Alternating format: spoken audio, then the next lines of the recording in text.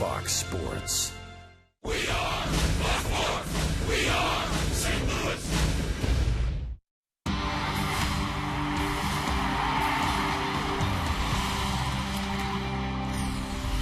This afternoon, it's game number 4 from Denver, Colorado, between the Cardinals and the Colorado Rockies.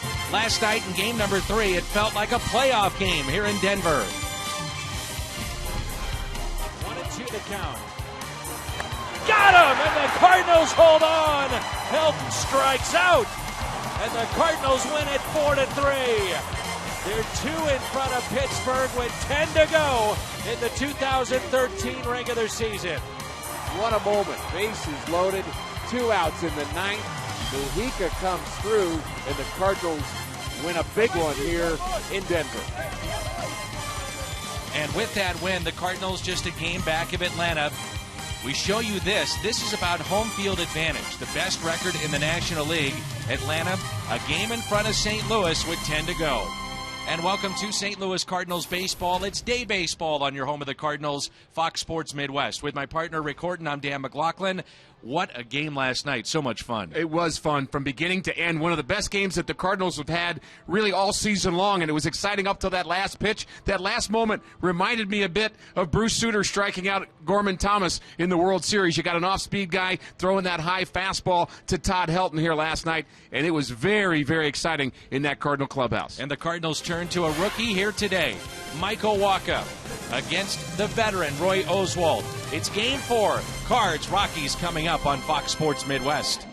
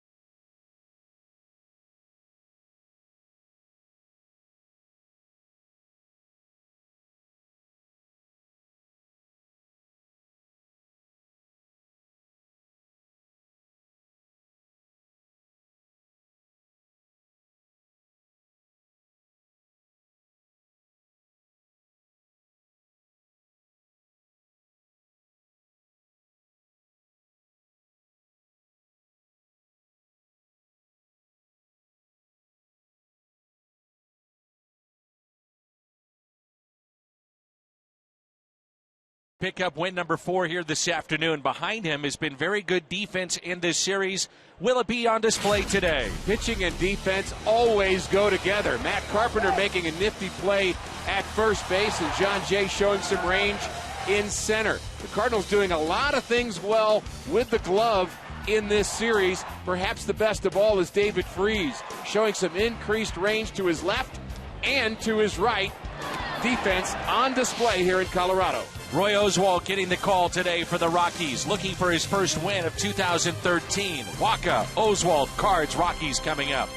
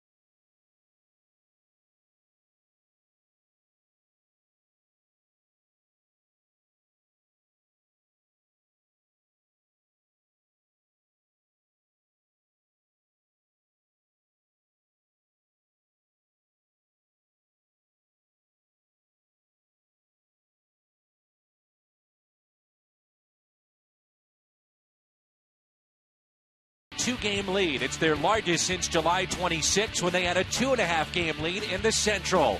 Looking for even more separation this afternoon.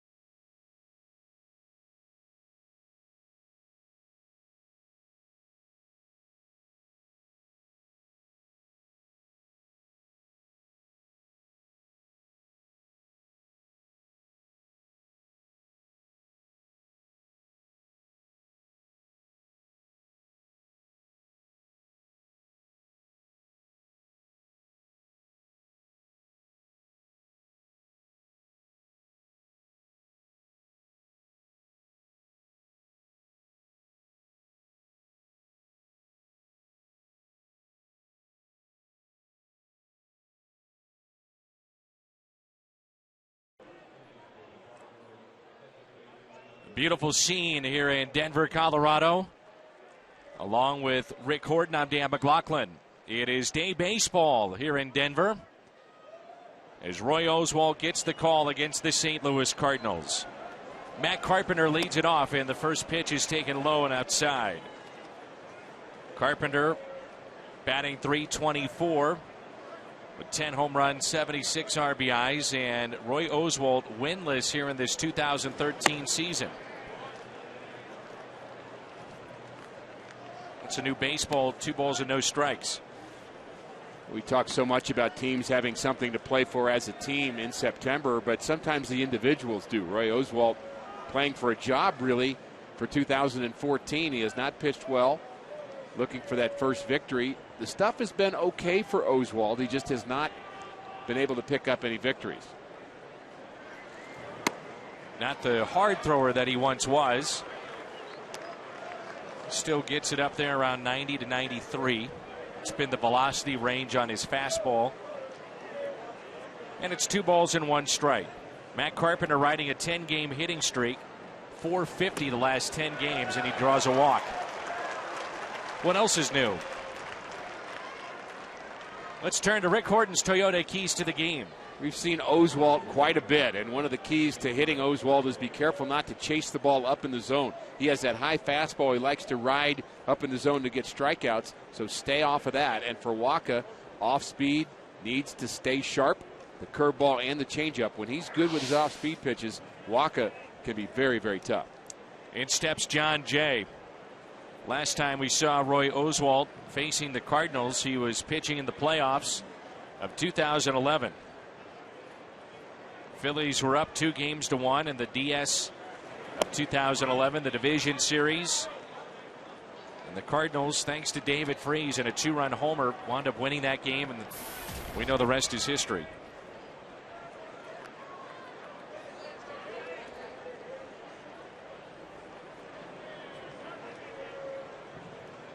Tuesday night, John Jay was on base 3 times.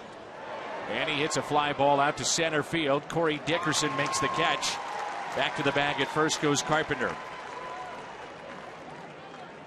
Take a look at Mike Matheny's lineup here in Denver. And so far through the 3 games, the club has hit .318. Carpenter, Jay. Now it's Holiday, who's on a tear here in Colorado. Beltran back in the lineup. Molina. Freese drops down to a familiar spot, 6th in the lineup. Tony Cruz the start behind the plate, then Descalso and Wacha. Rockies defense around the horn is brought to you by Dobbs Tire and Auto Centers.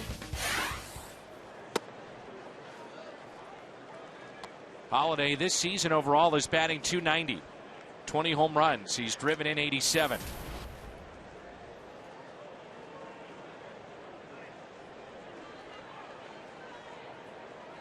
We know that Matt Carpenter is not a threat to steal, but this day and age with the teams that are winning, that has not been a big deal at all.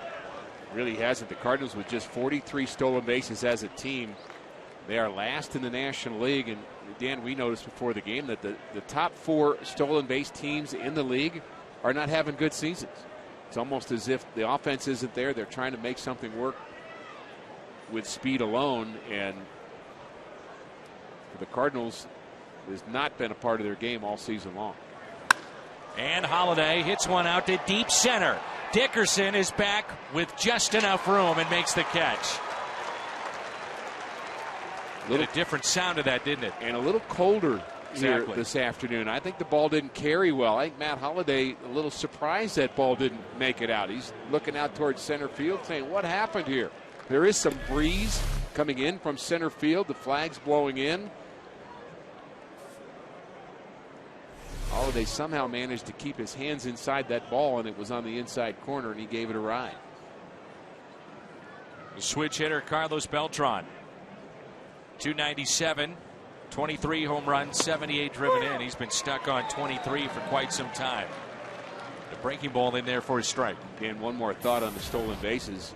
People have asked, and I think are probably curious, with the 43 stolen bases, is that some kind of record? Because that's not very many as a team. But the 1949 Cardinals stole only 17 bases en route to a 96 victory season. 17? Like they didn't have any, like they all forgot to sign or something. Well, how about Billy Hamilton? He's been on base now 10 times for the Reds. 9 steals, 6 runs scored. He has made an immediate impact, and Cincinnati visits Pittsburgh tonight.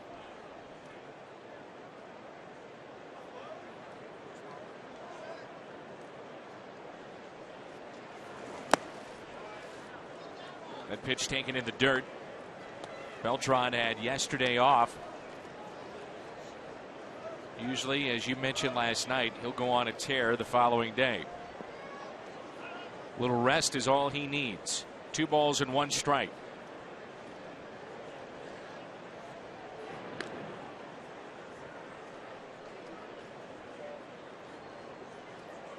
Need to correct myself. Cincinnati will be in Pittsburgh tomorrow, and it's the Padres and the Pirates this afternoon, where San Diego has won the first 3 of that series.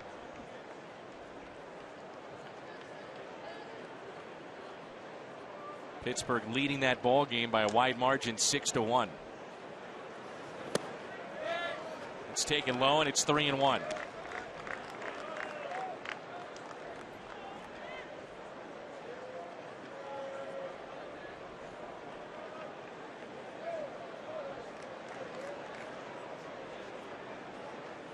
Outfield is deep and straight away. And a check on Carpenter. Started this afternoon off with a walk. Line out by Jay to center. Holiday fly to deep center.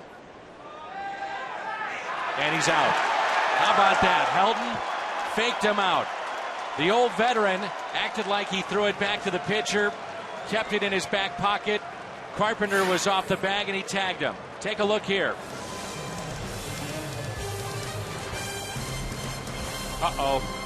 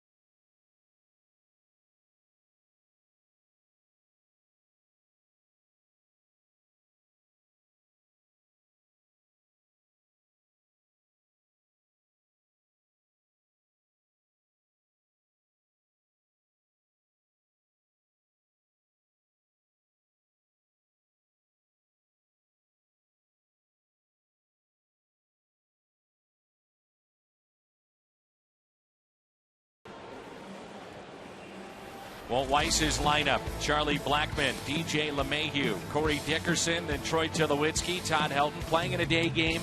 Having announced his retirement, they're trying to play him as much as he wants to play. Then Culberson, Torrealba, Herrera, and the pitcher Oswald. Cardinals defense brought to you by Dobbs Tire and Auto Centers. Holiday, Jay, and Beltran in the outfield. Freeze and Descalso on the left side. Carpenter, Molina on the right side. Tony Cruz is behind the plate. And our Kia starter this afternoon, the youngster Michael Wacha. Start number 8 for Wacha. Average start for him last time after 23 2/3 scoreless innings prior to that last start. He went 5 innings, gave up 2 runs, walked 4, very unusual for him, and struck out 7. Charlie Blackmon leads it off. He's hitting .289 with 4 home runs. He's driven in 18. Well, you don't see that every day, where it's not the hidden ball trick, but a trick nonetheless, and it fooled Matt Carpenter. I have a feeling that will never happen to Matt Carpenter ever again. Happened once. He'll learn from it. Rarely, if ever, does that work at this level, but we just saw that moments ago.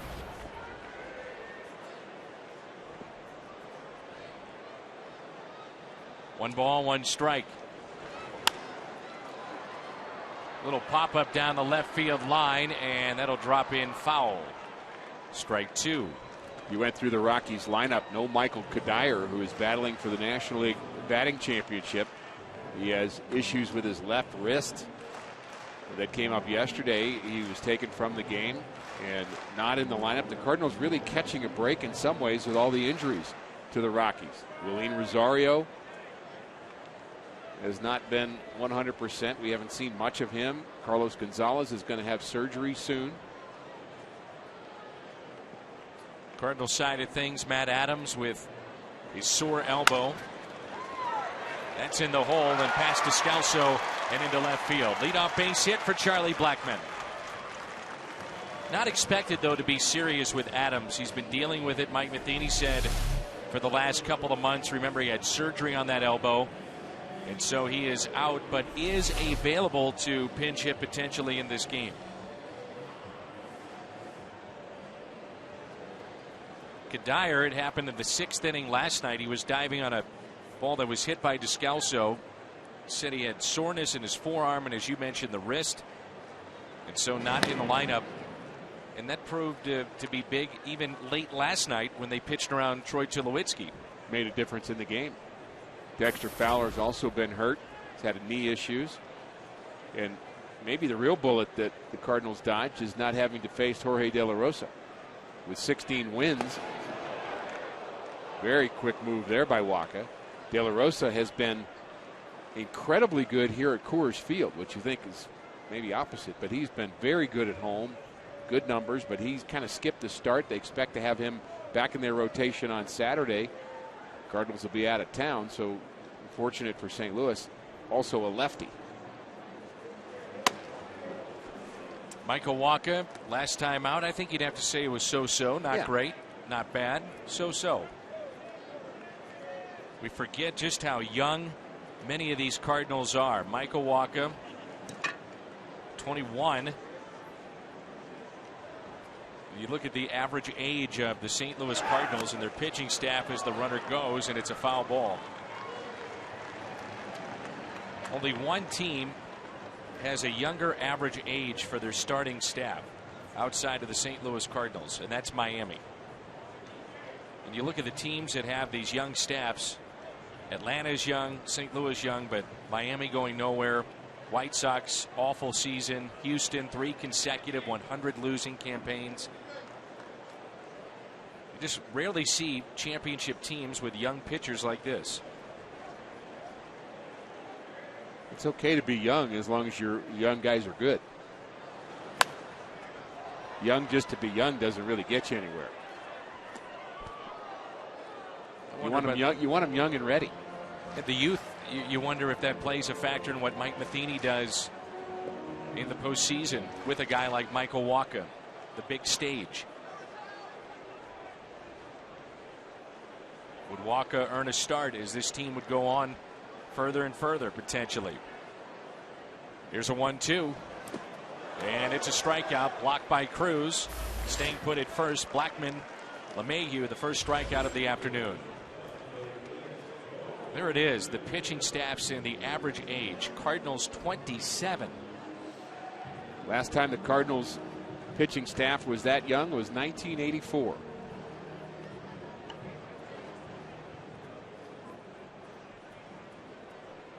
Long time ago, Dan. May have been a certain lefty on that team that happens to broadcast. I'm not talking about Raboski. Turned 24 during that summer. Had a lot of young pitchers, but that was not a winning team. That's what sets this apart.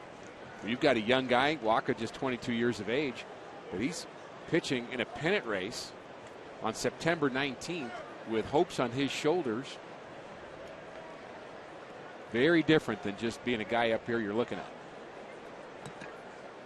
Here's Corey Dickerson, another check on Blackmon.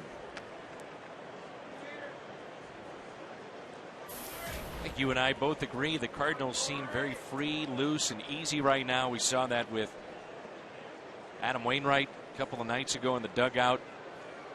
The hump day camels that came to the ballpark yesterday. Just trying to keep it fun. Yeah, that one really came out of the blue for me. Pretty funny. Campbell's frolicking about in the outfield, and Mike Matheny, you know, we've known him for a long time, Dan, you and I, and he can be very serious, kind of stoic in some ways, but he's allowing his guys to have some fun too. Good fastball that time. Walker also incorporating a little bit of a cutter to go along with the changeup and the curveball. We've seen Walker hit 95 to 96.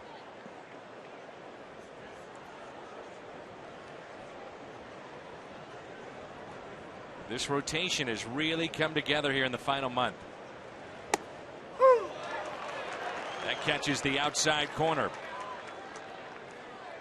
Interesting, Cal Eldred in the pregame show visiting with Jim Hayes talked about the curveball of Waka that he really thinks can be a weapon, and he's seen it. He saw it in spring training, and you know, we've seen it kind of come and go the last few starts for Waka, and we've seen a much more consistent changeup than curveball. And again, that's going to be a key pitch for him today. Just rears back and blows it by him. 93 miles an hour for Michael Waka. Back-to-back strikeouts. Plaza Tire Service replay on strikeout number 2. Little hop to it. Good location in on the hands. Brings in Troy Tulowitzki. Tulowitzki hitting .315. 22 home runs, 76 RBIs.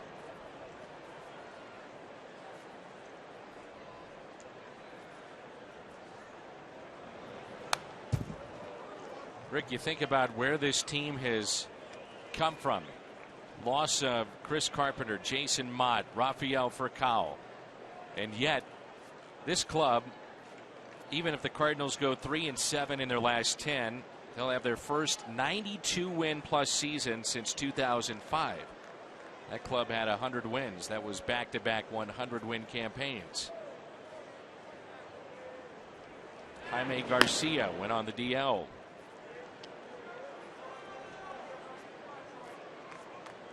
I think they have a better than average chance of winning 95 games before it's said and done, not just 92. And that was kind of a number you picked out a couple weeks ago as maybe the number to beat to win the division. Well, they're really set up to have a strong finish. You've got a team here in Colorado reeling, as you talked about with the injuries. You go to Milwaukee, sub 500 club, Washington, and then wrap it up with the Cubs at home. But good chance to win the division when you have Pittsburgh and Cincinnati still with 6 games remaining to battle it out. Rick, it's not just the changeup, but also how that ball moves too. A little dip, good movement with his changeup. 1-2 here on Tulowitzki.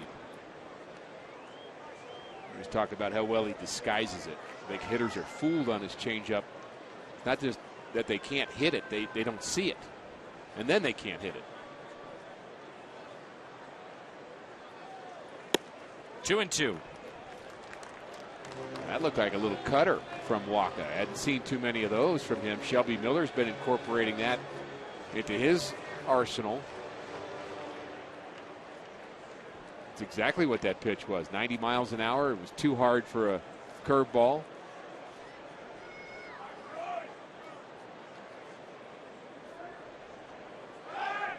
Runner goes, doesn't matter, as he strikes out the side, and Tulowitzki may be hurt. Holding his wrist or his hand. Strikes out the side. LeMahieu, Dickerson, and Tulowitzki. No score after 1.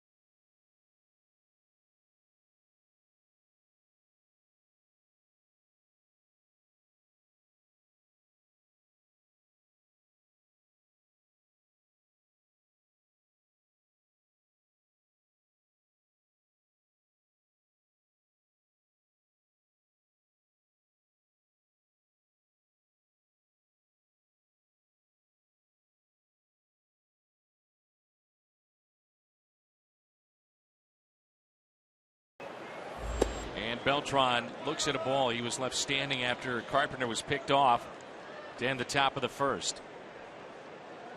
Beltran hitting just 176 in the month of September.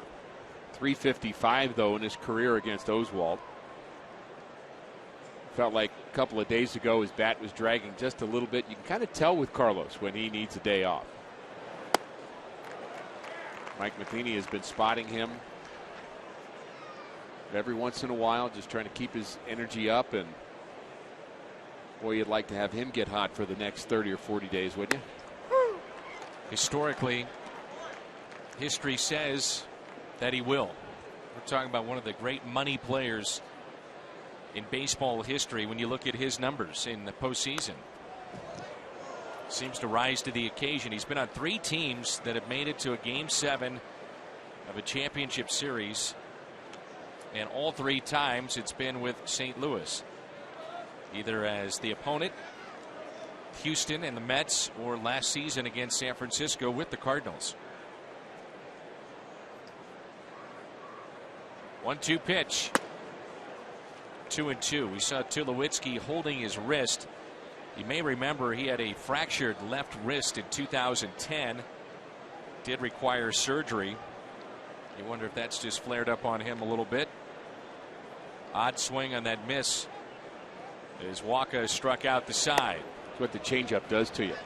Kind of a dipping changeup at the end, and you're trying to hold the bat back that you've already started forward. And you're trying to really work against yourself, and the strain sometimes is felt on elbow or wrist, and that time it was his wrist after the swing. He was kind of doubled over there at home plate. I didn't know if he'd go back out and play short. And a walk to Beltran.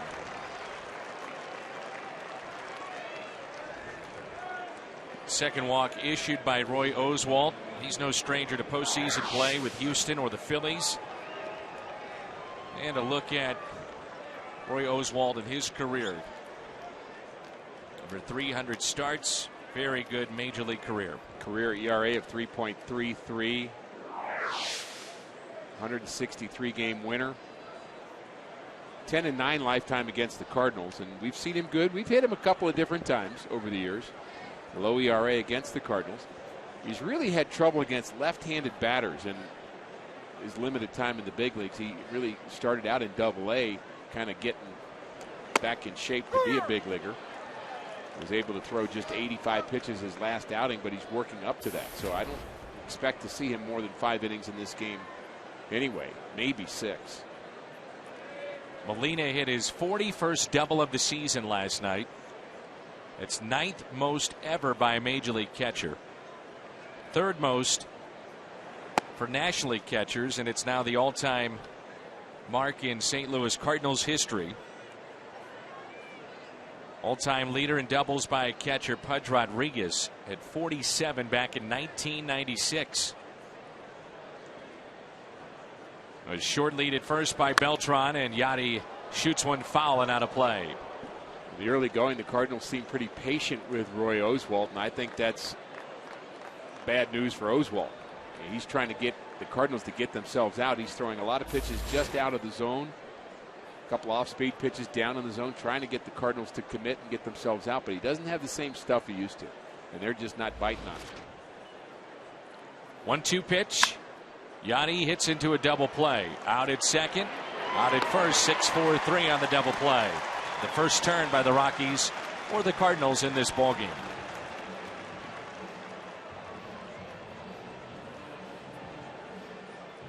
His heyday, Roy Oswalt was sensational. He'd throw that four-seamer up in the zone. Exactly. Good, nasty breaking ball. He pitched in as well as any right-hander that I can recall in the National League. Right-handed starter over the last 10 or 15 years, and he would buzz a lot of guys. It not Roger Clemens like, where he kind of had that almost that tough guy approach when he'd throw inside, but he would do it effectively. 1-1 pitch to Freeze, taken low, 2-1. And Oswalt in the prime of his career, Pettit, Clemens, the team was loaded. Mid 2000s, good rivalry between St. Louis and Houston. 2-1 pitch. 3-1. Rick, the Cardinals have 17 extra base hits, including 3 home runs in their last 4 games. Usually you're talking about the Rockies putting up big offensive numbers. Well, Colorado, just glancing at it, they have just 3 home runs in their last 11 games, which is a bit surprising. Count runs full on Freeze. Oswalt has already walked 2. You mentioned that Game 4 start that Oswalt had against the Cardinals in 2011. David Freese hit a home run off of Oswalt in that game.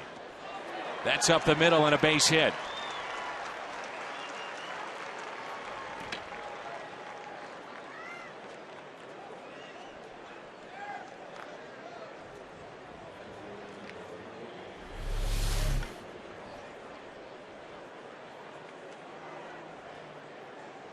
Middle in, hands inside the ball. Mentioned he likes to pitch in. Freese was ready for it. Here's Tony Cruz hitting .204. Popped up on the infield. Helton makes the catch. The Cardinals strand a runner, their first of the day.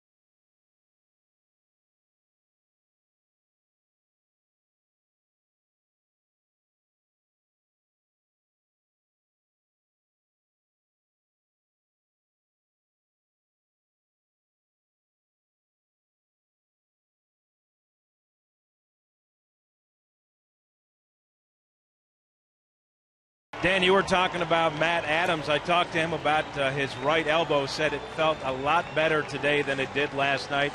He was looked at by the medical staff. They said it was nothing he couldn't play through. Matt told me he actually took some swings in the indoor cage, and the elbow felt pretty good. Also, Joe Kelly, dealing with soreness behind his right knee, was scheduled to throw an abbreviated bullpen today. He extended it. He says the knee is fine, Dan. All right, thank you. You hear the crowd. That's because Todd Helton comes to the plate before his first plate appearance. Heard the standing ovation and seen it here at the ballpark. It was all set up for him last night to have one of those memorable moments. That is a fair ball. Molina diving for it, couldn't come up with it. Beltran fires a strike into second, but just a little bit offline, and a double for Todd Helton. Molina talking with the first base umpire, that is Bill Miller. Initially, I thought that was foul. I think Tony Cruz thought it was foul too. It's the first base umpire's call, but he was trying to call it and get out of the way at the same time. Not very easy for an umpire to do, as he's jumping back away, and he calls it fair, just inside the bag.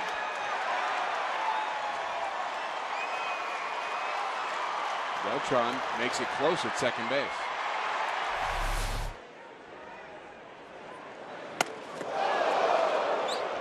Culberson hits the deck. This is Charlie Culberson, who's hitting .271. Plaza Tire Service replay. Fastball up and in.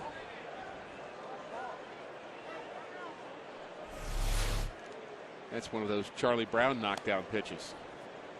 Picture him losing his shirt. Bat goes flying. Shoes come off.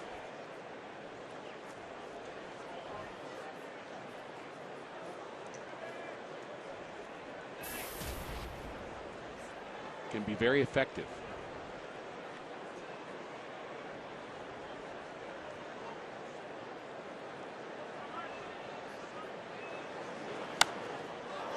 You mentioned the standing ovation that Helton just received here today. One of the things I enjoyed about watching that just a few moments ago is there's plenty of Cardinal fans behind the Cardinal dugout, and every one of them was standing up applauding for Todd Helton. I just love to see that. I'm just acknowledging a great player. Cardinal fans have made the trip here, but I thought that was a nice gesture. Chopped off the plate. Waka has to hurry up. Not in time. Infield hit for Culberson.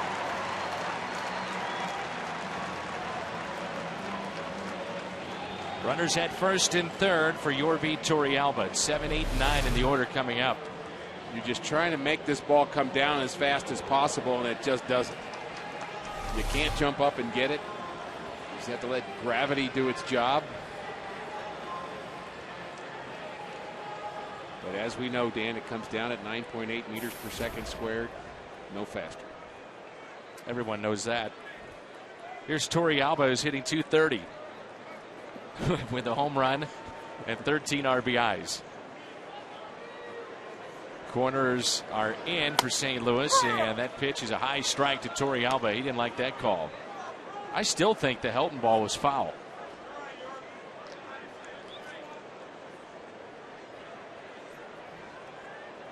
It was very close.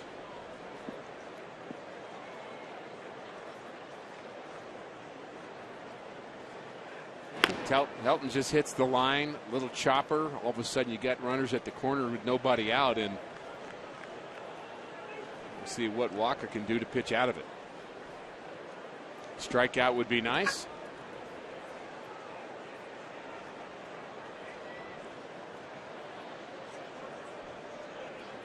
Outfield straight away.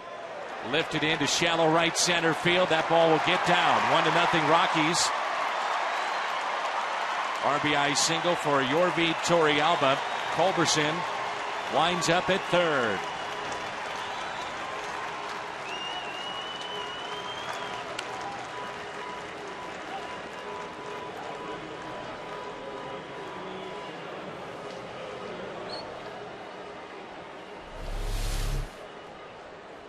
Ball was up a little bit. It's a flare hit, but it happens when the ball's up and away. You'll get hits like that more often. The ball eludes Carlos Beltran. So Waka not getting any breaks here in the second. You're talking about not getting any breaks. One, you could have had Helton's ball be ruled foul. Next man puts one off the plate. Turns out to be an infield hit. And the ball we just saw very well could have been caught in right. It's not. Drops in for a hit. But that's baseball. Runners at the corners. Jonathan Herrera. Could be two as Descalso steps on the bag and they get the double play. A run does score. That's Culberson. 2-0 Rockies.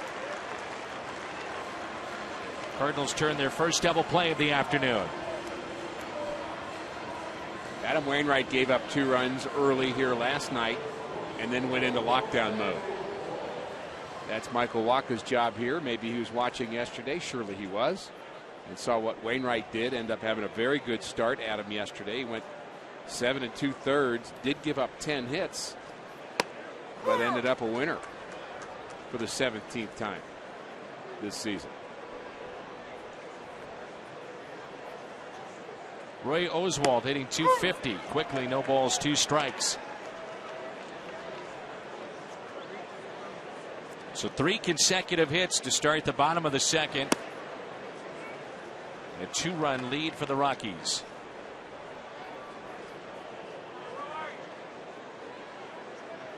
1-2 pitch to Oswald. Stays alive.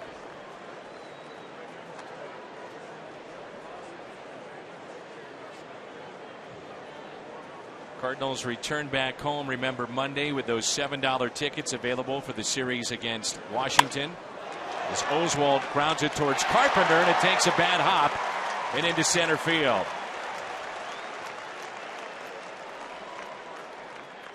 Walker's got to start getting the ball down right now. No, he hasn't had much luck in this inning, but that pitch location was up in the zone. Oswald just sends it up the middle. Looks like it hit the lip of the grass. Carpenter ready to backhand it, but it's another hit. 4 now in the inning. A reminder for that series with the Nationals, $7 tickets, courtesy of Papa John's. Cardinals.com/Papa John's to get those tickets. Cardinals averaging over 42,000 fans. They'll finish second overall in baseball behind the Dodgers. Rick, there was a stretch in the heat of summer. Cardinals went over a month having crowds of at least 40,000 for every game from early June to late August. That pitch was up and fouled back, 0-2.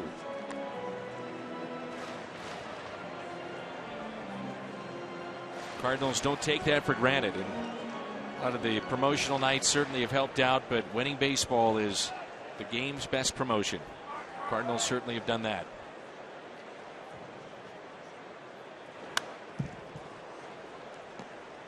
Up and in, preferable to up and away. You can get the ball in on a batter and up. That's much better because they have got a much longer path with their hands to get to the ball and square it up. 0-2 pitch. Blackman lines it into right, and that drops in for a hit. So 5 hits in the inning. So 5 hits, 6 total so far in 2 innings against Michael Wacha. Here comes Derek Lilliquist.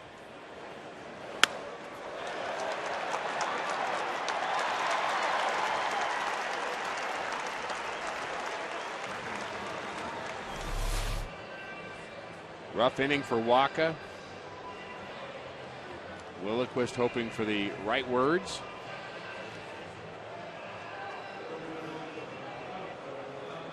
Wonder how much Yadier Molina wants to help in that conversation.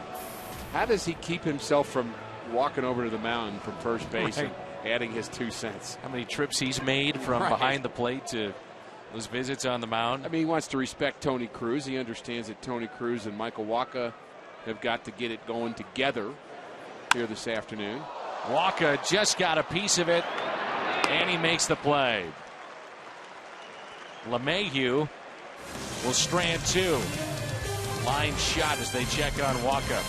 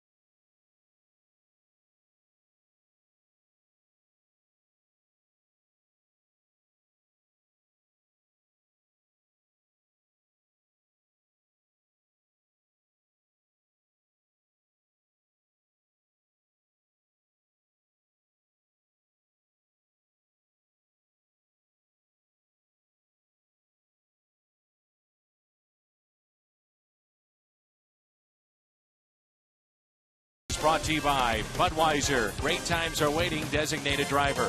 See your Mid-America Chevy dealer or log on to stlchevy.com. Dobbs Tire and Auto Centers, #1 for quality tires and expert auto service. Save big money at Menards on all your home improvement needs. And by Steak and Shake. Steak and Shake, just no equal. Beautiful city of Denver, Colorado. The Cardinals fall behind today against Roy Oswalt, 2-0. As we start play here in the third, it's Descalso, Michael Wacha, and Matt Carpenter. Daniel getting the bulk of the playing time at shortstop, batting .241, 5 homers. He's driven in 40. With that long bottom of the second, Dan, it almost seems as if 2-0 is a little bit of a victory for the Cardinals. It doesn't seem like a big lead. You're also facing a guy who has not won a game yet this year. You know he's going to have a short start. You know this Rocky staff is last in the National League in earned run average, so there's plenty of hope here this afternoon. And 2 runs at this ballpark is nothing. You bet. 2 balls and 1 strike. Oswalt has been pitching behind an awful lot here today. Already has walked 2. Double play erased one of those walks. That's taken for a ball outside. Oh, Dan, I still think it's because his stuff is not good enough or sharp enough anymore. Not that it's not okay, but it's not the Oswalt that we once knew. So guys aren't going to chase the same way. The 3-1 is pounded on the ground. Nice play on the backhand by Todd Helton. Tough play.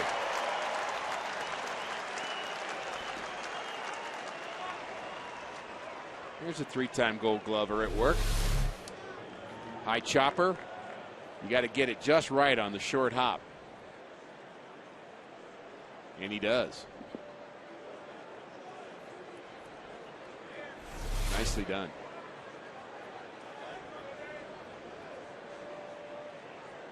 There's Michael Wacha. Last night it was Wainwright with 3 hits, a couple of RBIs. Adam, by the way, the first since Dizzy Dean in 1935 for the Cardinals to have 3 hits in a ball game. He's done that twice now this year, and multiple RBIs in those games. Last to do it, Dizzy Dean, prior to last night.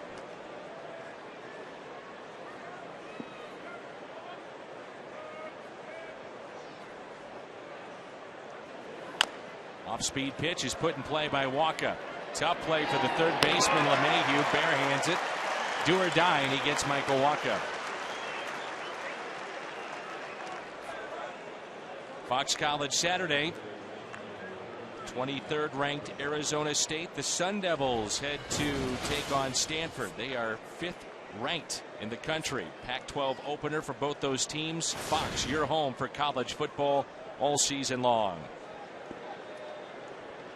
Matt Carpenter walked and then picked off. Pitch number 41 of the afternoon from Roy Oswalt. See what the Cardinals do second time through this lineup.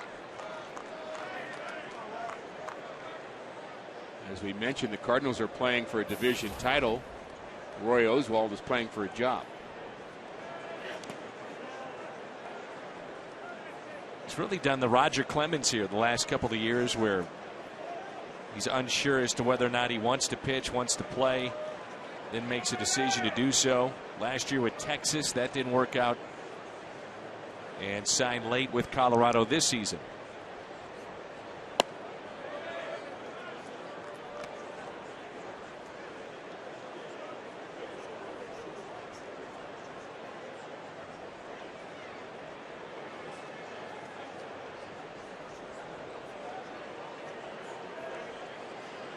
Two balls, 1 strike.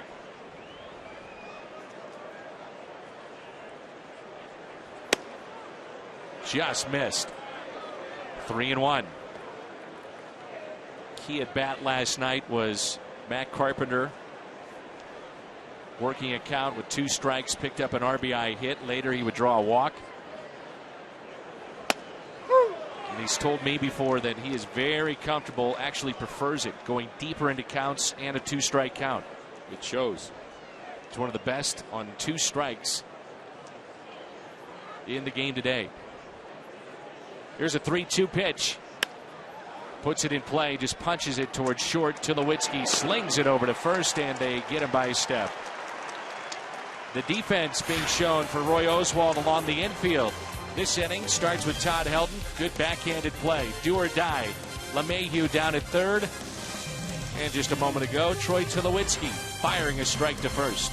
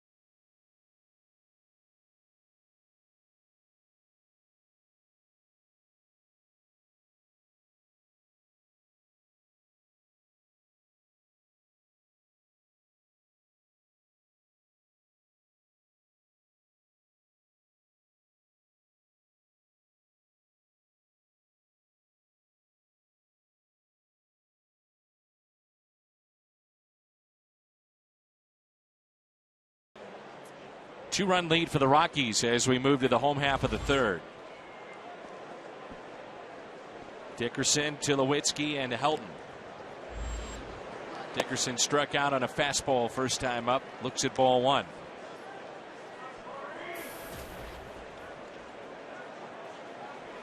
Saw Edward Mejica pick up save number 37 here last night.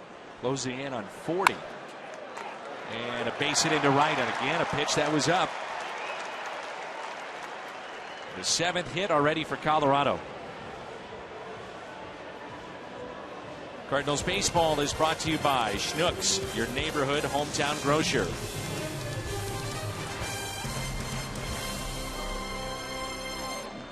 Along with Rick Horton, I'm Dan McLaughlin. Jim Hayes is with us in our Fox Sports Midwest crew.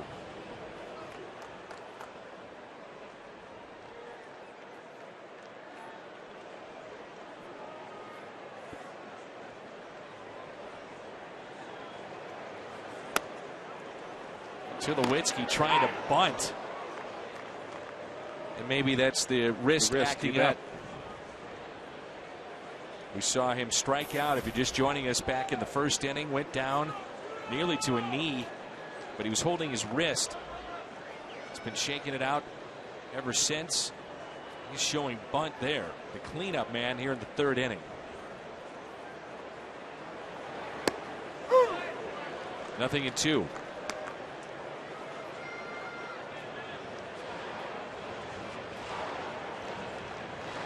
He doesn't want to have that same kind of swing at a changeup because that's what hurt him in that first inning. He was way out in front.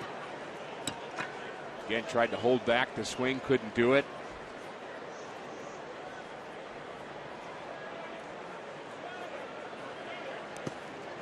So nice block there by Cruz. Got another changeup with two strikes. Cardinals have been very pleased with Tony Cruz as the backup last year and again this season. Good form here, smothers it. We talk so much about how you lean forward as a catcher to make sure you actually have that ball when it hits off your chest or arm or whatever you kind of get in front of that ball, that it goes down into the ground instead of bouncing over your shoulder or to the left or to the right.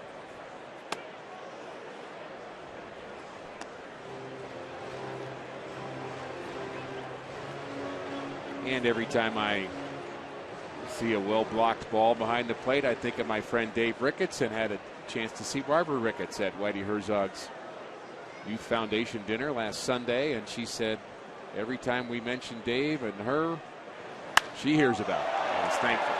Fly ball out to deep center. Jay is back. The wrist is just fine there with that swing. 2-run shot to Tulowitzki is 23rd, and it's a 4-run Rockies lead. I wish the bunt would have worked.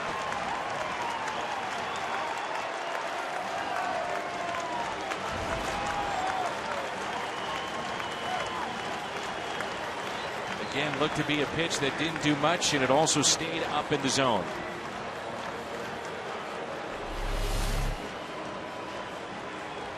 He's thinking about bunting for a hit on the first pitch and missed it. I wish he hadn't have. Up in the eyes again, and that has been the story here for Wacha. Too many pitches belt high or above.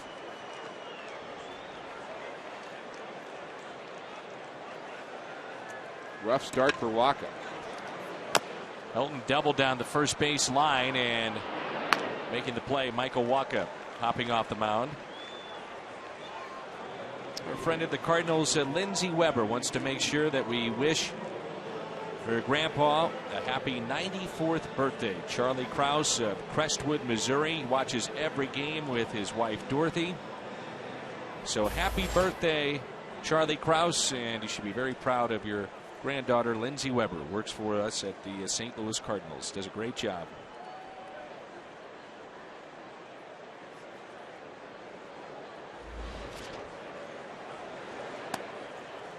Really struggling with the breaking ball. This is Charlie Culberson. Again, the fastball is fought off and hit out of play. We talk about it a lot, Dan, but when you do not have a pitch that's working, and let's say that breaking pitch, he's just casting it, he's not finishing it, he's not pulling it down, he doesn't have the right release point, whatever the cause, from the hitter's point of view, you can eliminate it, and you stop looking for it, and you start thinking fastball changeup only, and it makes the pitcher's job that much more difficult. When you can get a hitter thinking about 3 different pitches that move away, in, down, up in the zone, down in the zone, then you make their job difficult.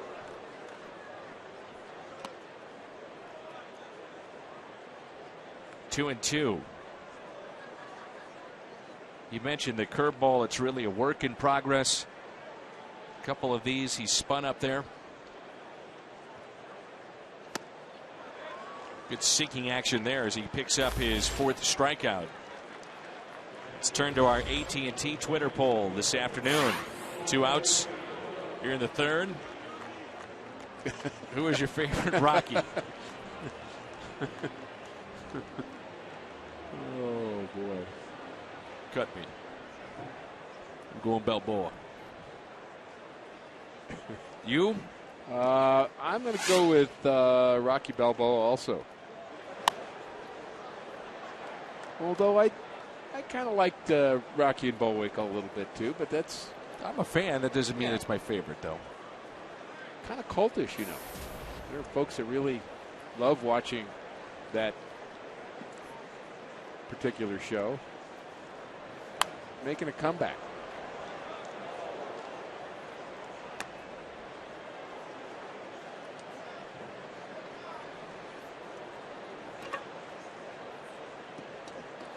Oh, 2. Well, you love to hang out with those that enjoy that program. I'm sure you guys have a lot in common. Not really my peeps. Just aware of it. I'm going to go with Rocky Balboa. I'm going to side with you, Dan. In the dirt, and it's 2 and 2. We have had some very creative Twitter polls of late, have we not? And that one is something. Sure, it's creative. The 2-2. Into center field. Again, a pitch that's up. Maybe we should have a Twitter poll of what was your favorite Twitter poll of the year. What's your favorite Rocky? Like best of. Bubba Lang was a great. I think that was Rocky 2. That was a great villain. Mr. T. I liked 1 because it was novel. Yeah.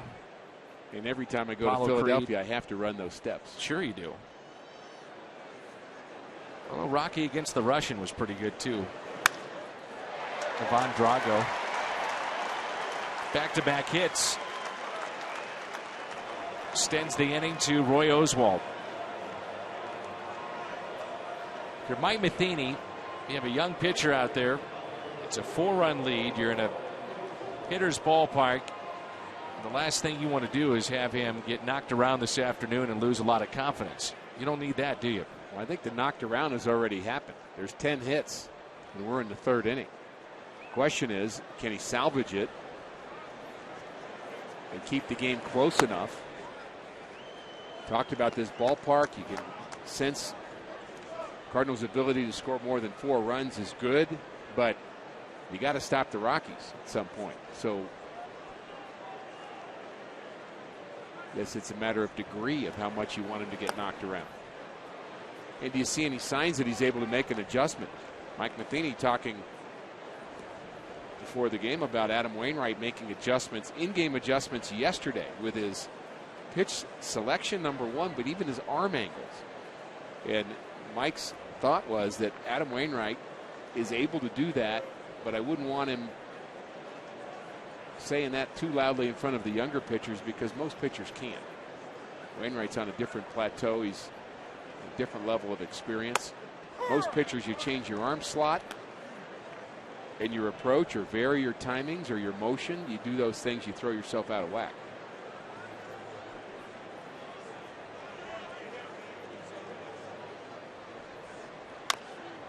Little chopper towards short. Descalso across the diamond. Rocky strand 2, but they pick up 2 with 1 swing of the bat. Troy Tulowitzki connects with home run number 23. Rockies lead it 4-0.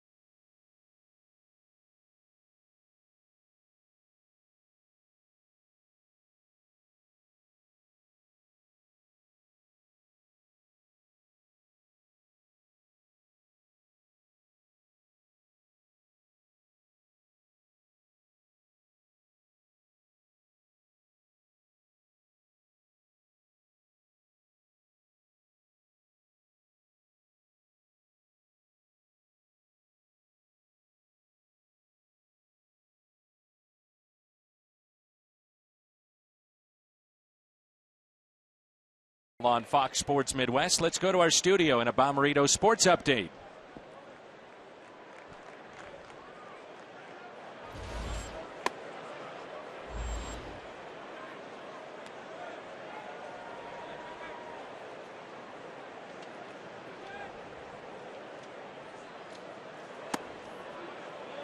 All right, Pat, thanks. So Pittsburgh, as we speak, a game and a half back of St. Louis, win number 88 for them. They're 88-65.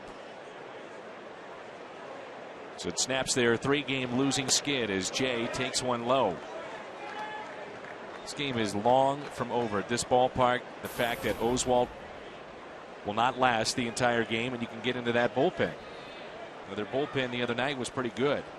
You know, it will be a battle of the bullpens before it's over because you can't imagine Walker going more than 5 here this afternoon, and that's probably the hope at this point after giving up 10 hits through 3.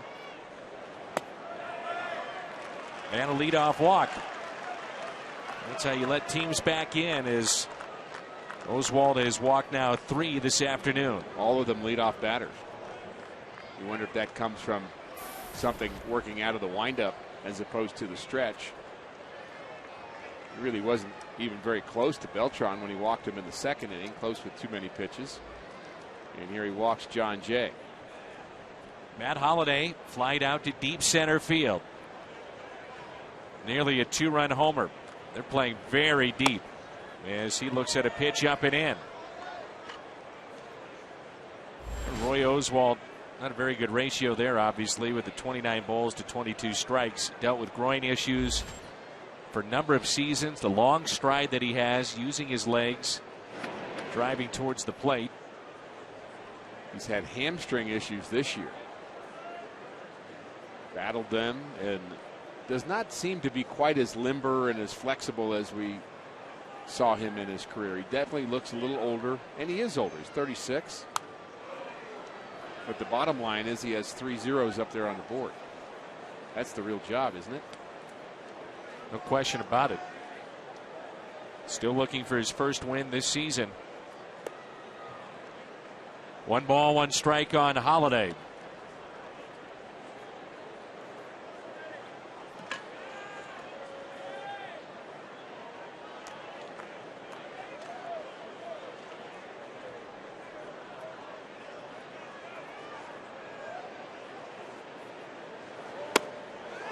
One and 2. Holliday didn't like that call. Vic Carapazza is our home plate umpire. Bill Miller at first, Lance Barksdale at second, Kerwin Danley, the crew chief, down at third.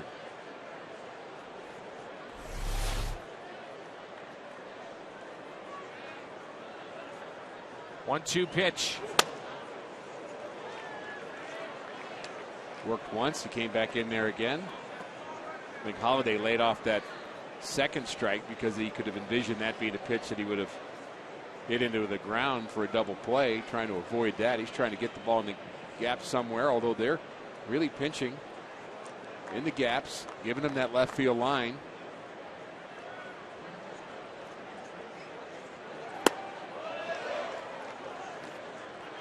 Count runs full on Holliday. Look how deep Corey Dickerson is, the center fielder of the Rockies.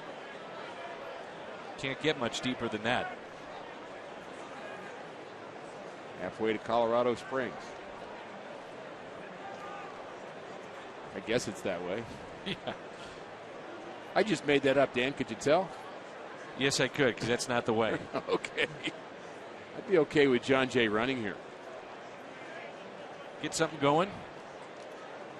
Holliday strikes out a fair amount, but he also hits into some double plays, but get a little movement. There he goes. Pitch is taken for a ball. Well, if a walk is no way to start an inning, 2 walks certainly isn't.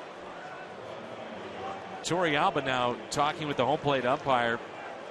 He hopped up to throw and may have blocked the umpire. That pitch looked to be pretty good. It was called a ball. And in my mind, I thought we were looking at strike 3. But he hopped up and the view was blocked just a bit. So what a chance here for Beltran. Walked his first time up. That's 4 walks on the day. And Oswald wants a new baseball. Oswald is winning this game so far, but he's winning sloppy. You're exactly right on the mark, Rick, when you're saying that this team has become patient with him. The stuff isn't quite to the level that we've seen it previous. So be selective. And right now he can't locate the breaking ball. There's a strike, 1-1.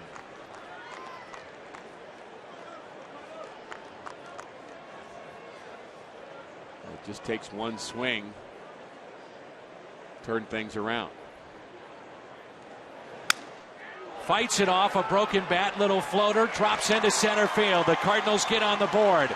Jay will score. Holliday to third, and it's 4-1. RBI number 79 for Carlos Beltran.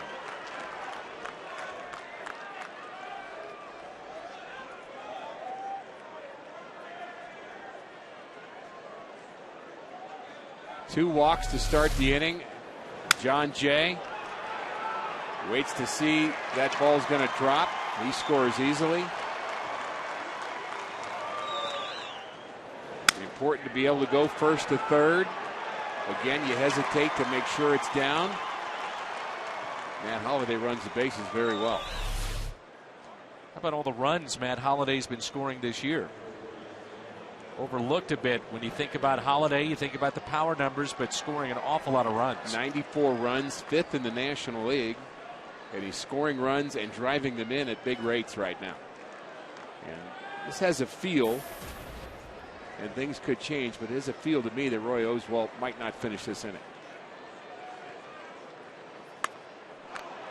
And Yachty, it's a high fly ball out to center. Dickerson makes the catch. Tagging up, it's Holliday, and it's a 4-2 game. RBI number 70 for Yadier Molina. So the 2 walks come around to score to make it 4-2.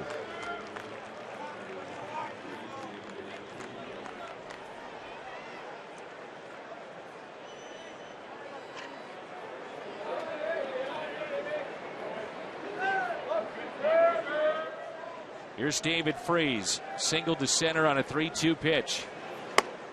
Ooh, big rip and trying to tie it up.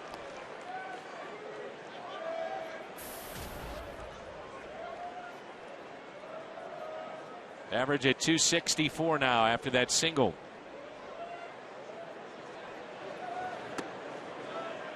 One ball, 1 strike. Part of the issue with Oswalt, in my mind, is that his pitch count matters here. Again, only through 83 his last outing, and that's the most he'd been extended. He's up over 60 already, and he's on the ropes here, and you could just envision if he walks another batter, gives up another hit. Beltran got jammed on his hit, to be sure, a break for the Cardinals, but you just don't have much margin for error with Roy Oswalt right now. Hit to second, out there.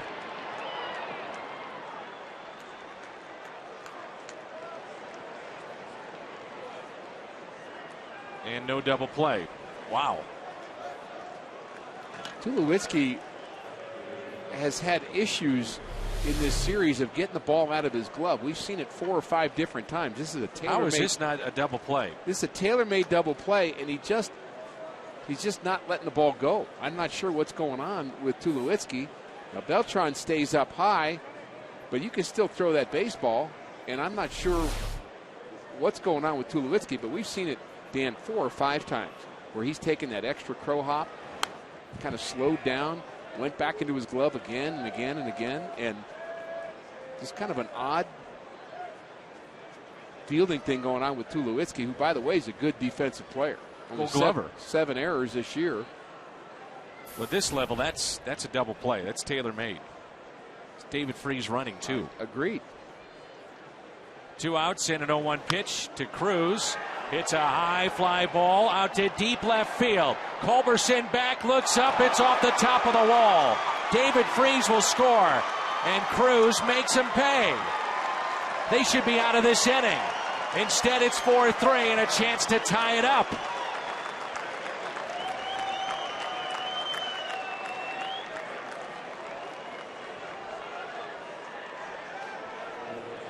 Tony Cruz almost with his 2nd home run of the season off the top of the wall. Beltran is high, but Tulowitzki still has a lane to throw this baseball and doesn't. And by not throwing it, this pitch results in an RBI and very nearly a 2-run homer.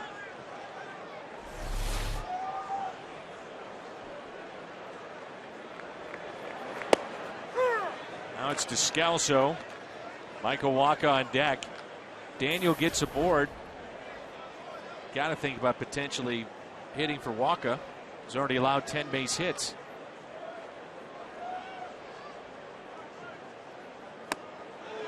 Could be one of those games, Dan. 11-10. 11-10 and 13. Just to throw out some numbers. Who's got the 11? Oh, Cardinals, of course. I'm all right with it. Really took some off that pitch. Almost slipped out on the mound. Strikes out Descalso. The Cardinals pick up 3. Back in the game, it's 4-3.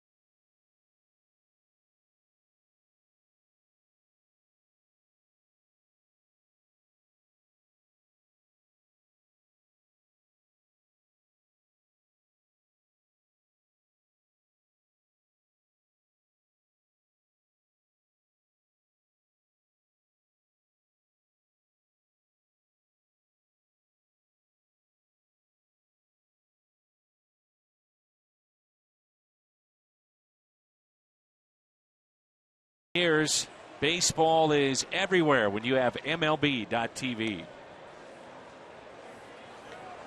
The Cardinals right back in this game. Tony Cruz, the RBI double off the top of the wall, nearly tied it up. His 12th RBI of the season, and it's 4-3. Be an interesting question to ask Mike Matheny after this game if he would have hit for Michael Wacha in that top of the 4th inning. Really early to do that, and now all of a sudden it's a close game, but I could see the thought in the direction of let's provide a knockout blow here against Oswalt too. Your long man could be Tyler Lyons here today. Sure. Charlie Blackmon, DJ LeMahieu, and Corey Dickerson. And as we look out at the bullpen, look who's up. It's Tyler Lyons.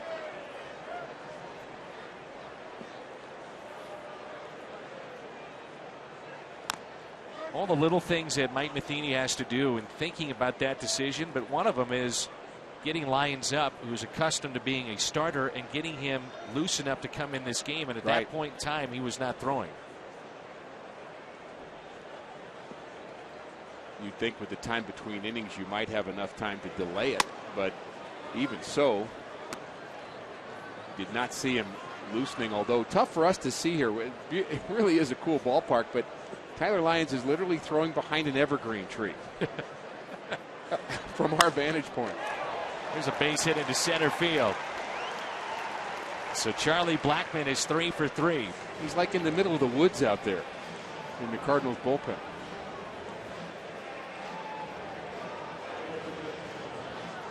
Ryan Franklin used to love coming to this ballpark. He's an outdoorsman, okay? So there he is. They're hiding likes behind those the trees.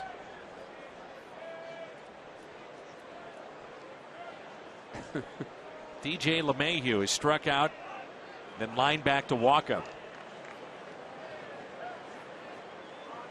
Blackmon is leaning at first, and the pitch is fouled back. I think you have to get Tyler Lyons ready fast right now. There's a lefty on deck, and by the time you get to Todd Helton, I just don't think you can go much further. 11 hits already is just an indication that something's not right with Michael Wacha here this afternoon. Question 2 would be, is he getting ready for Dickerson and beyond, or is it more for Helton? But you're right. You get to Todd Helton, he's probably coming out of the scheme. I think it depends what happens before then. He gives up a hit right now. I wouldn't be surprised if Mike Matheny goes and gets it. Outfield is straight away. Cardinals have turned to double play. That was started by Descalso. so hard for a pitcher, especially a young pitcher, to think this way. But if you're Michael Wacha, you have to will yourself to say, I'm down 1-0 in the fourth inning. This game is here to be had. I can win this game. Make some good pitches, get a double play, get out of this inning, next inning. All of a sudden, you're potentially the winner in a 6-4 game, and you forget what the first few innings were like. 0-2 the count.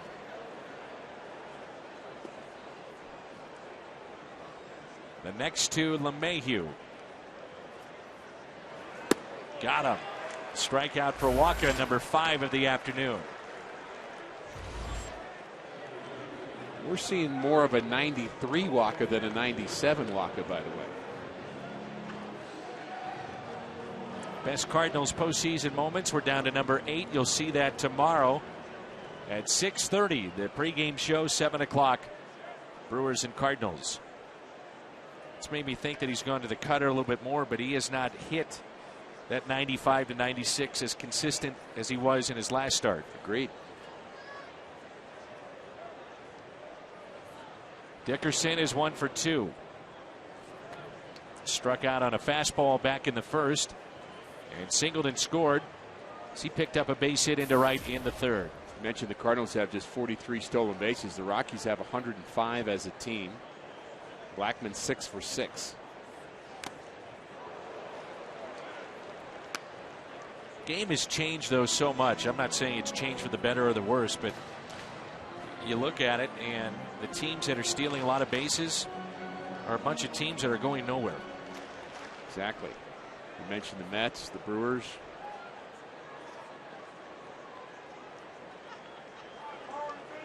Up among the league leaders.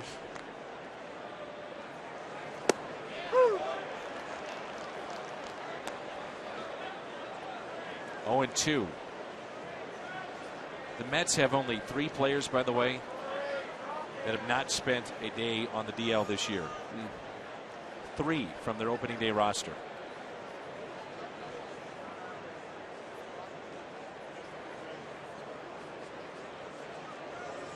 Oh, 2 pitch from Michael Wacha. Popped up. Left side. Cruz looking for help. He'll get it with David Freese near the Cardinal dugout, and he makes the play.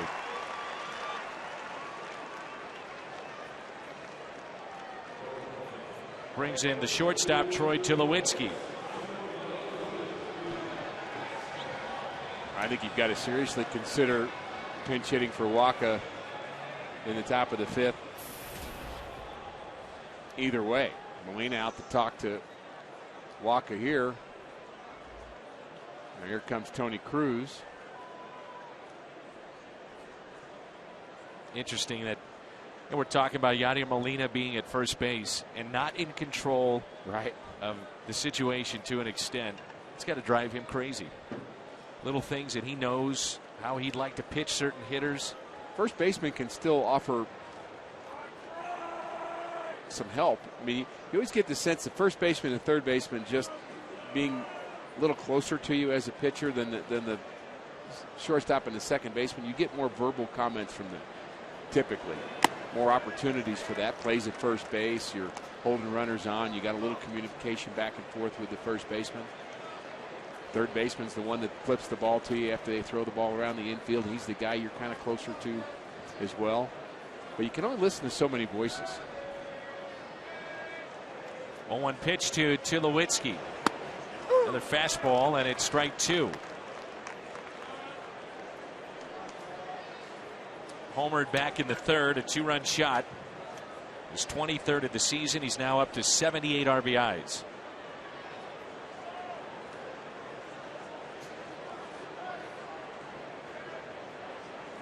A leadoff hit by Blackman. He's standing at first. Wacha's got the next 2. Follow up in your point, too, about taking Wacha out potentially. If he gets out of this inning, it's something to build on. What has been a tough outing, no doubt. Right.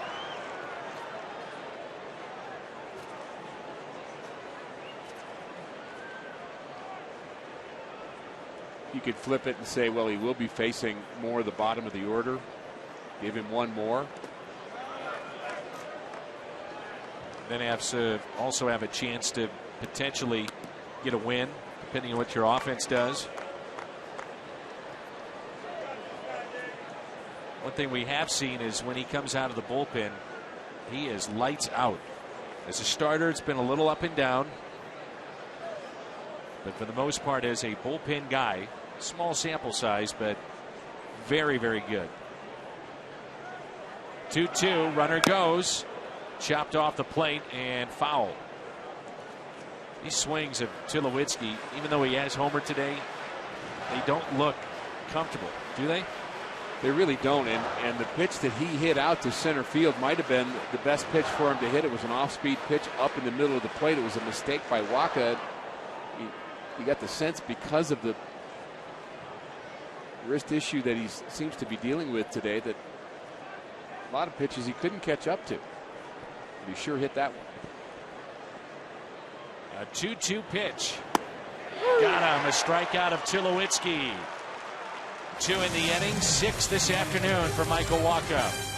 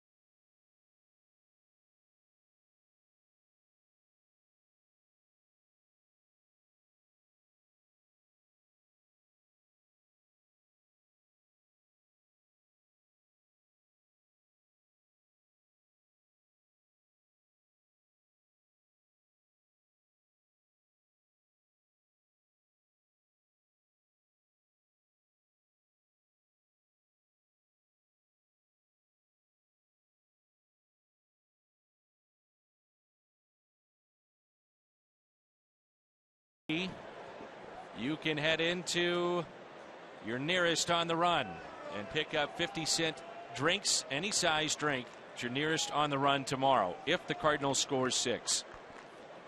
Here's the answer to our question. Michael Wacha will hit to start this inning.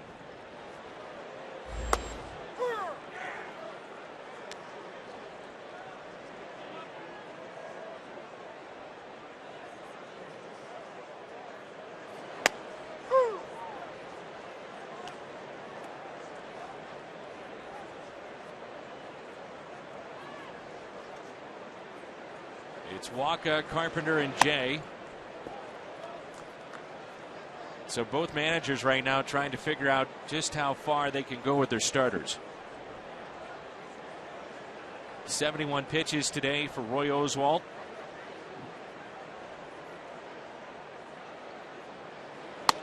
And Wacha late with that swing and a strikeout. The second today for Roy Oswalt. So there it is. The ratio has improved slightly, but not great. 37 strikes to 35 balls.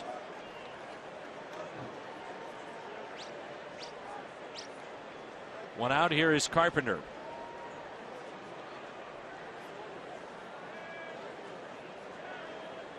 And they're out to check on Oswalt to see if he's all right.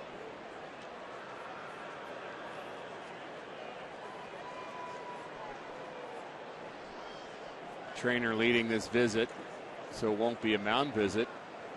And umpire making sure all the questions are about health and not about pitch selection. Manager at some point has to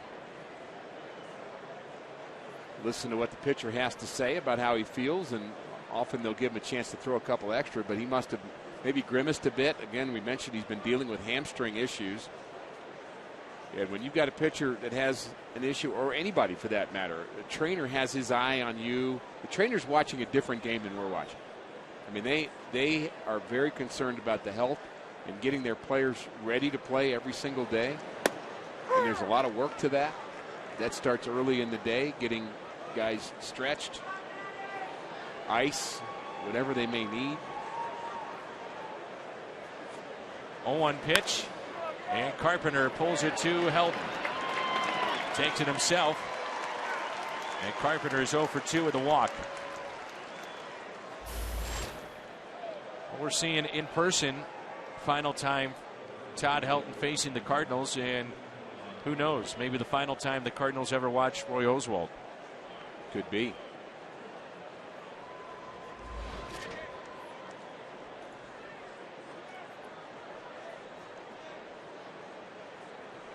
Oswalt, you think about postseason play, he shut down Busch Stadium 2. Made the start that knocked the Cardinals out of the playoffs in 2005. And then in 2011, as a member of the Phillies, really a dramatic win for St. Louis, trailing 2-1 and forcing a Game 5 as Freese hit that home run. Not a Game 5, the Game 5. Good point. Carpenter, Halladay, one for the ages. Oh, my. That's one of the greatest games I've ever seen. Agreed. Here's a 1-1 pitch. Slapped the other way and a base hit for Jay. On base for the second time. Lovers of offense may beg to differ on that. They might prefer the 10-8 game, but boy, two pitchers, competitors, friends, going after each other in a Game 5. Two starters in opposite ends of their career. Just getting going for Michael Wacha, and there's Roy Oswalt, what he's done in what has been a very good major league career. Tremendous experience difference here this afternoon. There was one last night too, and we were hoping that Wainwright's experience would win out on Tyler Chatwood, and it did. Experience advantage now goes to the Rockies today. I'll be interested to see where Roy Halladay winds up next year. Halladay could be had. Does he go back to the Phillies, an aging club, and he turned down what would have been huge money from other places to sign with the Phillies after that deal was done? Lives near their spring training complex. That was important for him. But at this point, it's all about winning. And I'm not sure you can say that about the Phillies anymore. Halladay rips it foul. Cliff Lee has had a good year, but Cole Hamels has been down. Ryan Howard out. Utley is back. Jimmy Rollins is back, but an aging lineup. Who manages that club too? Check on John Jay. Found it interesting in talking with John Mozeliak the other day. He said you try different ways to get the message across, whatever that may be. To strike on Halladay, but it doesn't matter who you are, the message does go stale. And so Charlie Manuel fired. Ryan Sandberg comes in, but Ryan Sandberg, part of his staff this year. Do you wipe the slate clean with that core group of players and say, let's make one more run at it? Good question. At some point, they're going to have to admit that they've got to do a little rebuilding. Gave up some good prospects to get Lee, to get Halladay.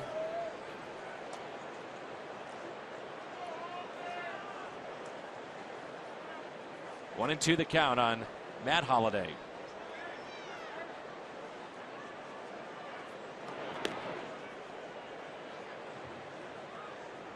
Pitch count at 80.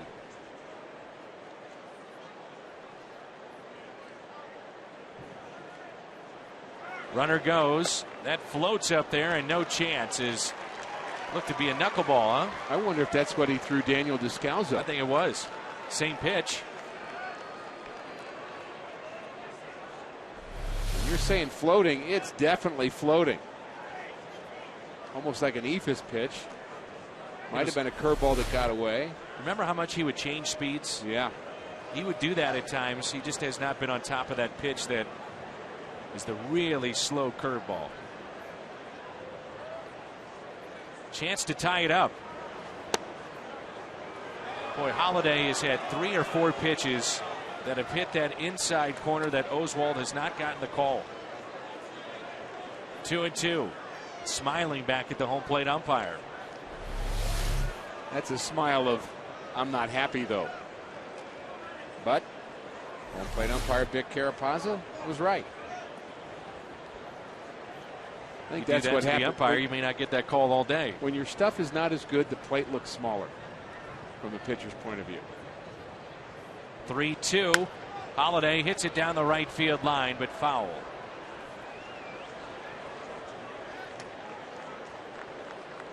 And for a guy that is used to dominating, it's not coming easy today. Matt wants a new bat. A little chip on that bat, it looks like. It's definitely tough work for Oswalt today. It's not breezing through it. I mean, everything that he's been able to do so far is just by gutting it out.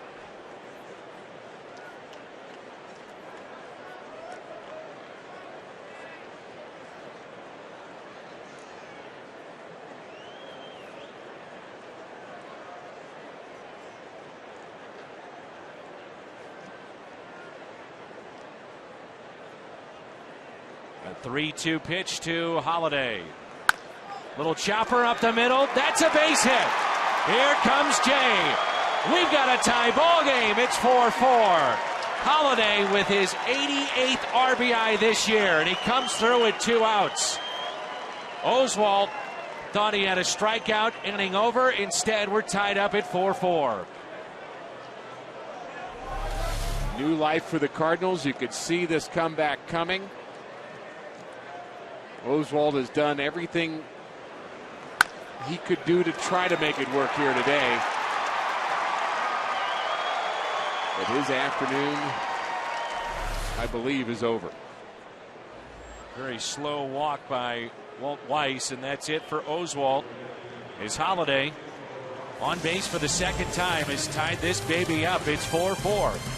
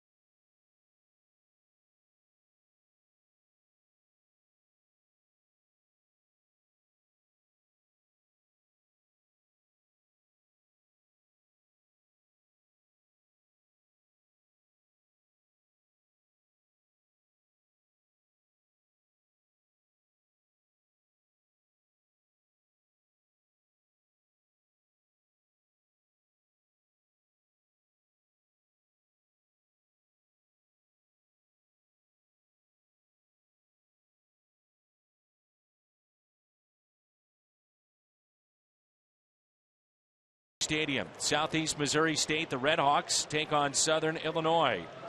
The Busch Stadium College Classic presented by Southeast Health on Saturday. And you can get your tickets at cardinals.com/football. Here's Manny Corpus, former closer, as you pointed out the other night. seen him pitch in this series. Their bullpen was very effective in their win. Chevy called to the pen.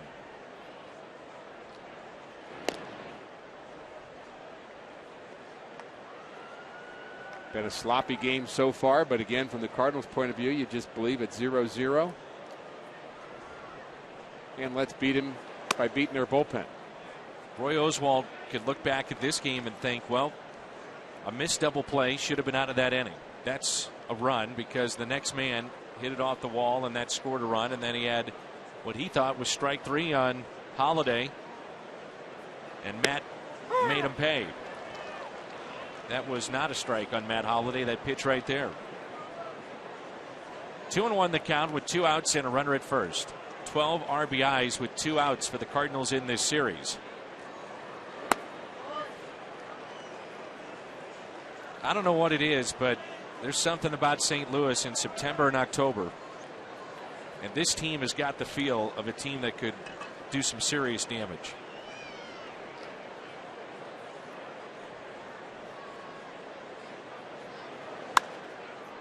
Beltran pops it up. Shallow left. Culberson is there. Matt Holiday again burns his former team. 4-4.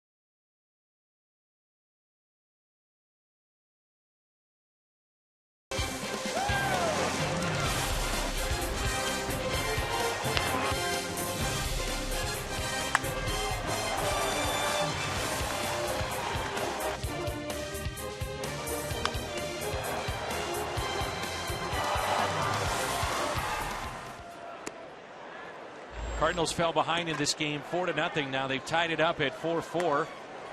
And look who's still in. Despite giving up 11 hits, Michael Wacha pitching into the 5th inning. For a while, it did not seem as if that would be possible. And a ground ball that is hit to second. Carpenter is there. Todd Helton, 1 for 3 on the afternoon.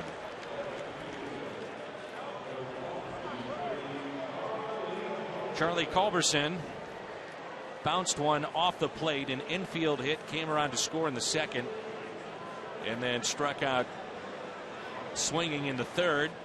Michael Wacha struck out the side in the first. He has struck out a total of 6. Mentioned earlier, the Cardinals have their largest lead in the division since July 26th. On that date, it was 2.5 games. I think Wacha has really improved and made some type of adjustment here, even in this ball game, from last inning to watching what's happening here in the 5th inning.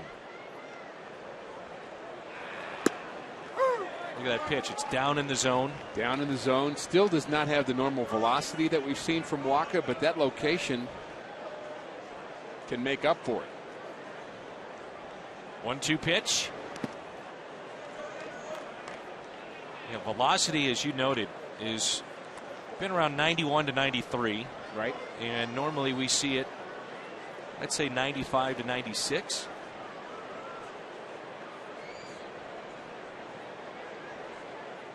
A 2-2. Fly ball into deep right center field. This is troubled, and it's off the wall. And stopping at second base is Culberson. 1-out double. That one almost carried out of here. Sure did.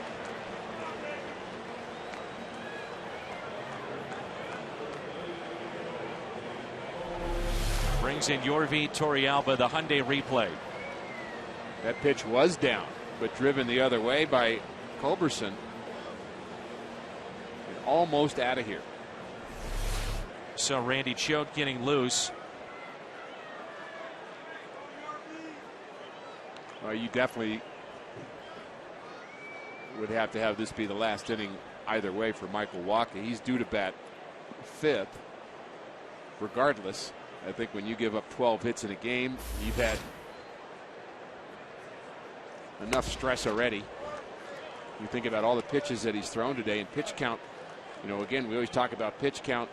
I say pitch count's not a big deal when Wainwright throws 128 because he's free and easy. Well, there's no free and easy today for Michael Wacha, so his 80 pitches feels like 120. That's why when Wainwright threw 128, you weren't overly concerned at all. Right. You didn't think it was a big deal. I really didn't. I would say that without any doubt, that 128 did not tax his arm as much as this day is taxing Michael Wacha's. 0-2 the count.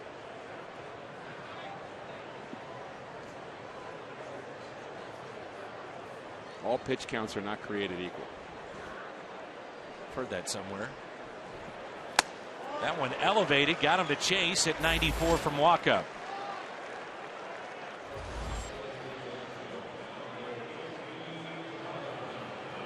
Strikeout number 7. One of the knocks against the Colorado Rockies for years, as Matheny will go to his bullpen, is that they have not been good situational hitters. And to me, if you're a hitter in this ballpark, you can understand why. Your eyes light up, don't they? You're thinking big fly all the time. Exactly. So that'll be it for Michael Wacha. Tying run at second gives the Cardinals 4 2/3 this afternoon, and it's 4-4.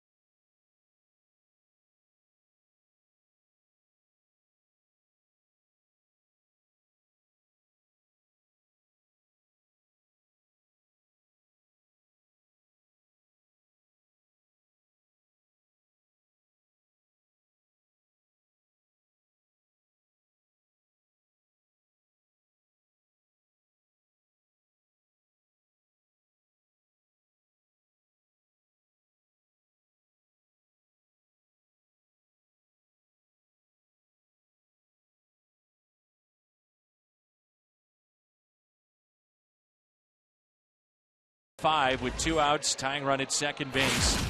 Head and shoulders whip package. Let's take a look at Michael Wacha. Wacha has not had his best day. There's no doubt about that. A couple of strikeouts that helped the cause. That last one, fastball up in the zone, gets Torrealba, ends up being his last pitch. Mike Matheny noticing that Herrera, 318 from the left side, just 191 from the right side, and that's why he brings in the lefty Choate with a runner in scoring position. Our Chevy called to the bullpen. Outfield very shallow. Herrera bounced into a double play and also singled to center. First pitch is a strike. Pitcher spot is on deck. Dexter Fowler has moved to the on-deck circle. There's the numbers that you speak of.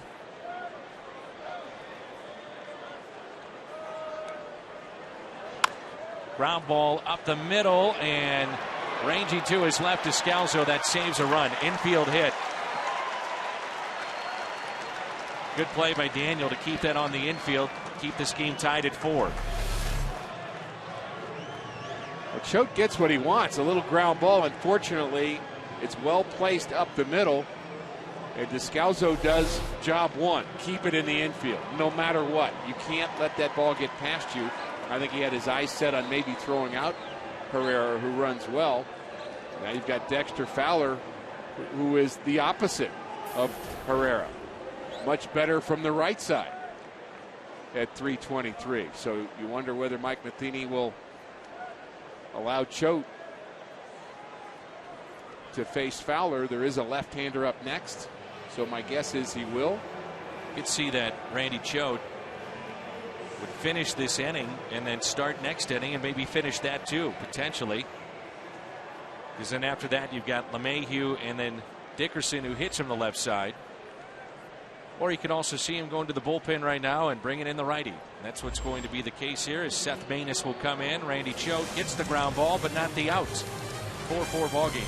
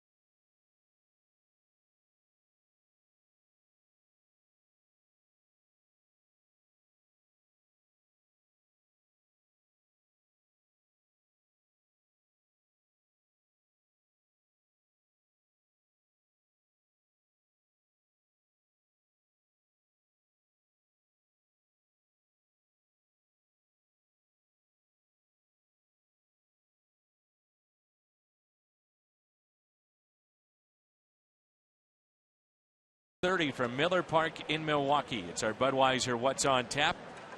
Last 5 starts, a record of 3-1 for Shelby with 17 strikeouts in those games. And Shelby looking for win number 15 of his rookie campaign. He'll go against Johnny Helwig, who is a St. Charles product. Came over in the Segura deal. Yeah, Seth Maness, high leverage situation for him. You get the sense in this inning, Dan, that Mike Matheny believes that this is the highest leverage situation that he's going to see in this game. He's kind of pulling it all out here and is going to make Fowler hit from the left side where he's less effective than the right. Maness is a ground ball specialist. We have seen that over and over again.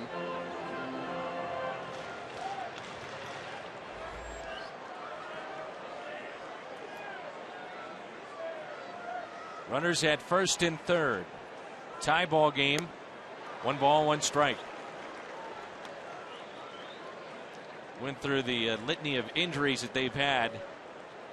Fowler, one of those guys that has been dealing with injuries this season.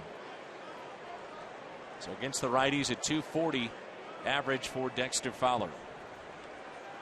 1-1 pitch. Takes it low.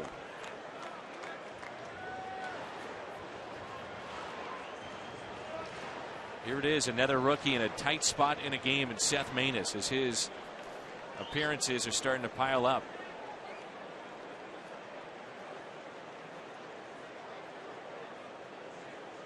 Time is called.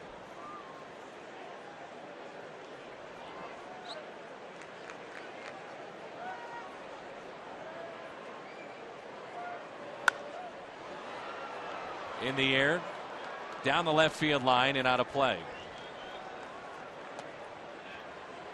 Evens it up at 2-2. It's funny that Jamie Pogue told us on the pregame show, Cardinal bullpen catcher, that Seth Maness' nickname in the bullpen is Chewy because he chews on his nails, which would make you think he's a nervous type, because when he's on the mound, he doesn't seem that way at all, ever.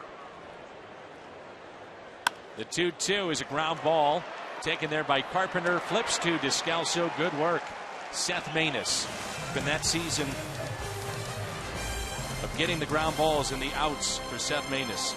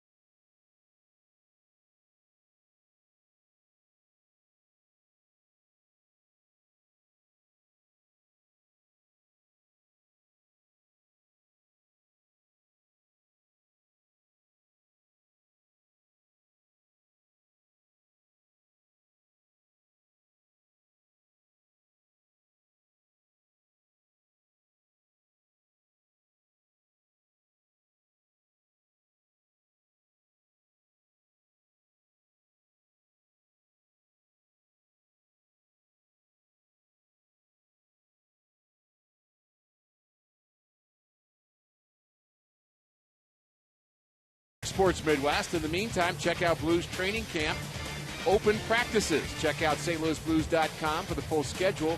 And don't forget, the Blues open the season against the Predators on October 3rd here on Fox Sports Midwest. Adam Ottavino, our Chevy call to the bullpen, game number 48. Former Cardinal minor leaguer and some time at the big league level as well.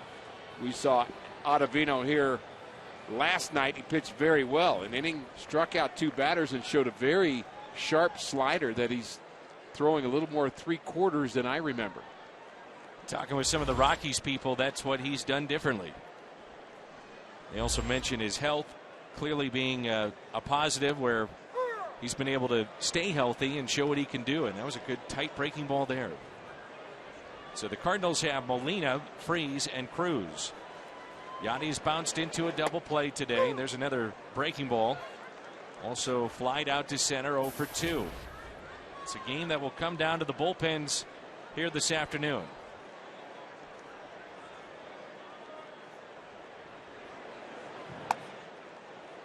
Adam Wainwright was talking there with Seth Maness, and now it's Shelby Miller visiting with his fellow rookie. How about Shelby, though, looking for win number 15 tomorrow night? And the matchups have Miller against Helwig, Lance Lynn and Giovanni Gallardo on Saturday, Joe Kelly and Willie Peralta on Sunday. 2-2. You know what them talking to the pitcher means. Means he's out. When a pitcher's still in a game, it's almost like he's, I don't know, you're quarantined or something. I mean, you just feel like you can't say anything to him. It might be the wrong thing, so you try to ignore him. Strikeout of Yachty. That's unusual. So Manus got his man. Kevin Segrist, hard throwing left-hander, will have the 6th. Segrist has already appeared twice in this series. One was a very long, extended appearance for him. Real key play in this game was David Freese grounding into a fielder's choice that should have been a double play. Extended the inning to the man on deck, Tony Cruz, who came through with a double. They turn that double play. They're out of the inning. David 1 for 2.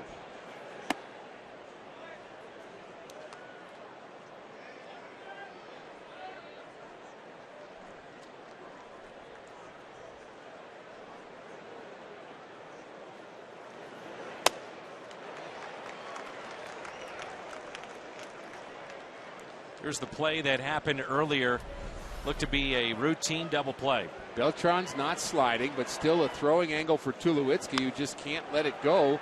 And so it ends up being a fielder's choice. And then Cruz does this, hits one high off the wall to score David Freese. Really the difference in the game right now. Made it 4-3. The Cardinals came back the following inning and got a RBI single for Matt Holliday to tie up the ball game at 4-4.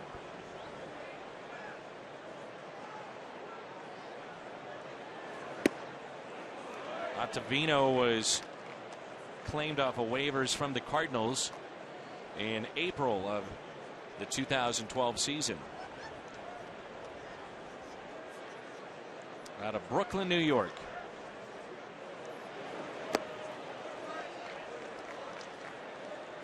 Don't recall talking to Ottavino, but I don't recall him talking like this. Do you? Well, you don't sound like a New York guy either, though. I lost it. I used to talk like this, but I don't talk like this anymore. I find New Yorkers to be nice people, too, Rick, and you don't fit that description either. Thanks. As Freese makes the play. I mean, you're always happy and bubbly and smiling and nice to everybody. I mean, you don't fit that New Yorker stereotype. Yeah. Well, that stereotype obviously is there, but it's some grouchy people in New York. Yeah, grouchy people everywhere, Dan. But Ottavino from New York, really kind of a interesting draft choice. When the Cardinals picked him high, he went to Northeastern, I believe, and not your typical baseball powerhouse college, and they took a chance with him because they liked his live arm.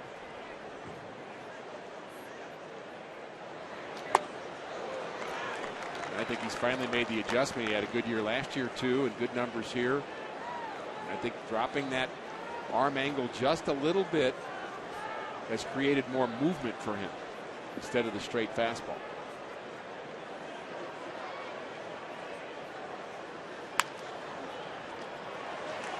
Play made down at third, and Cruz retired. Midway through 6, and we're tied up. Good ball game. It's 4-4.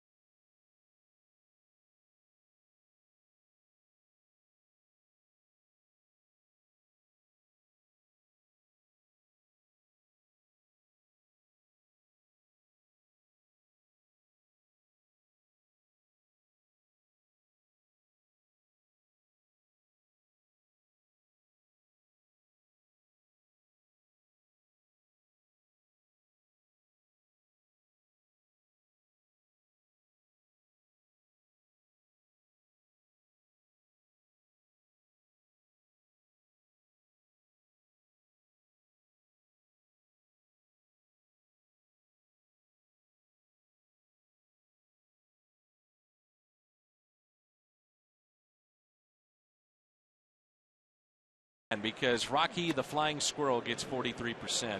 I'm sure stunned. there's I'm thousands stunned, of votes too. I'm stunned that 64% voted for either the Rocky Horror Picture Show or Rocky the Flying Squirrel. I'm just stunned. Are we stunned that Kevin Siegrist is into this game? Probably not. He has been dominant with a .50 ERA. Our Chevy called to the pen. Got hit around a little bit his last outing.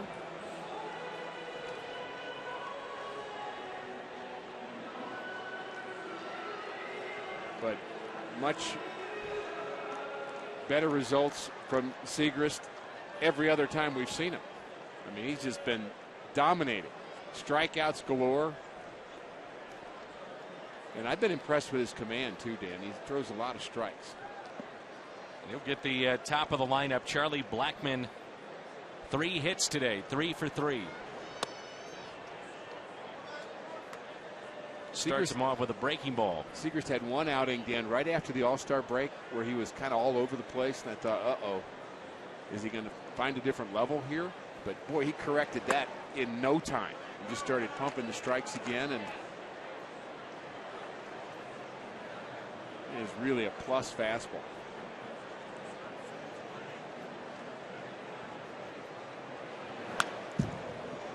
Blackmon is a single to left. First time up. Then he went to right in the second. And center field in the fourth.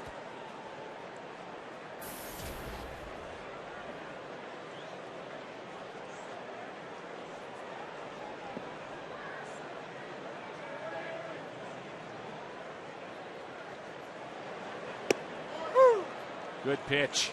Strike 2. It's 2-2.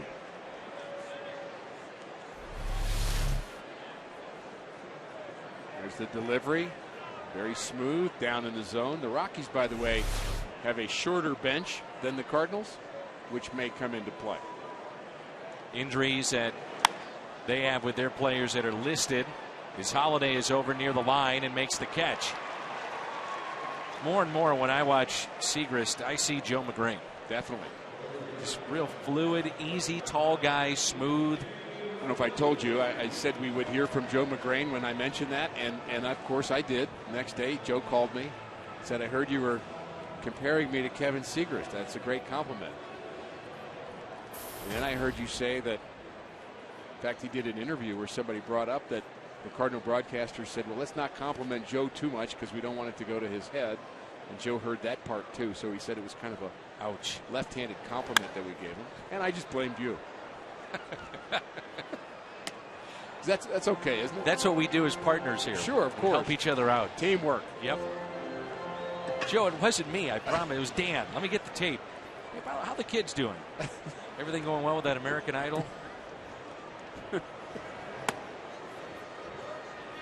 Good talking to you, Joe. It was Dan. Thanks. Bye. Click.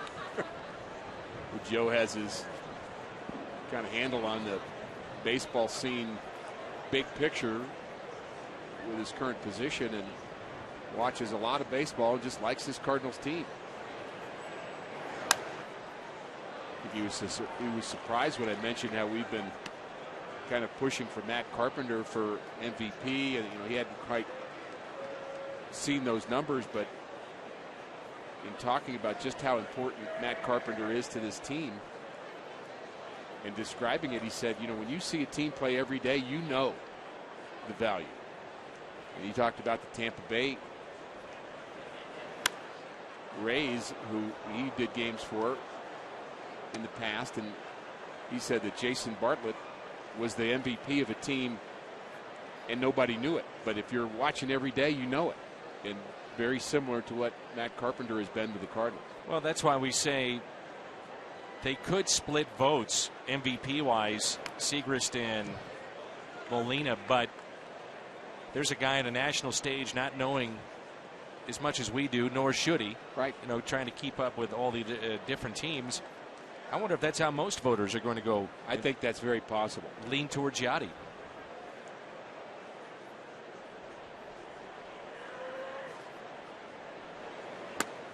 And a swing and a miss, a strikeout. Single game tickets on sale now for the division series and also potential wild card playoff game. Chance to cheer on the Cardinals to their 12th World Series title. Cardinals.com/tickets. Again, another reminder that next week we also have the $7 seats for the Washington Nationals beginning on Monday night.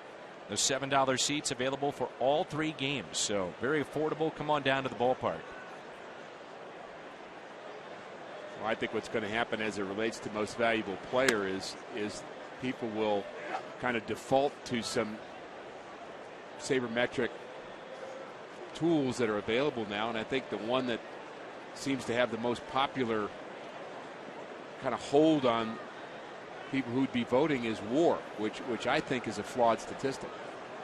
I'm not saying there isn't anything good about WAR. It's wins above replacement. In fact, it's a good concept. But I read an article this week that said that not long ago, Brendan Ryan had a better WAR than Jay Bruce. So if you're going to say, I'm going to pick an MVP based on who's the best player in the league, and Brendan Ryan's better than Jay Bruce is, I'm sorry, that's not right. It's just not.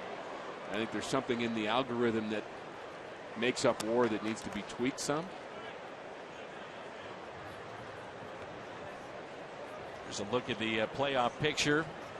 If the postseason began today, Cardinals and Dodgers would hook up. Cardinals would have home field advantage in that series. Bigger question for me is, how did these teams, all of them, Cardinals included, not get a look at Segrist and say, let's take a chance on this guy until the 41st round. 41st round pick, Kevin Segrist. And he just turned 24 back on the 20th of July. Was he hiding? Makes you wonder. And there was no character flaws or issues with him. He's just, well, look, Dan, a kid that comes out and just explodes in the minor leagues. Dan, every team has dozens of left-handers who throw strikes and throw 97. Good point. Again, what was I thinking? He might have been high. He was up in Buffalo. Not a lot of scouts going up to Buffalo, huh? 3-2 is fouled back, and you can see these lefties. They just don't get very comfortable swings against Kevin Segrist. Well, the McGrain similarity, there's some in the delivery of Segrist. There's something he does with his leg that looks very similar to Joe. But the long arm action and the way he kind of whips the baseball really reminds me of Joe.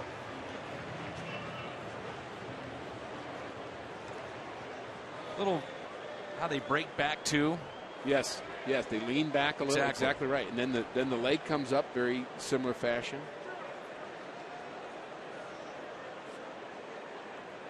And they both have really good hair. That's it. It's got to be it. 3-2 pitch. Foul back again.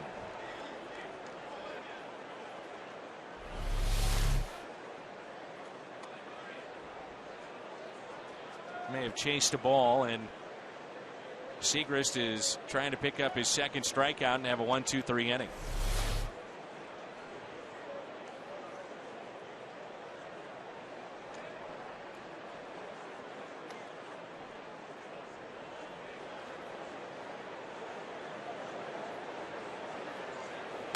And with the breaking ball, and that's fouled back. And he caught a break there because he hung it just enough that it stayed out of the hitting zone. Segrist in relief of Choate, and Manus came in last inning to pitch after Waka gave the Cardinals 4 2/3, and he struck out 7. And a 2-out walk. Michael Waka, 4 2/3, 12 hits. But out of those 12 hits, only 4 runs. Could have been much worse. No walks, 7 Ks, 88 pitches. He strikes out a season-high 7 for the second consecutive game. I think bench strength, bullpen strength might become a difference here this afternoon. Dan, you mentioned that you started to talk about the Rockies bench. Nolan Arenado came out of a game in this series. Rosario's dealing with injuries. He's on the bench. Kadyr's hurt, not eligible to play. Carlos Gonzalez is not really eligible to play either. So you basically got Rutledge and Pacheco on your bench right now, along with Ryan Wheeler, who hits from the left side. By the way, I want to tell Cardinal fans, as you get a look at Axford getting loose while we have a moment, Cardinals have a program out that's on Instagram at Cardinals. It's a takeoff on The Office. So you have Netflix, we've got Nestflix. And it's funny. The players have gotten involved with it. Front office has gotten involved with it. If you have a chance, check it out. Downloads right to your phone, but it's on Instagram at Cardinals. Nestflix. You should check it out, Horton. You might like it. Just hard to keep up with you technologically. You know that? Many have said that. Get in line.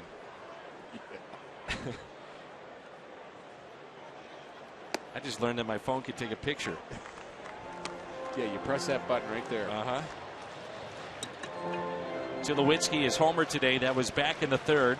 Struck out swinging against Walker in the first. Called out on strikes in the fourth.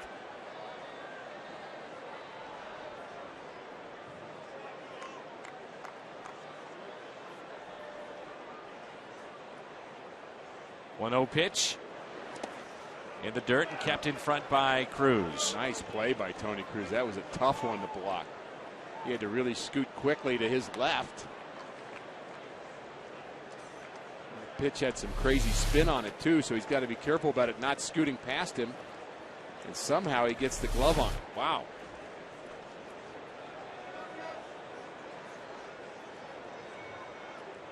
Be careful here on 2-0 with Tulowitzki.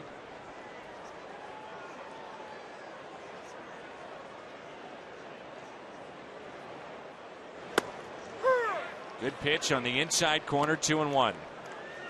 Bullpen ERA the last 4 months. September it's dropped to 22nd, but picking up the slack has been the starters. They have been very good in the final month.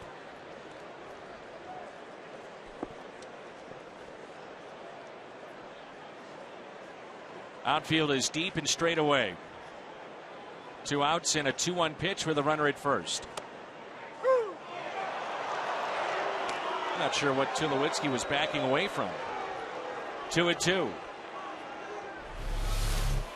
Like he was trying to sell that this wasn't a strike by jumping out of the way. Might have missed that corner. Sure was close, however. Trying to set him up. 2-2. I think he was. Always wondering about a hitter that jumps out of the way of a pitch that they kind of liked. Kind of oversell it a little bit, then look in there again. George Hendrick was pretty good at that. Jim Edmonds. I don't know that he was doing it on purpose, but it sure looked like it.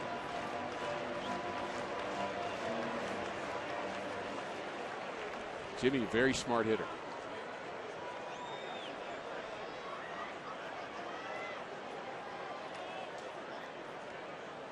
Two-two pitch again to Tulowitzki.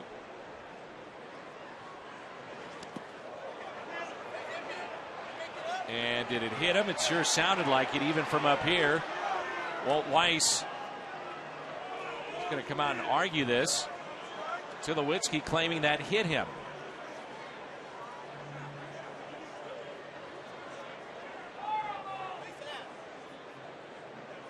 Well, I heard the same noise you did all the way up here, but I don't know if that's the ground or Tulowitzki.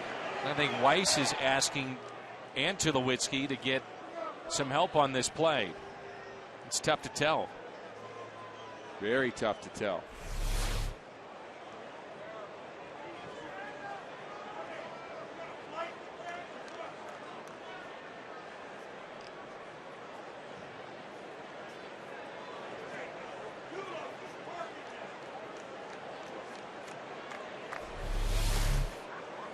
Does it hit him?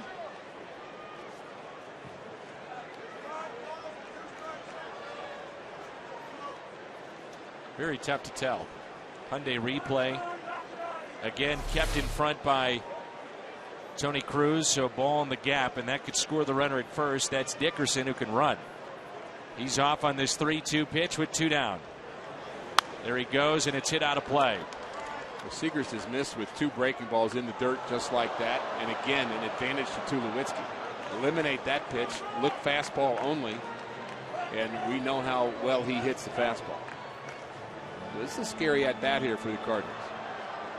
Tulowitzki's homered already. So dangerous in the middle of this lineup. Once you get past 4 and 5, you start to feel a little bit better.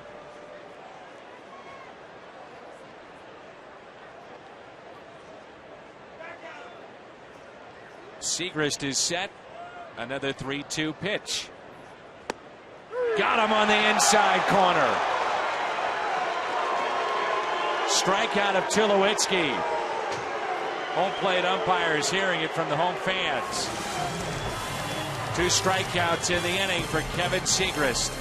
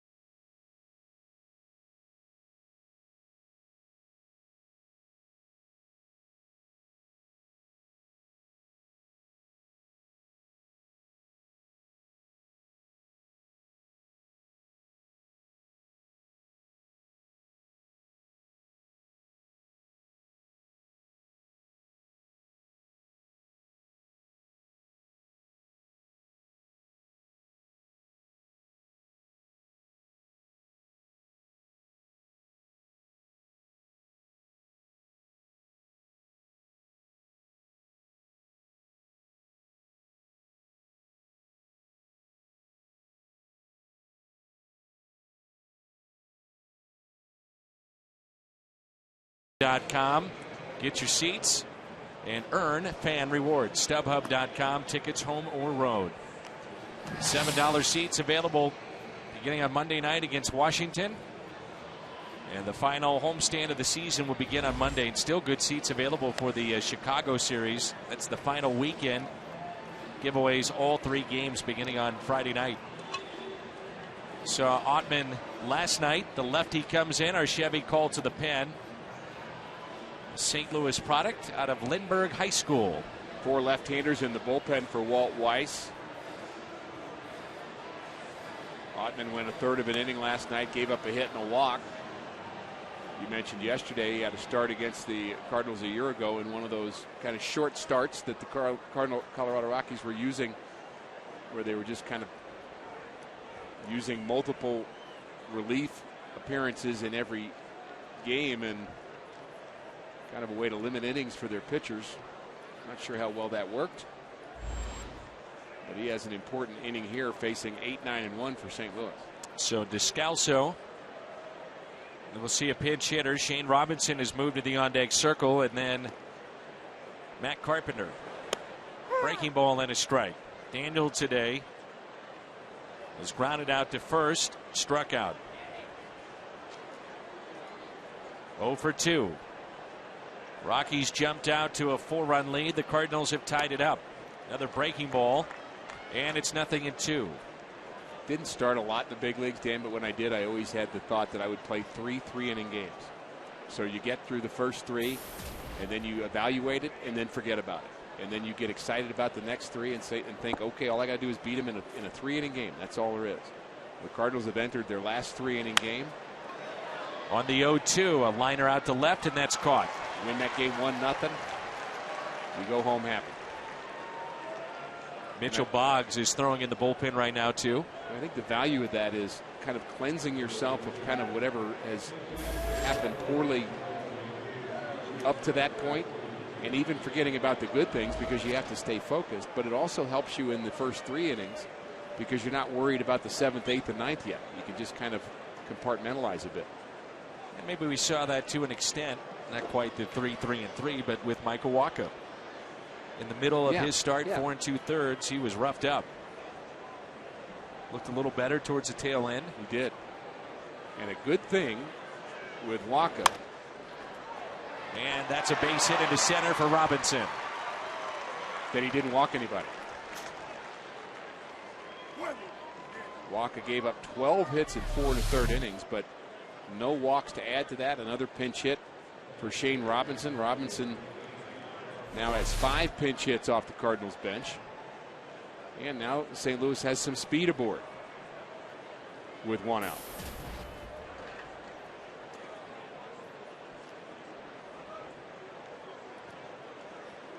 Carpenter walked and then was picked off.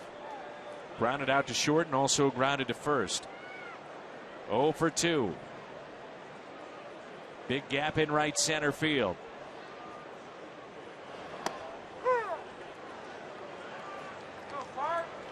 With John Jay on deck, you get the feeling that Ottman would at least face these next 2, Carpenter and Jay, and then we'll see about Holliday.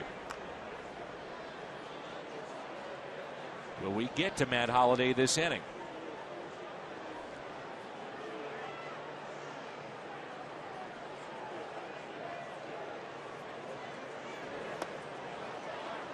One ball, 1 strike.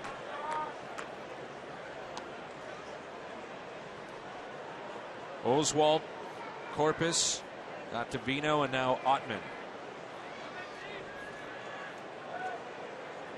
Where's number 88?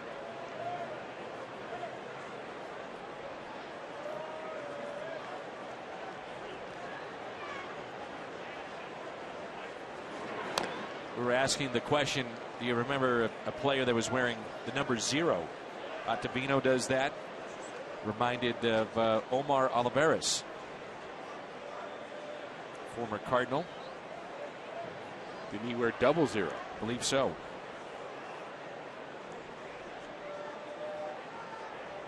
Another check on Robinson. Isn't that the same number? Same value anyway. Yes. Yeah. I mean, if we're going to get technical. I've not seen infinity. The symbol for Well, it. you have retired numbers, you have bigger rosters. I mean, at some point, who knows? Carpenter fouls it back. You never thought you'd see a pitcher wearing number 88. It's a tight end or wide receiver, not a pitcher. Difference maker. Most players with 40 or more RBIs. The Cardinals have 9 of them. Boston with 10, Cleveland 10, Tampa Bay, St. Louis, Detroit. Common theme there. Winners. Yeah, teams that all could be headed to the postseason. BJC Healthcare difference maker. Pete Cosma would need to start playing a little bit more and driving in some runs, but he could make it 10. Cardinals the only National League team on that list. And a high strike, but Carpenter will have a few words, but to no avail. A strikeout for Ottman. That's his first of the afternoon.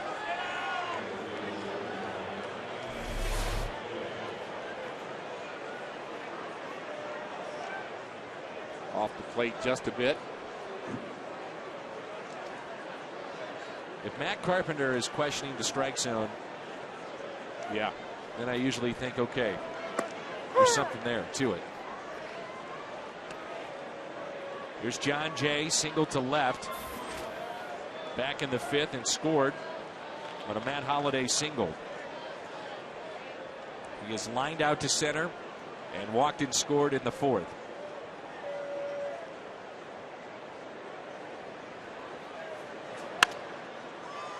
On the ground to second. Cardinals strand a runner, and it's time to stretch. 4-4 ball game. Todd Helton leads it off when we come back.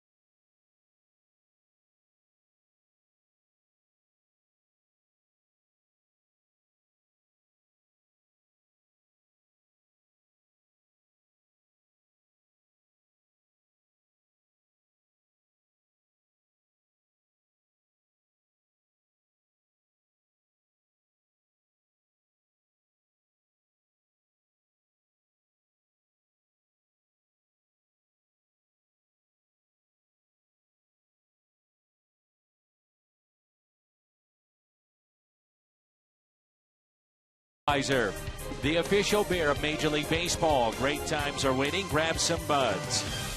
And by Ford, the official cars and trucks of the St. Louis Cardinals.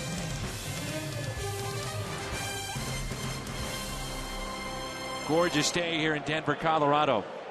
Thoughts and prayers to those that have been affected with the flooding, the surrounding areas. As John Axford is into the ball game, bottom of the 7th rolls in.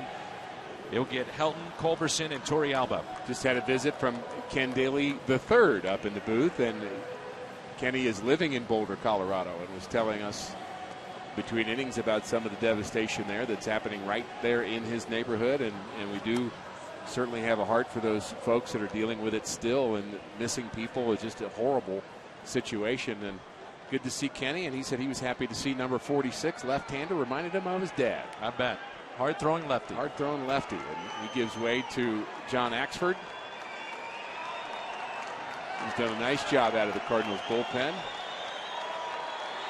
And time is winding down. The home stretch for Todd Helton.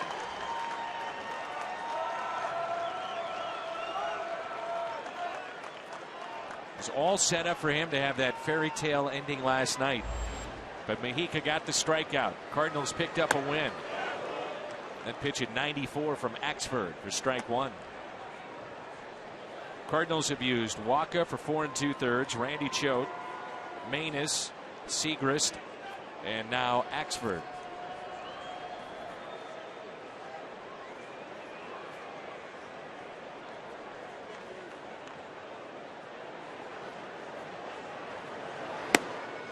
Oh, 2. Like to see that downward action, 95 miles an hour. Cardinals just come at these opponents power arm after power arm. You can picture opponents saying, and they got him too. And when Axford's throwing as he does, and you know he hasn't been as consistent the last couple of years, there's no kind of mistaking that, but when you're on a winning team, you're a weapon. If you're on a losing team, you're a guy that's inconsistent. And that's all you really get labeled as. So really a new life, a new opportunity for him. 1 ball and 2 strikes. The next to Helton. One thing that stood out in his previous outing, Rick, was that his breaking ball was a lot sharper. Right. Well, we talked about that being the key, and really seen that for a couple of years with Axford. That again, you can eliminate the curveball if he's not throwing it for strikes. Guys were sitting on fastballs. 2-2.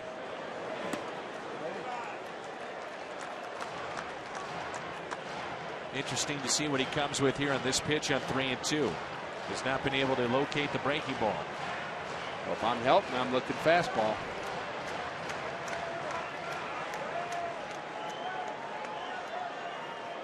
Yachty is guarding the line down at first. It's Tony Cruz behind the plate today.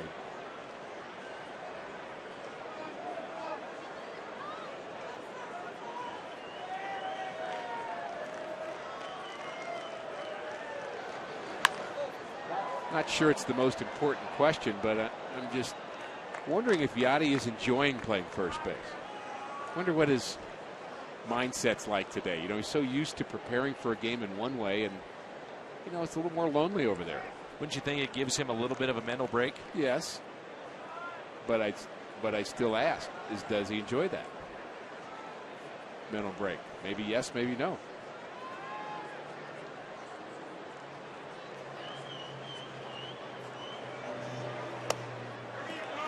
A walk to Helton. That's how we start the inning.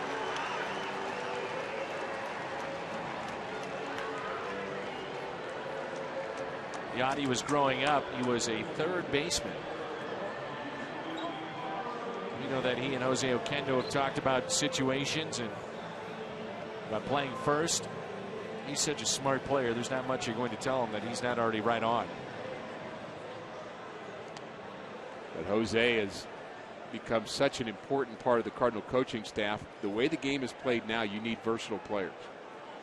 Pitchers going 5 innings, 6 innings, a lot in baseball, specialization. You do a lot of double switching. You need players who are capable of playing in a bunch of different places, have a lot of gloves in their locker, And so Jose Oquendo, the perfect utility player himself, is able to pass on his knowledge to these current big leaguers. Short lead at first and a knockdown there of Charlie Culberson. Second time that has happened to him. Remember Segrist, I believe it was, knocked him down. I think it was Waka. That's right, it was Waka. And almost the same result. The bat goes flying. And Culberson today has singled, infield hit, bounced one off the plate, struck out in the third, and doubled in the fifth. Short lead at first by Heldon. Here's a 1-0 pitch. But now you get knocked down, and then 94 on the black on the outside. It's a tough game. Tough league, too. Yes, it is.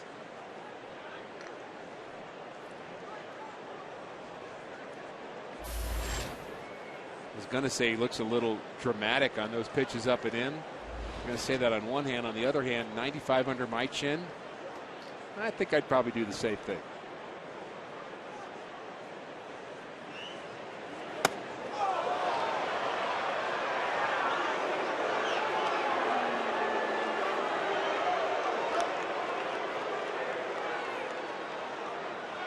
So he's thinking, now what did I do to deserve this? Is there somebody, let me see, back in the minor leagues, did I say something? Did I do something? Do I owe somebody money? What's going on here? Do I have a target? 2-1 pitch. Next pitch on the black on the outside corner. With some light feet, by the way, of Charlie Culberson. And I don't blame him. I don't either.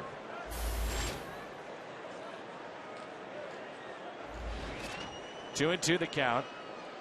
Torrealba is on deck.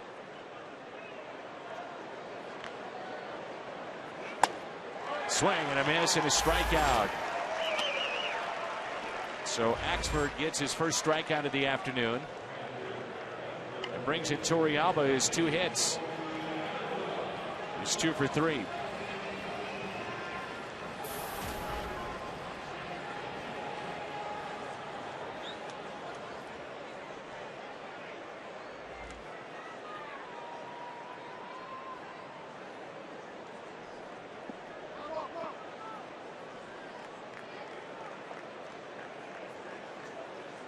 One out, runner at first.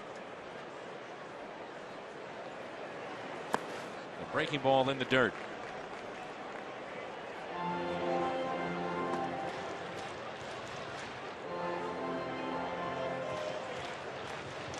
Pirates get to Ian Kennedy today. 10-1 the final there.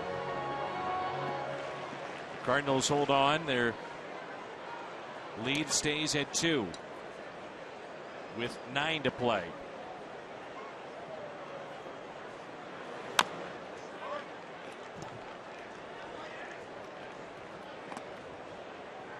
Cardinals are able to win this game. You can just imagine the extra pressure that the Pirates will start to feel. When you get under 10 games left, Pirates don't have a chance to play the Cardinals again. You have to rely on somebody else to beat them. You have to play the team that's chasing you. And by the way, in hot pursuit of you, the Cincinnati Reds. And it's going to be a tough week for the Pirates. It could be. We'll really find out a little bit about that team. What we found out so far is that they're not going away, and they've been terrific. Give Clint Hurdle all kinds of credit. But the pressure has gotten turned up a bit. 2-1 pitch. Hit out of play. Cardinals remaining schedule 3 this weekend against Colorado, or rather in Milwaukee, finishing up here in Colorado. Monday at home with Washington. Off day Thursday. Wrap it up against the Cubs. Final stop on the road. Tomorrow night, you'll see 2 of the 3 games on Fox Sports Midwest. A 2-2 pitch. Hit down the right field line, slicing foul and out of play. It's been interesting to see how Mike Matheny has used John Axford. The idea was when they first acquired him from Milwaukee, try not to get him into those high leverage situations, but as the season has gone on, they've gotten used to Axford and vice versa. It's coming into tighter spots. And here we are 4-4 in the bottom of the 7th. Doesn't get any tighter than that.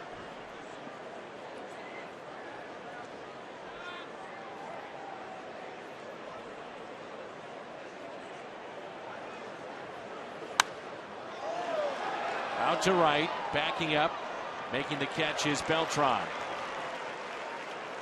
This copyrighted telecast is presented by the authority of the St. Louis Cardinals and may not be reproduced or retransmitted in any form.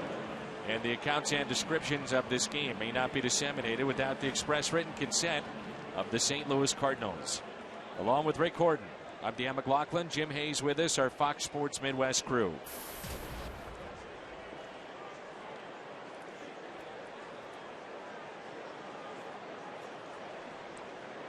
The switch hitter, Jonathan Herrera. Runner at first and 2 outs.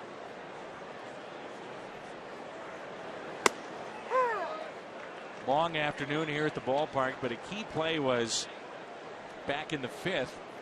Herrera with an infield hit stayed on the infield thanks to Descalso ranging to his left, and in doing so was not able to make the play to get the out, but kept a run from scoring. 1 ball, 1 strike. And then Seth Maness was able to get out of that inning by getting Dexter Fowler to bounce out to second, and Seth Maness becoming another kind of cog in this bullpen. Just as you mentioned, Axford getting more close and late situations. Maness has become a very important part of this team.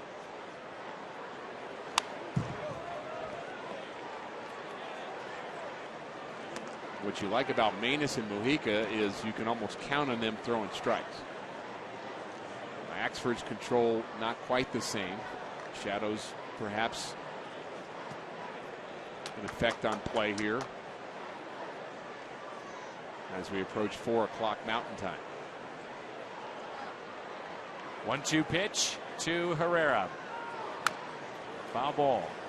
Cardinals looking ahead to the 8th. We'll have Holiday, Beltran, and Molina.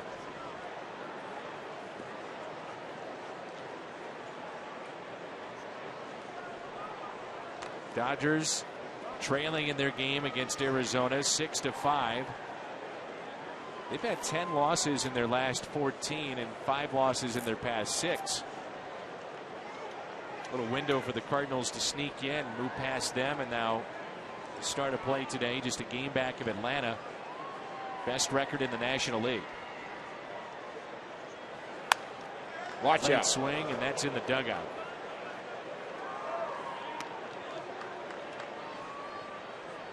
That'll wake you up. Joe Kelly, by the way, had a bullpen today. And the news has been fairly good on him. He had issues with his calf, upper calf, almost really right behind his knee, that he's been dealing with. 1-2 pitch. Breaking ball. Will do it again. Joe Kelly at one point 11 unbeaten starts, and has been one of the best pitchers in the game here in the second half. Kelly will go Sunday night in Milwaukee.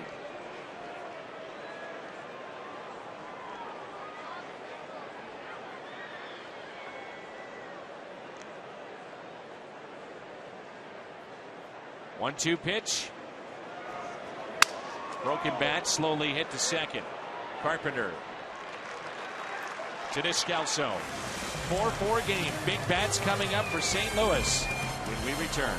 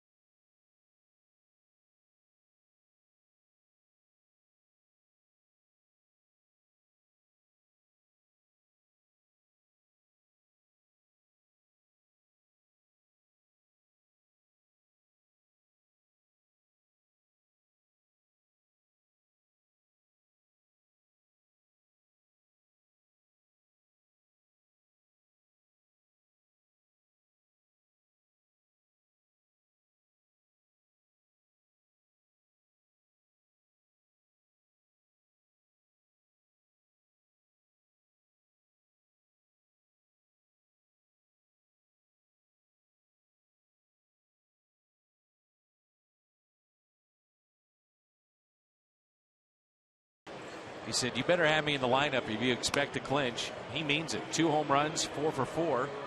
And so they are tied up at 6-6. Again, the Dodgers clinch with a win today against Arizona. This is Chad Bettis into the ballgame. 8th inning. Coors Field here in Denver, Colorado. Our Chevy called to the pen. Another pitcher that we've seen in this series already. Bettis pitched an inning in game 1. He gave up a run.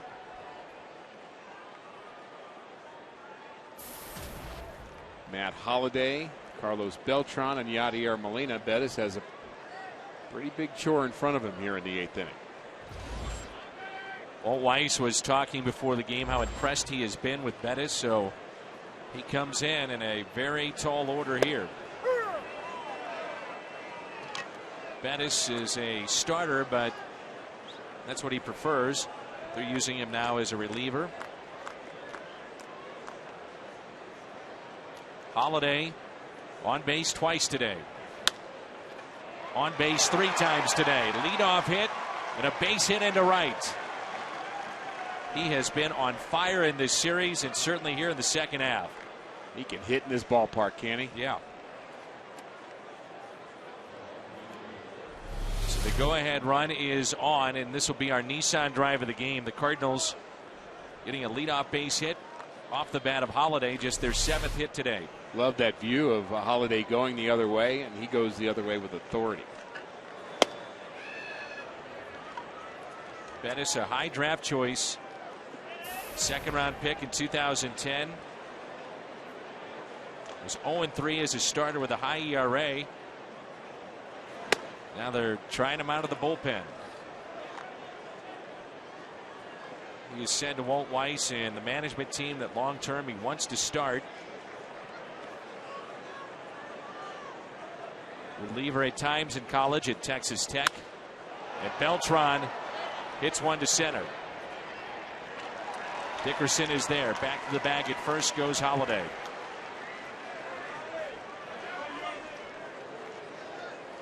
Said it time and again, though, bottom line, you just want to stick in the big leagues. Yeah, I've always felt from a pitcher's point of view is you want to start, then get people out. Get a bunch of people out, and then they'll let you pitch to more people. And then you'll pitch to more people, you get more people out, and then you'll start. Good theory. You don't get to just say it. In the air to right. Off the bat of Molina. Back to the bag at first is Holliday. And I could say I want to be the king of England, but so what? Don't you have to earn it? I hear what you're saying, Al. I mean, Rick. Does that sound like something Al would say? Yes. Must be something in the water here. I haven't told him you called him psycho the other day. No. I'm going to leave that between us. Yeah, I'm sure it won't get back to him. Not many people tuned in, right? The ratings have been through the roof. He won't find it on Twitter. We know that. No.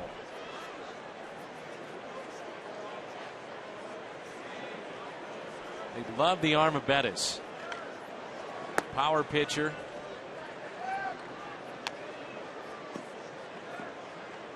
But to his credit, he said, I've just got to be more efficient. If I'm going to be a starter, not only getting people out, but the walks have been a concern, throwing strikes. 2-0 on Freeze. See, taps it foul, 2-1.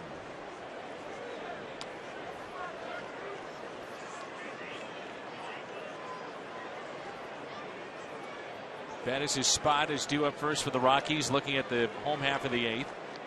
Also Blackman, LeMahieu, so 2 lefties coming up. Cardinals have, I believe, a left-hander throwing in the pen, but we're blocked by the Pine. That's not a lefty, that's Trevor Rosenthal. Primarily has been the 8th inning man for St. Louis. 3-1 pitch. Breaking ball, 3-2.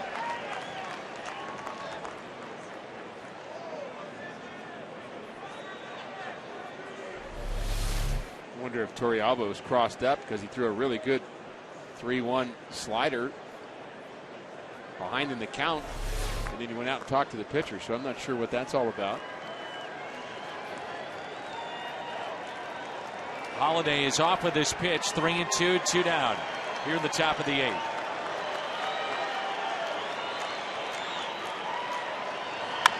And Freese hits a high fly ball into deep right center. It's at the wall and it is dropped. Freese on his way to second. Here comes Holiday. He'll score and the Cardinals take the lead. 5-4. Dropped in center. Dickerson hit the wall. The ball hits the ground. The Cardinals have their first lead of the afternoon.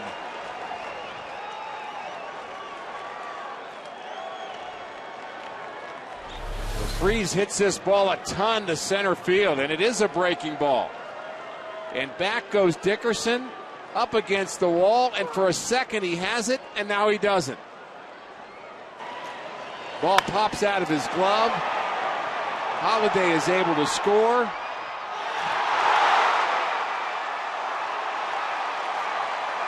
And a happy David Freese makes it the second. And that's a ball that Dickerson would love to have back and would probably tell you he should have caught it. Well, he had a little bit more room, I think, than he thought. And he almost did. I mean, he had that in his glove for quite some time, and it just popped out when he hit the wall.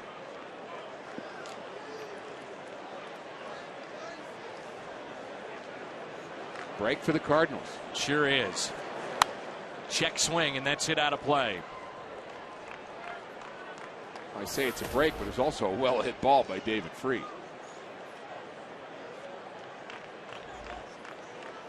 RBI for Freese, number 57. Now your bullpen has to make that stand up.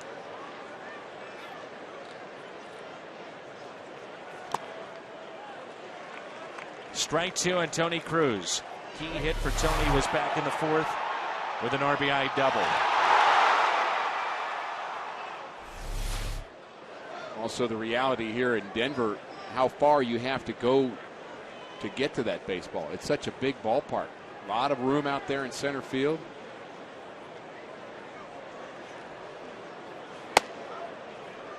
Wanted it elevated. He gets it there. 1 ball and 2 strikes. Playing fairly deep they were for David Freese, and same could be said here for Tony Cruz. He could drop one in.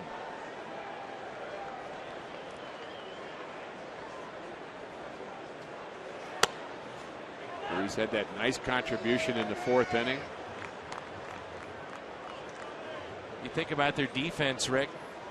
Missed double play led to a run, and moments ago the drop in center leads to a run.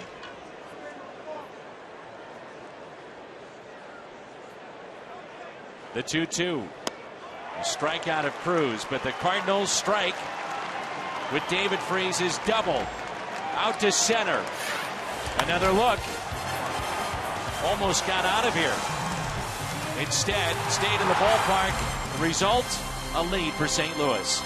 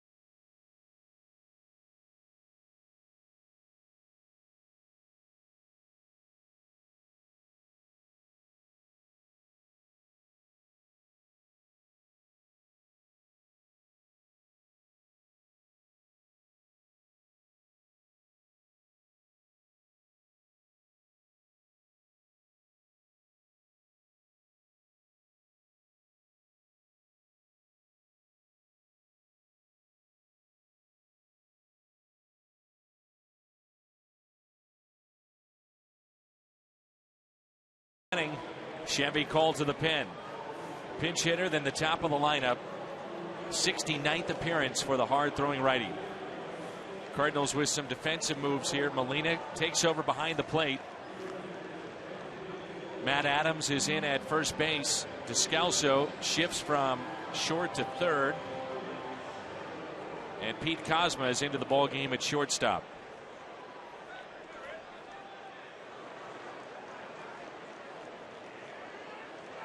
Six outs to get. You want your best defense out there. A long-standing Tony La Russa philosophy that Mike Matheny is maintaining. And it's Josh Rutledge. Made a couple of starts in this series. 1 ball, 1 strike. Cardinals 6 outs away. The bullpen can make it stick. Fastball at 96, 1-2.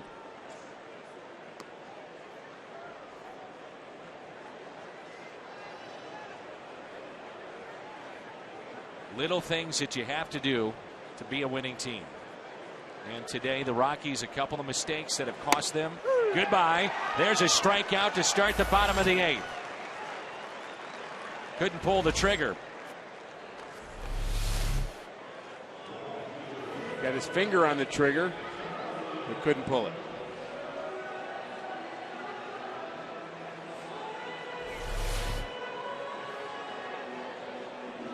It's 11 strikeouts for the Rockies today, 7 against Michael Wacha. And here is Charlie Blackmon, 3 for 4 today. I guess Rosenthal was a little faster on the draw. It's faster than most. I'll say. Just generally speaking, it just seems like across the board in Major League Baseball, guys are throwing a lot harder. Little flare out to left, and this will drop in for a hit. Blackmon is thinking too. Throw to second base. The swipe tag not in time. Throw is right there on the money by Holiday, and Blackmon is in scoring position. 4 hits for Blackmon here this afternoon. Holiday gets it cleanly, bare hand, throw right on the bag, very close, not in time.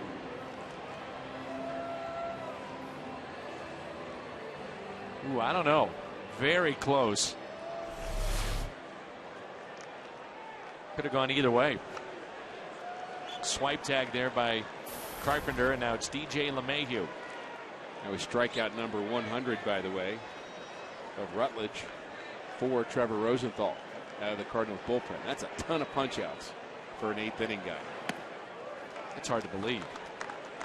You see some of the records of bullpen guys that have triple digits strikeouts who's done 15, 20 years ago because guys were used with multiple innings. Rosenthal, that's not the case.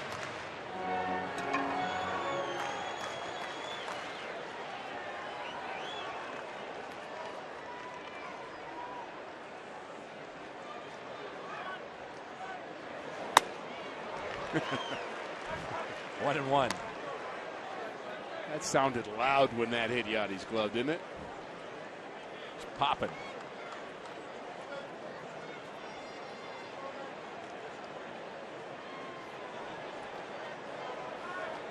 Tying run at second.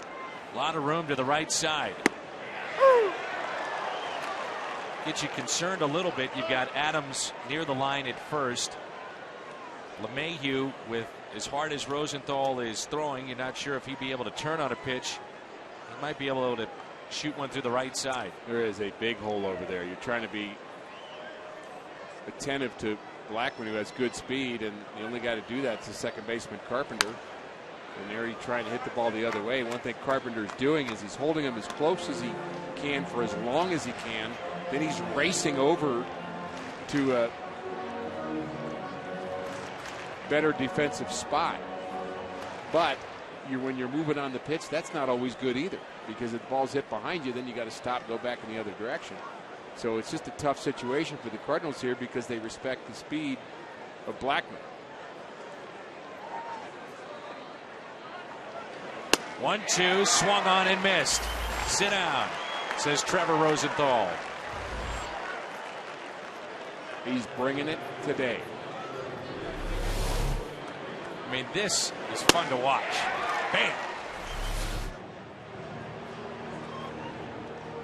Love those catchers over the years you'd have that would do a good job of kind of giving, not only giving you good targets, but there's a certain way to catch the ball for a catcher that make it pop. And then those guys that would kind of catch it in the web and you'd throw one that you thought was really good and we just go poof. It was kind of deflating. You like that bam, bam.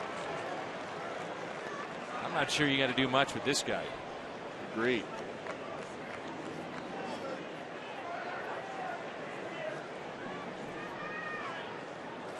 Ten strikes, 2 balls so far by Rosenthal.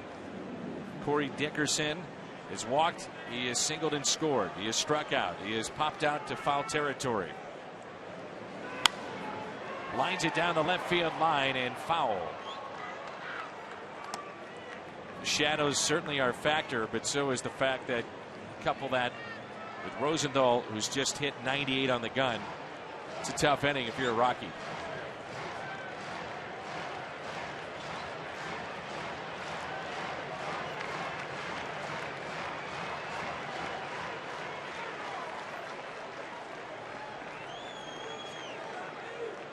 Oh, 0-2 the count.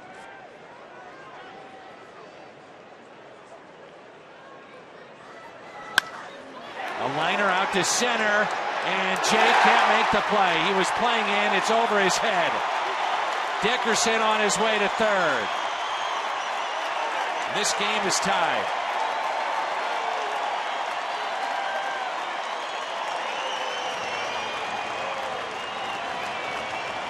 Dickerson weight of the world off his shoulders after his misplay in center. Just out of the reach of John Jay. What a good swing this is by Dickerson. That pitch is down and in. And the speed of Trevor Rosenthal, and he was going to live and die with that fastball. And he threw one on the inner half. Might have wanted that up a bit more than that particular location, but that ball just flew over the head of John Jay. And now you've got to keep him from scoring. Tulowitzki, strike one. Called out on strikes. Back in the 6th. He is homered today, a 2-run shot. That was in the 3rd. He has struck out 3 times. Rockies have struck out 12 times here this afternoon.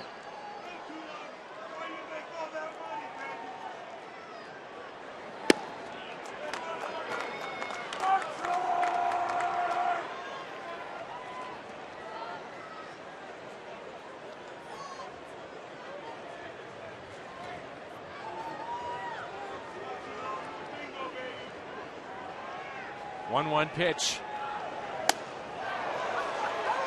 1-2. 98 from Trevor.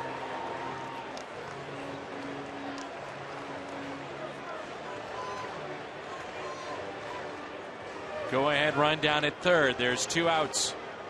5-5 game. The Rockies about hit the Cardinals 15-8.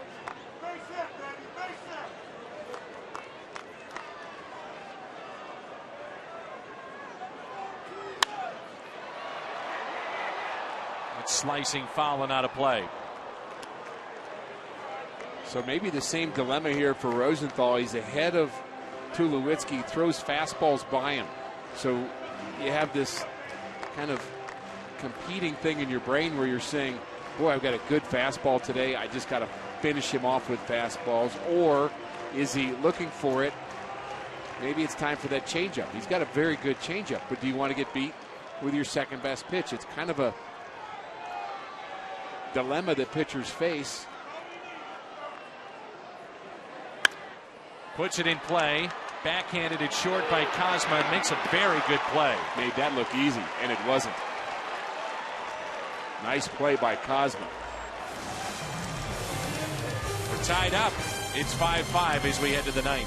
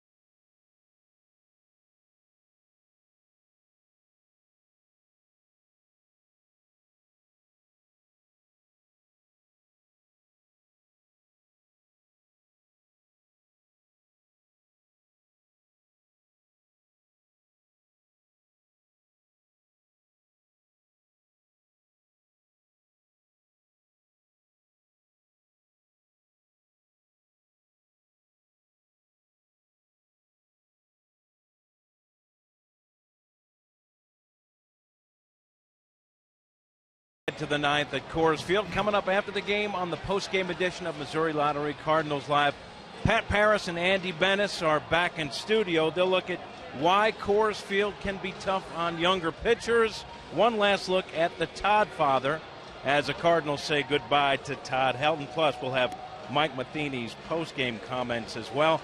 Daniel Descalso will lead things off for the Cards. We send it back to the booth, and Dan and Rick, guys. All right, thank you, Jim. It's Descalso to lead things off. And the Cardinals here in the ninth inning will face our Chevy call to the pen and Rex Brothers, a lefty. Seen him a bunch in this series. They've used Oswalt, Corpus, Ottavino, Ottman, Bettis, and now Brothers. Brothers showed a very nice slider here his last outing. Kind of inheriting the closer role. He has 17 saves with Betancourt. Another injured Rocky that we didn't even mention. That list pretty big of Rockies that have had physical issues this year. This will be a tough chore for Descalso. Well, he's got 3 lefties with Adams on deck, and then we'll have the top of the lineup.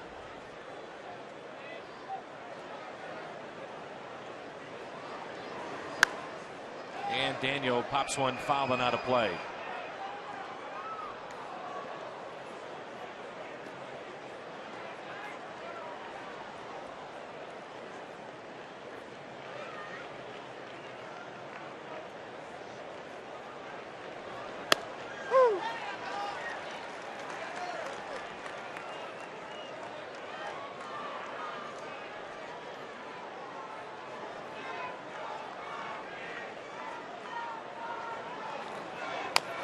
And a ground ball that's pulled foul.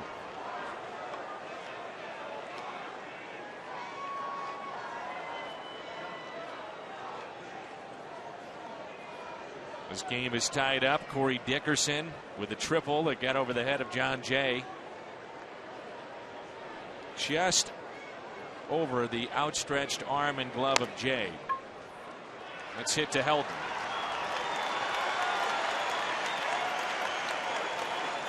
One away. Todd Helton, by the way, leads it off for the Rockies. Looking ahead to the bottom of the ninth. Of Helton, Culberson, and Torrealba.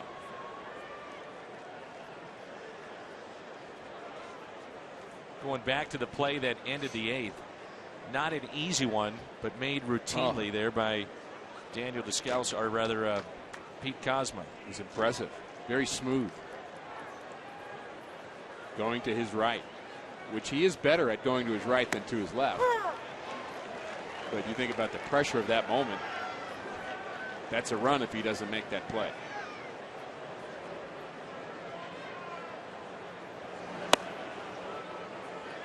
So Matt Adams did not start today, dealing with the sore elbow. 7th inning or later, he's knocked 7 out of the ballpark. Adams with a base hit into center. 1 out hit. In steps Carpenter. That's pretty impressive right there. You lose some feeling in your elbow the day before. You have some issues. Questionable for today, and yet you have an at-bat like this against a left-hander. Tough lefty.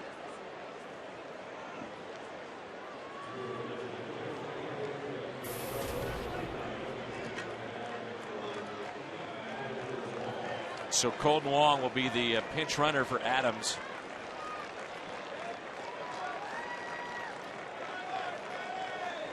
Does that put Matt Carpenter at first base or Daniel Descalso? I would think Carpenter.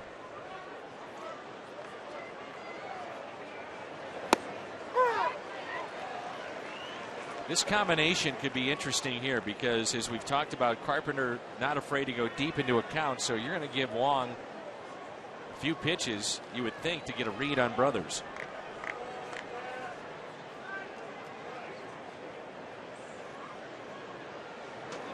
Not running, and Carpenter shoots one out to left center, and the catch is made. Wong back to the bag at first. Well, Wong's a weapon. He's not exactly Billy Hamilton speed-wise, but certainly a weapon speed-wise. The Cardinals will probably, on second thought, bring in Brock Peterson to play first base, and Wong may just pinch run, and that's it. Here's John Jay.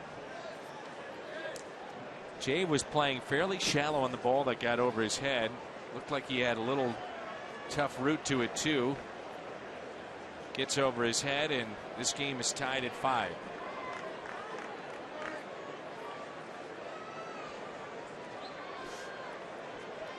Runner at first is Colton Wong. We'll check on him.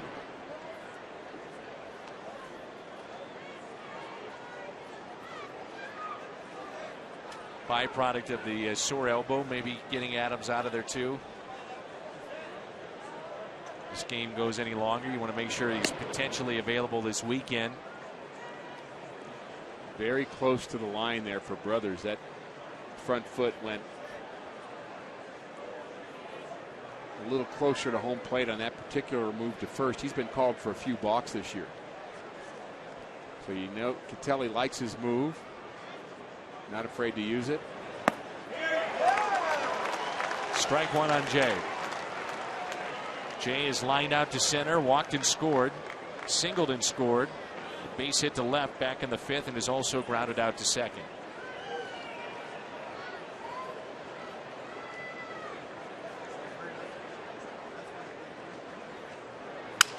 Jay with a base hit into right. Wong hustling to third. And look who it is. The former Rocky will dig in, and a chance to get at his former team one more time.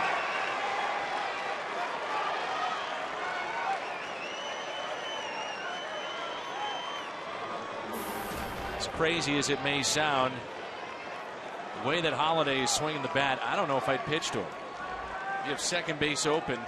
Now that would take some guts to do it, but you may just have the unintentional intentional with Holiday. He's swinging the bat that well. He's as locked in as we've seen him this year. Would you agree? No question. At this ballpark, Cardinals with runners in scoring position with 2 outs. 1 for 3 today. He pitched to Beltran at his weaker side. We'll see. Holiday up the middle, base hit. He's done it again.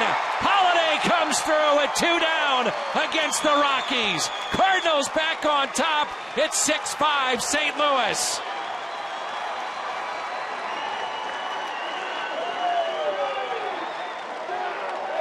How's that for an answer to whether you should pitch to Matt Holiday or not?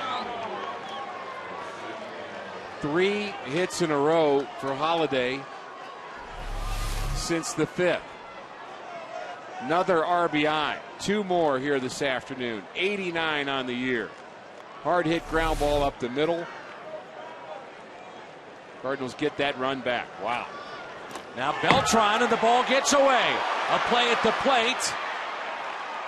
And Jay trying to sneak in there. Can't quite do it. Oh, that's funny. Little 2-step at home plate. Matt Holiday, the former Rocky, comes through again to make it 6-5. Cardinals may be dancing their way to a victory here today.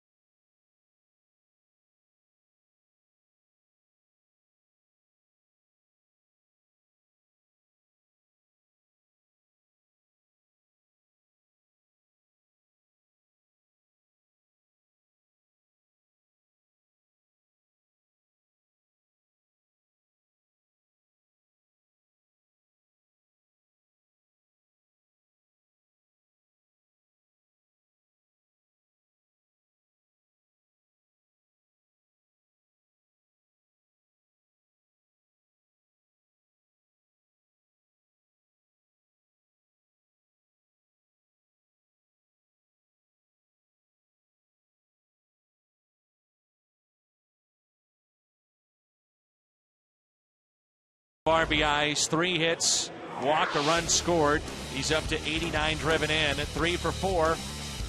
Our Budweiser player of the game, Matt Holliday, 3 for 4, couple of runs and a pair of RBIs. Mejica is into the ball game. Mejica will face Todd Helton to start the inning. He struck him out to end game 3 of this series last night.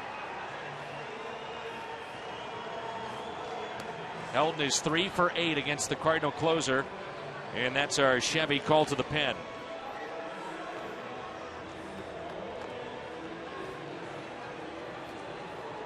What will get overlooked if the Cardinals hold on in this game is the fact that their bullpen was very good, clearly. But that inning against Rex Brothers, a tough lefty.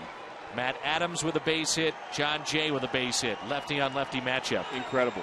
I mean, it's great to see them produce that way, especially what Matt Adams did to kind of get things going.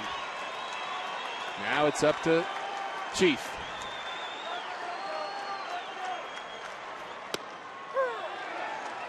Just saw him about 18 hours ago with the game on the line. So here you are, following day. Get your rest, come back, do it again. Yeah. See how they change up, if at all, what they do here with Helton. Drives it out to right. And this ball is gone. Todd Helton ties it up, 6-6.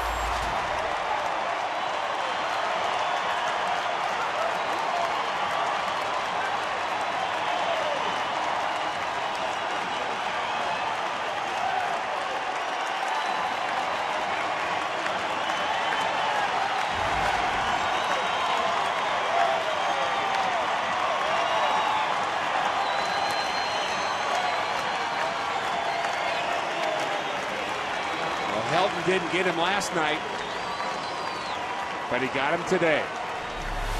Change up, middle in,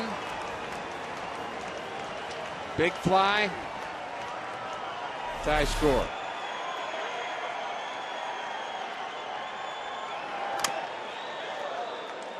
You wonder if there's some genuine concern right now with Edwin Mejica, who has not been nearly as sharp as we saw in the first half.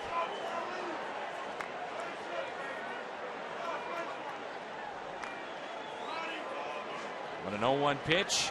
Home run number 14 for Helton.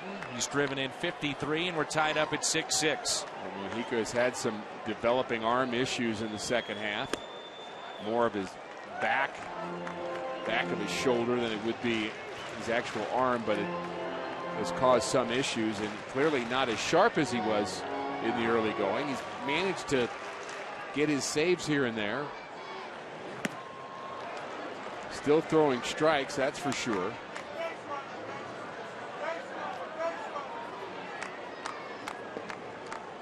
Trying to regroup. Charlie Culberson. 2 for 4 with a pair of strikeouts. Single run scored, also a double.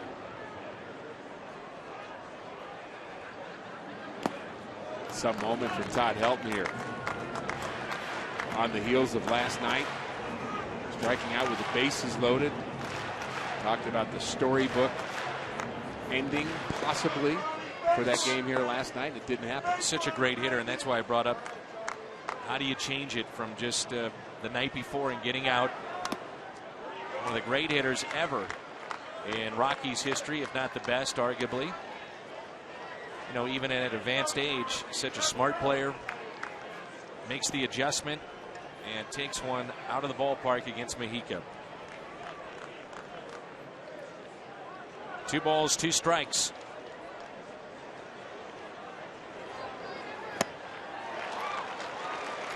One away.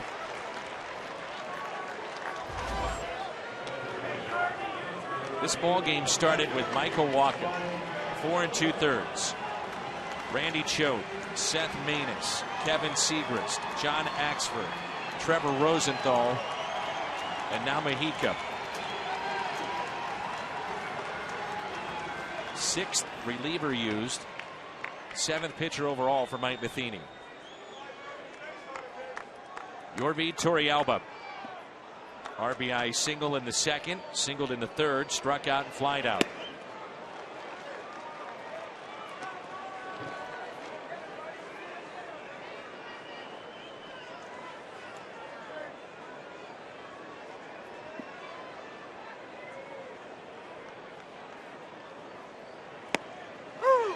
Oh, 2.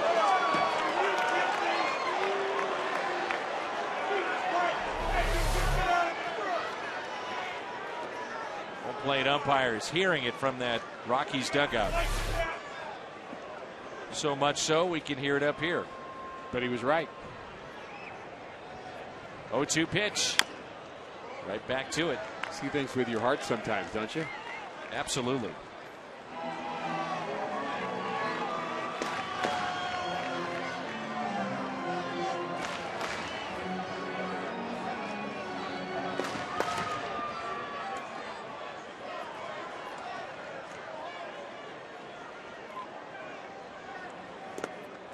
We saw a great game here last night, Dan. The Cardinals ultimately won it 4-3. Game on the line, bottom of the ninth today. An equally close game. Not as well played a game, but still a lot of big moments and maybe more to follow. Little check swing, and that's fouled back. And if the Cardinals are able to pull this one out, they both count the same. Whether it's an ugly game, well-played game, or not. That's where the mental toughness comes in.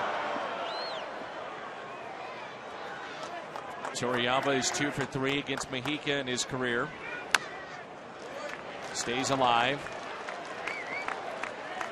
I don't blame, by the way, John Jay for coming home on that play. Not at all. You know, it just took one of those goofy bounces right back to the catcher. Played out perfectly for the Rockies. We didn't have a chance to talk about it, but that was just a bad break. He saw the ball get away from the catcher, made an instinctual move to the plate, got about halfway there, and the ball just bounced right back to Torrealba.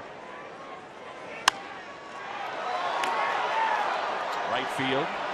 For out number 2. Beltran is there. Beltran, Molina are due up for the Cardinals, along with Pete Kozma. And the Cardinals' question is who has the 10th.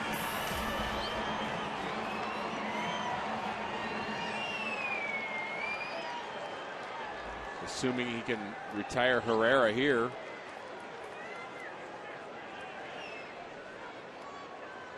It'd be 9-1-2.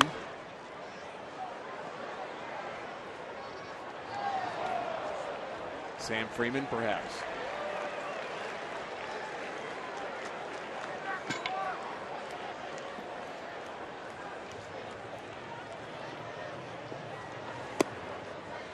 Did have Tyler Lyons warming up earlier in the ballgame when Michael Walker was struggling.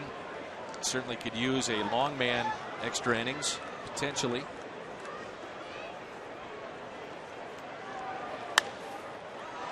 Little flare into shallow right center, and that drops in for a hit. He's thinking 2 and puts himself right in scoring position.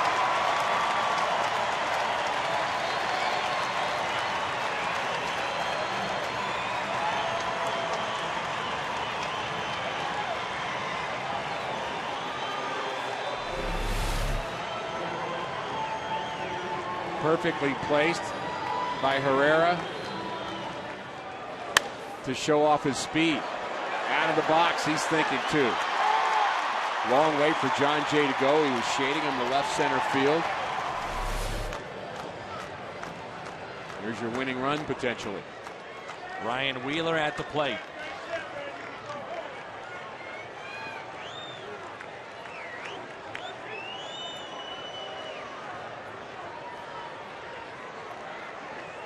Winning run at second base. First pitch to Wheeler.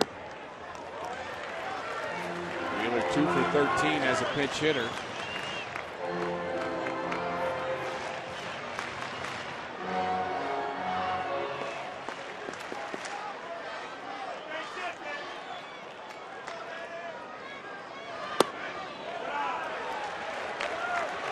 On deck, Charlie Blackmon. Rockies down to Pacheco on their bench, assuming they're not going to use Rosario, Arenado, and Gonzalez, who are all hurt. And Kadire. Yep.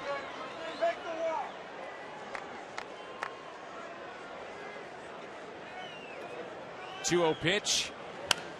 Off the end of the bat. Backhanded by Mejica. Throw is offline, but the tag there by Matt Carpenter. Extra innings here at Coors Field in Denver. Todd Helton ties it up. Who knows? That may be his final long ball of his outstanding career.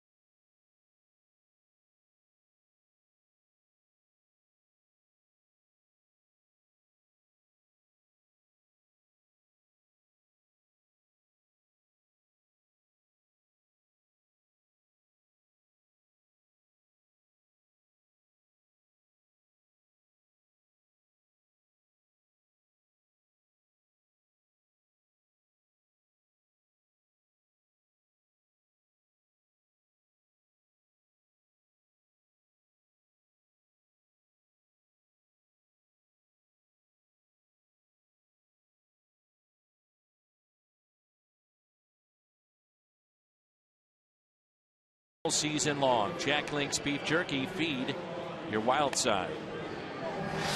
Well, Carlos Beltran will lead things off against Matt Belisle. No Chevy Cole to the pen. Game that started with Oswalt, went to Corpus, Ottavino, Ottman, Bettis, Brothers, and now Belisle. I think I got it right. You got it right, and it's a game where we've seen 28 hits through 9 innings. A 6-6 tie. Both bullpens giving up runs in the 8th and the 9th.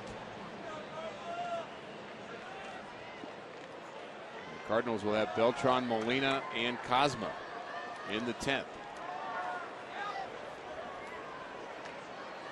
Move the rosin bag over. Line of sight of the hitter. So 7 pitchers, Dan, that you just reeled off for Colorado. Cardinals have used 7.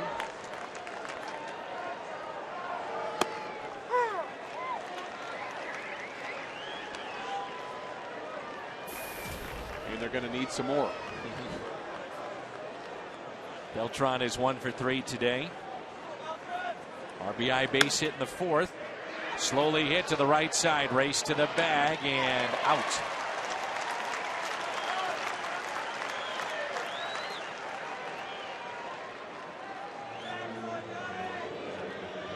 It brings in Molina, who is hitless today. Grounded into a 6-4-3 double play in the 2nd. 2 runners on in the 4th. He flied to center, struck out against Ottavino, first man that he saw in the 6th, and also lined out to right.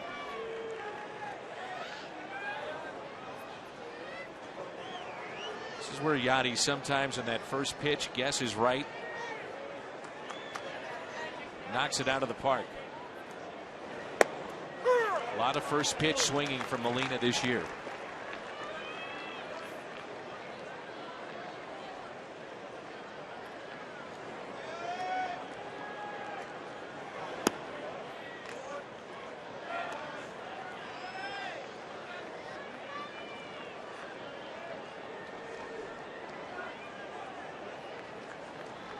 One ball, 1 strike on Yadier Molina.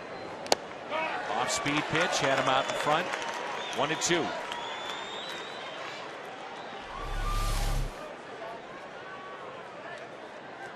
Good breaker there.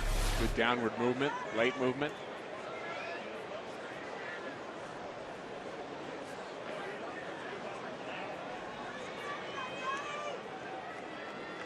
Think the Pirates are scoreboard watching? Oh yeah.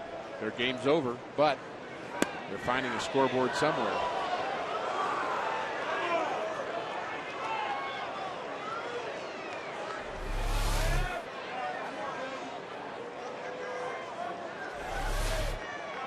Caught the corner. A strikeout of Yadier Molina. Belial gets his first K of the afternoon.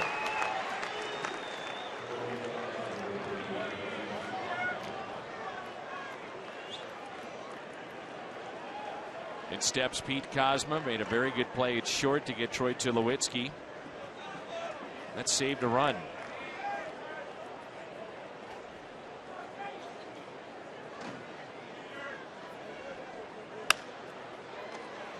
Hit sharply to third. LeMahieu comes up with it. 1-2-3 inning for Belial.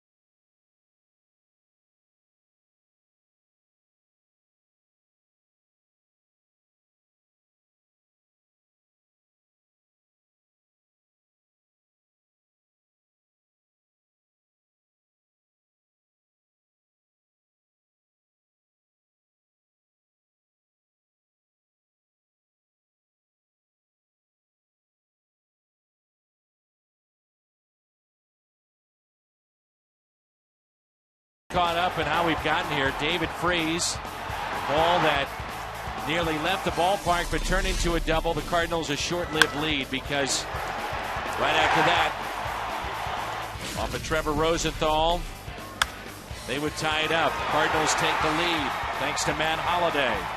Scores Colton Wong, and then Todd Helton takes Edward Mujica deep.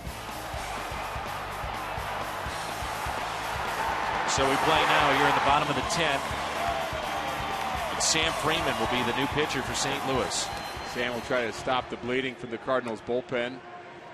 They've given up a run in the 8th, a run in the 9th.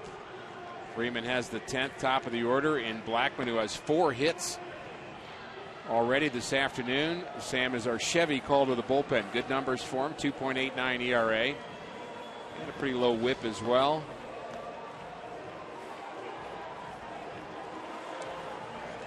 He'll have Blackman, LeMahieu, and Dickerson. And hopefully that's all. The 7th reliever used by the Cardinals today. As you mentioned, Blackman, a 4-hit afternoon. One out he made was a line drive off the bat of Blackman to Holliday in left when Segrist was in the game. Strike at the knees.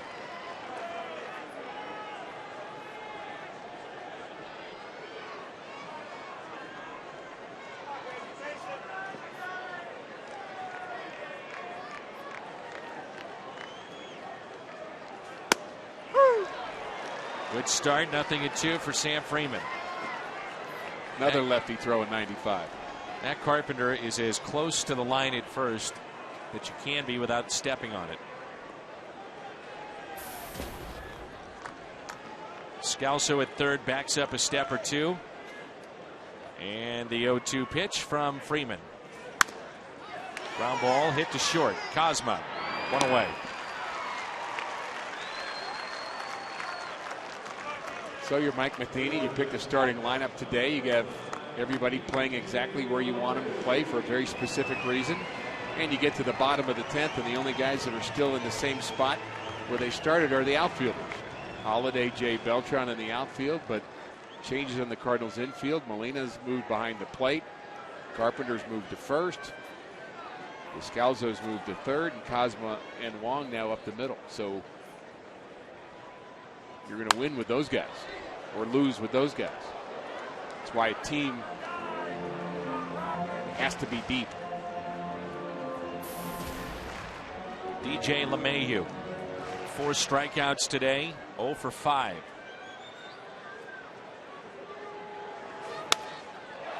Fly ball out to left. Holiday back with room and makes the catch. Just a little bit in on the hands on that changeup. He waited back, kept his hands back, and just missed it. The timing off a bit, but he gave it a ride. Freeman has a good changeup, a really good one, but just a little bit on the hands, not quite the barrel of the bat. Otherwise, we would be packing up right now. Corey Dickerson, RBI triple back in the 8th.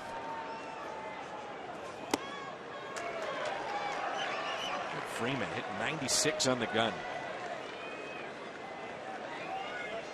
Dickerson is singled and also walked. And that triple, he had such a big hit in this game. He had a season in A-ball where he had 32 home runs. He's not approached that last couple of years, but he's got some pop in his bat. We saw it. Big swing there, kind of a long swing.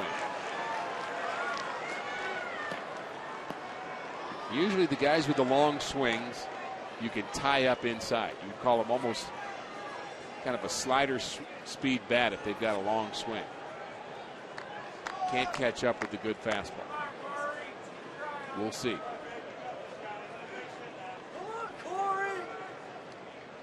Oh, 2 pitch. Freeman to Dickerson.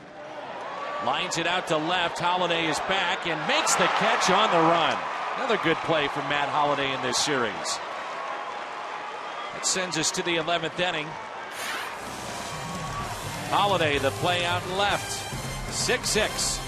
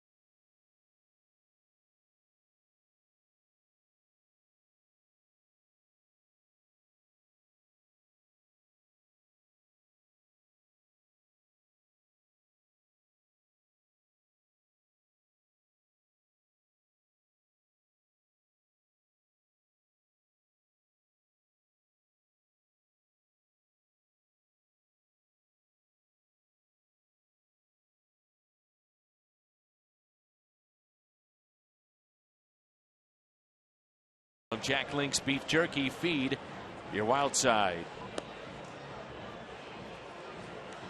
St. Louis by 1.5 games in front of Pittsburgh. The Pirates have already posted a win. They will host Cincinnati tomorrow night. 6-6 here in the top of the 11th. The Dodgers are the first to clinch a playoff berth, a 7-6 win over the Diamondbacks. So they are the champions of the National League West.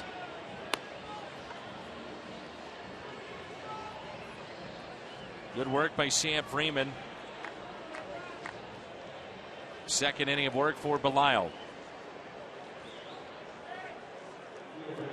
Adrian Chambers will be the pinch hitter. Then we'll see Descalso and Wong.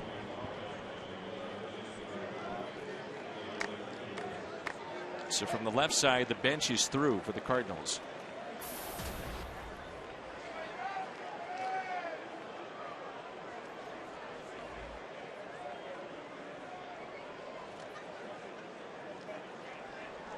And just like that, Walt Weiss will go to his pen. That'll be it for Belisle. He's got two more lefties out there, and Pomeranz and Jeff Francis.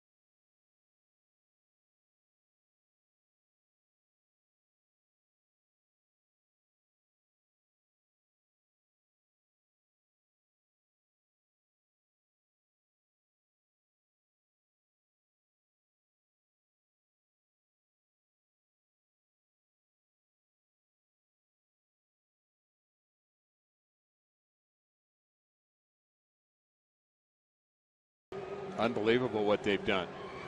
And then they're the first to clinch. Chevy called to the pen. Drew Pomeranz. We saw him pitch in game one. High draft choice, 5th overall. Part of the Ubaldo Jimenez deal. And here is Adrian Chambers. Chambers, Descalso, and Wong. Well, potentially, you got a couple of guys out of the 3 that could give you fits with their speed.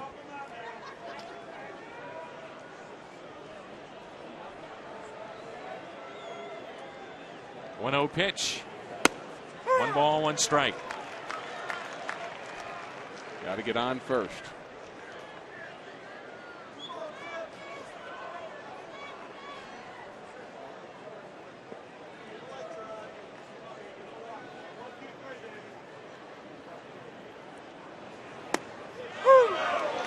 Low strike to Chambers.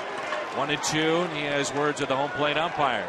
Pomeranz walks nearly 4.5 batters per 9 at the big league level. That pitch looked like it did catch the bottom of the zone.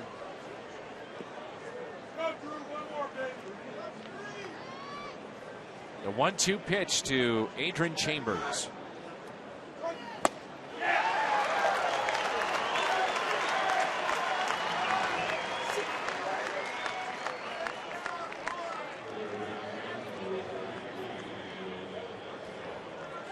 Descalso has had to face Ottman and Brothers in his last 2 at bats, so a couple of lefties.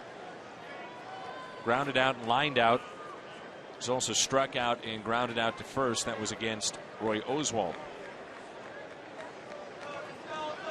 Cardinals with 11 hits. Rockies with 17. We're tied up at 6-6. Neither side has committed an error. Breaking ball chopped towards second.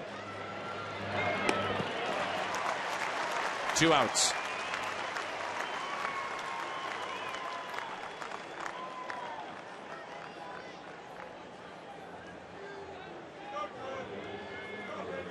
One of the things you have to fight in a game like this, Dan, is crowd's not real big here at Coors Field. Hasn't really been in this entire series. This is an extremely important opportunity for the Cardinals here today. But the atmosphere, when you get into extra innings and you've been here a long time and the crowd is kind of out of it, it just doesn't feel like it is important, but it is. So you have to mentally fight it and fight the fatigue of a game like this and remind yourself, look, we're fighting to stay 2 games up in the Central Division. Dodgers won today. We're fighting to stay ahead of them as far as best record among division leaders. So a lot on the line here. 2 strikes on Colton Wong. Been a tough start to his big league career at the plate.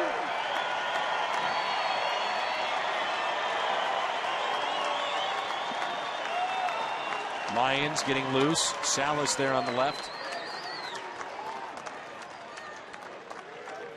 0-2 pitch to Colton Wong.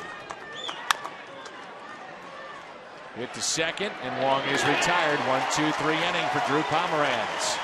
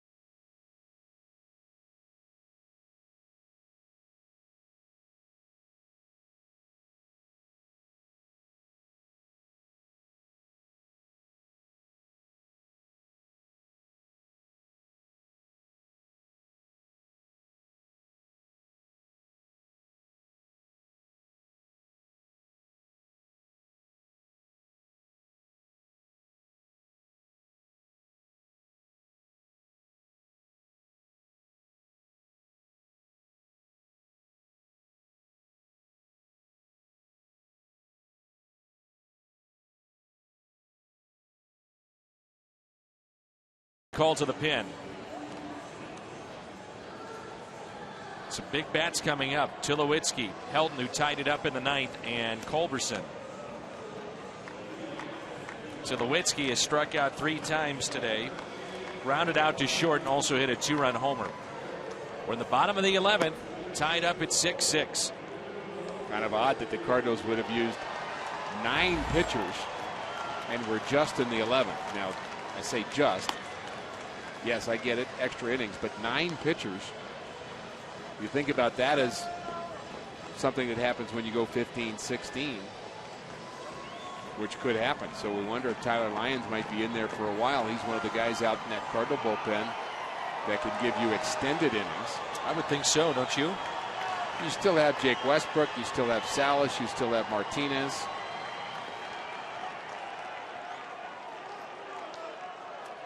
Cardinals record in extra innings, they are 5-5 this year.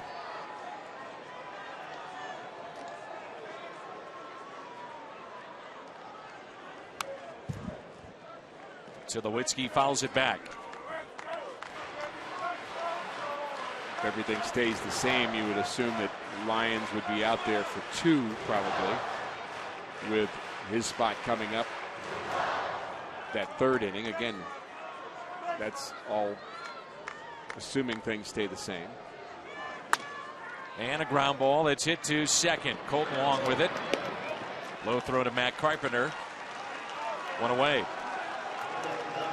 Todd Helton last night, game on the line. Bases loaded. He strikes out to end it. Today, against Mahika, gets the best of him. That's baseball.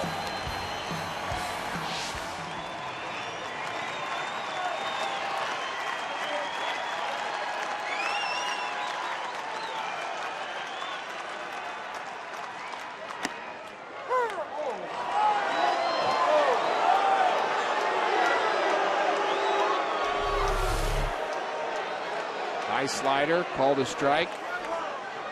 Wasn't.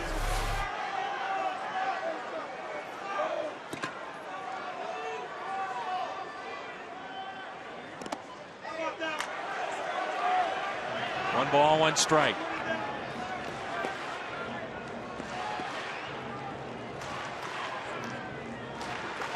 Colton shaking his arm. He's not right. Dealing with soreness at shoulder and also his arm.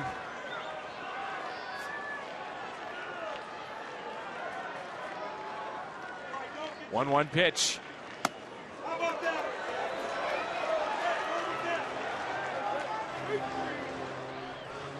We have a fan that we've been picking up on our microphone the whole game that does not seem to be a Vic Carapazza fan.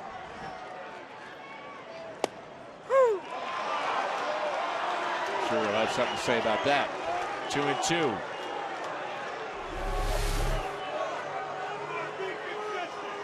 There he is. Be consistent.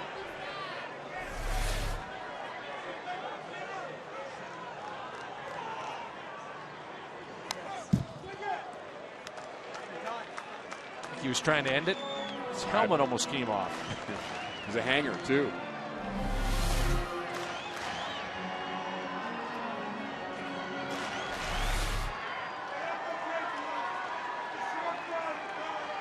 The 2-2.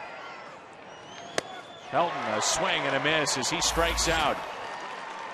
Same helmet problem, and he again is shaking that left wrist. There's the swing. There's the helmet. And there's the wrist.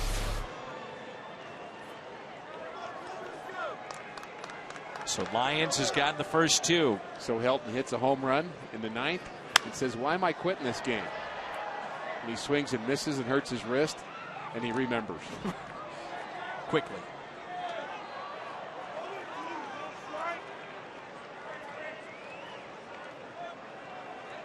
If we head to the 12th, Cardinals will have the top of the lineup. That's off the end of the bat. 8th reliever used, 9th pitcher overall for St. Louis, Tyler Lyons.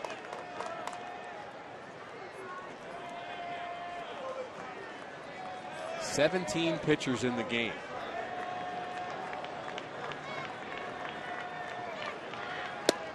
So far.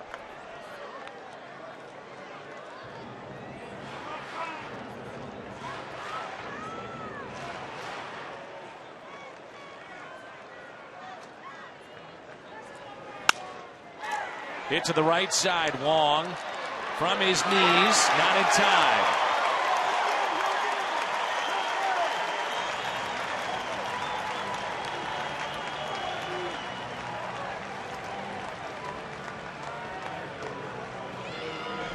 Winning run is on. Wong goes to his left. And it looks like he might have stumbled just a little bit, spun around, still made the throw. Not really how he designed to make that play, but still pretty athletic recovery at least. Three hits for Culberson. Infield hit. Now it's Yorvi Torrealba.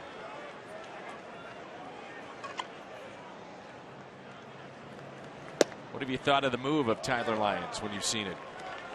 I haven't really seen, well, when he started the first two games, we didn't see much of it because nobody was on base against him. Didn't really have a lot of opportunities for that. I say he's quick to the plate, which is the most important thing.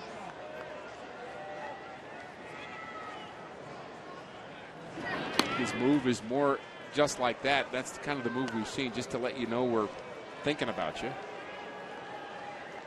Haven't seen it necessarily as a weapon like we saw with John Gast, Cardinal left-hander that we saw earlier this year. Yeah, his is an absolute weapon.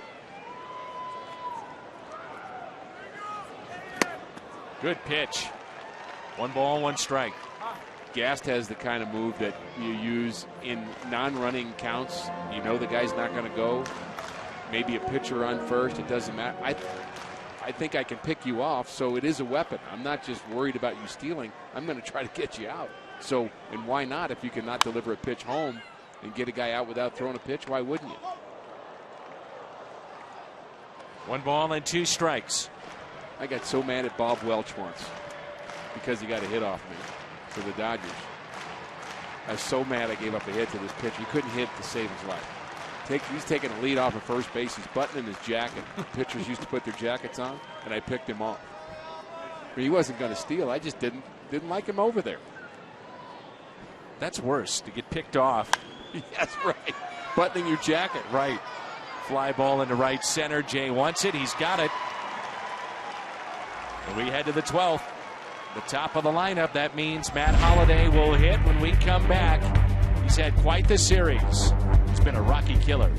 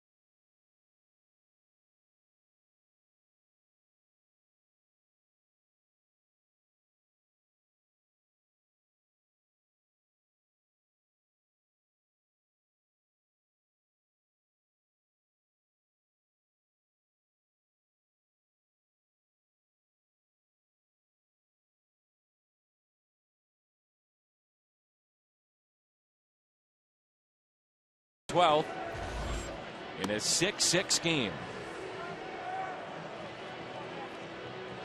Carpenter still looking for his first hit this afternoon. He's been very good during the day, by the way. His day batting average over 370 this year, but 0 for 4 with a walk. A 10-game hitting streak on the line. But getting another opportunity in the 12th. He'll have to do it against Drew Pomeranz, his second inning of work.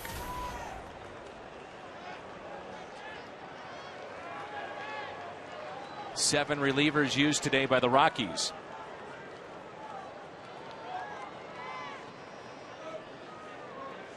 Didn't I say earlier it had the feeling of being a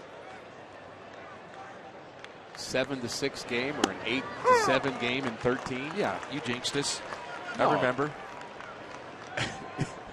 I was actually looking for a little I'm credit. ready to throw you out of the booth. I'm looking for a little no, credit. I'm not giving you credit for that. But you're going to call it jinxing. Yeah. Wonder if there's any no-hitters going on right now you could talk about. Somewhere on the planet there's a no-hitter going.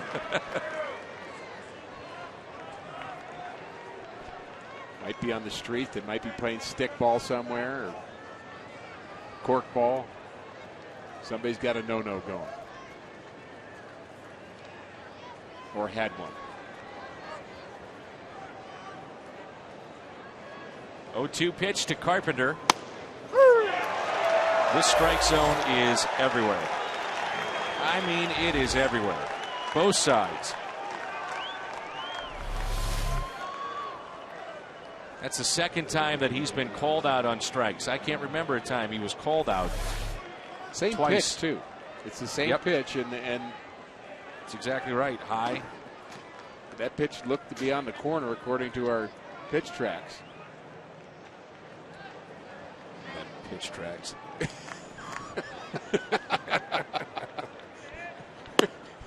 Hey, I don't care about the facts. That's a ball. My mind's made up. Don't confuse me with proof. That's right. Here's John Jay. Lifts it out to left. And the catch is made. 2 away. They have had a right-hander getting loose in the pen. The way Pomeranz is going, who is a starter. You would think if he was in any trouble, they'd bring the righty in to face Holiday, but 2 outs, nobody on. 1 for 3 with a home run against this lefty.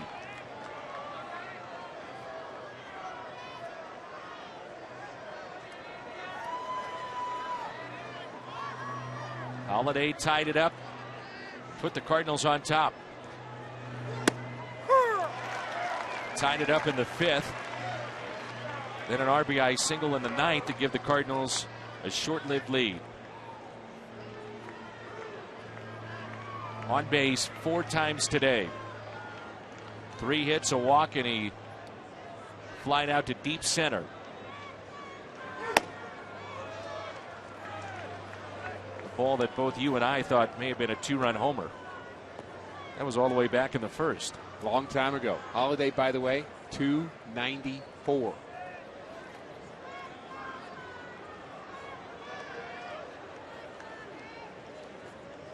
One pitch. Taken inside. He hits the glove. The problem is the glove is off the plate. Never liked it when a catcher's set up off the plate.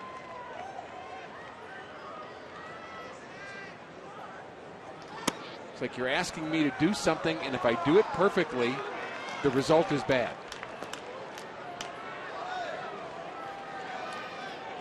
Carlos Beltran, I believe, just took something out of the back pocket of Matt Holliday.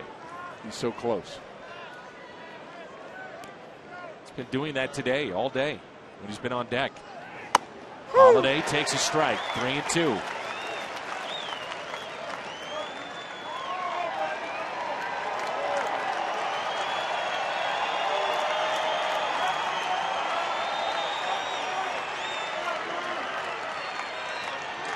Two outs, nobody on. A 3-2 pitch to one of the game's hottest hitters. Here it is. We'll do it again.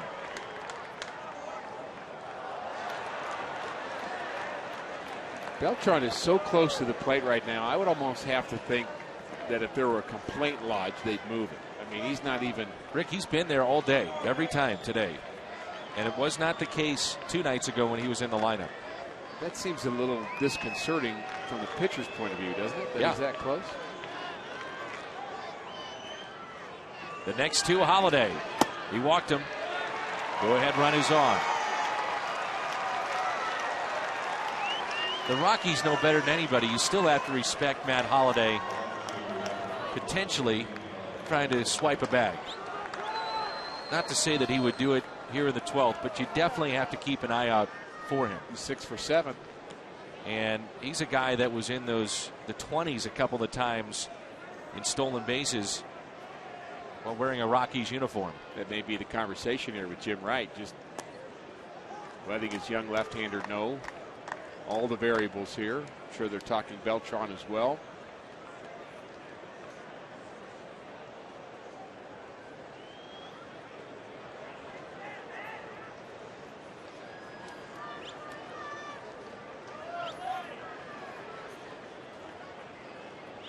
Talked about the catcher setting up off the plate. That may have been a bit by design to be careful with Matt Holliday, which you can't blame him.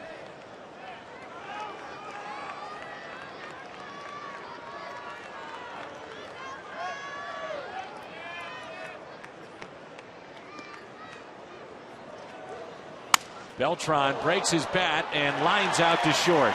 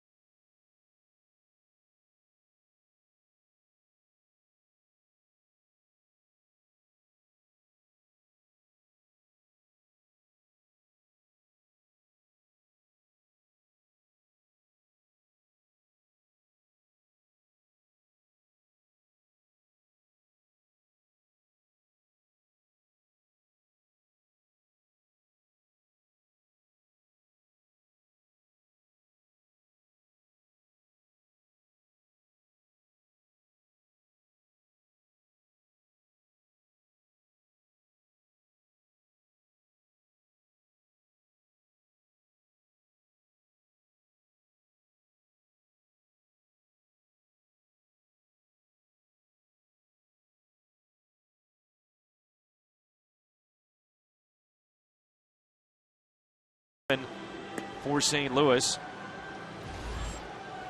Cardinals, those 11 hits, they have stranded 8. The Rockies with 18 hits have stranded 13.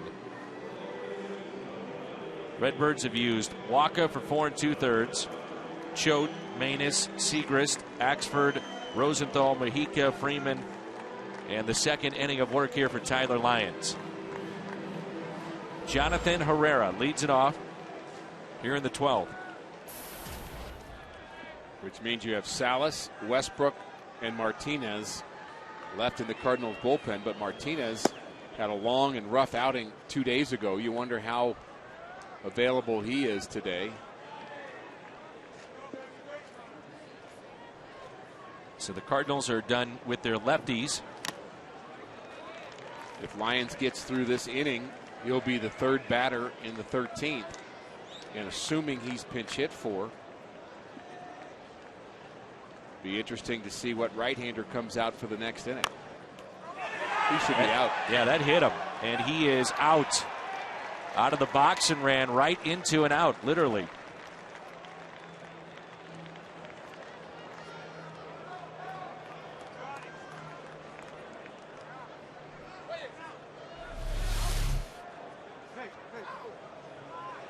So that put out will go to the closest man, and that's the catcher, Yadier Molina, as Walt Weiss is going to argue here.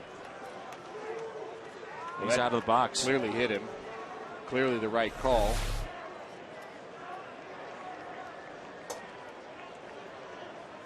Wasn't really much doubt about that particular call.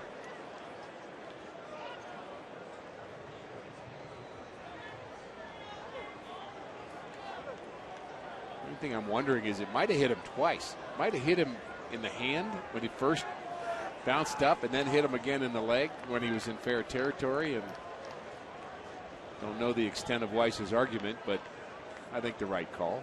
I would agree, and there wasn't much argument from Herrera either. It was almost as if he knew he ran into the out.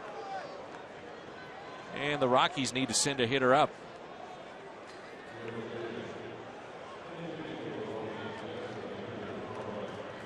This is Tyler Chatwood, and we saw him swing the bat pretty well against the Cardinals, but this gives you an idea. He's a starting pitcher. So that means Kadire, their bench is done. That means Kadire, Rosario, and Arenado can't play today. You'd have to think, because they could pinch hit. Carlos Gonzalez is listed, but is not here. Those 4 guys, you think, if they could at least swing the bat, they'd be up here. So that's right. So his bench is done. Yeah. No mas. 0-1 pitch. Chatwood puts it in play, chops it left side. Descalso to Carpenter. 2 away.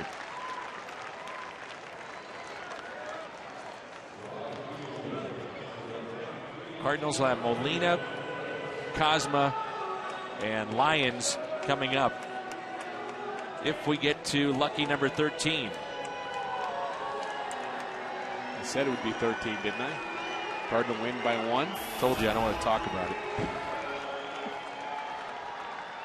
You'll be happy. I hope so. I hope so.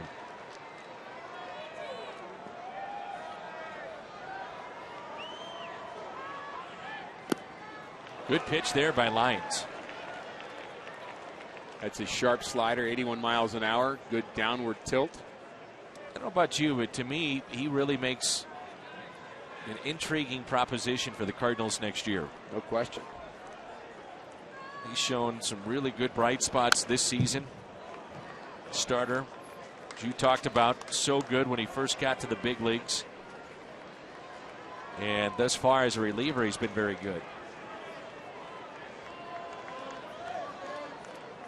The problem is for him, and it's a great problem for the Cardinals, they are stocked up with young, good arms.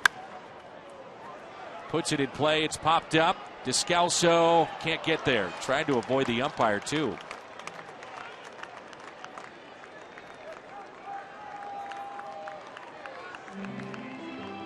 This is a kid's game. It's a fun game. Everybody very loose in a baseball uniform, so you're not really feeling sorry for these guys playing extra innings, but the legs get a little heavier.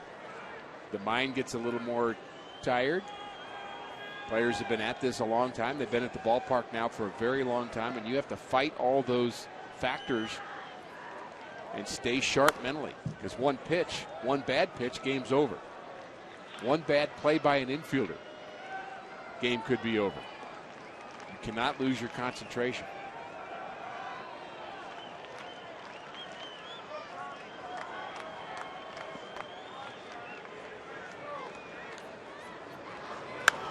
There's a breaking ball popped up again, left side. Descalso, similar play.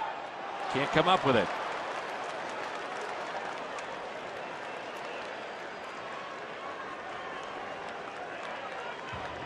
He should have just stayed there after that last pitch. Blackman today with 4 hits, 3 singles, a double. Fly to left and grounded out to short.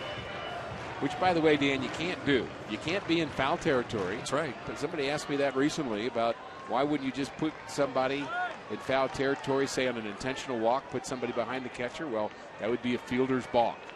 You have to be between the lines. Everybody except the catcher has to be in fair territory.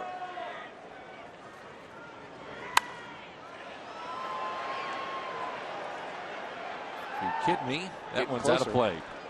Now, having said that, I saw a game in the American League in Chicago. It was in the dugout, in fact.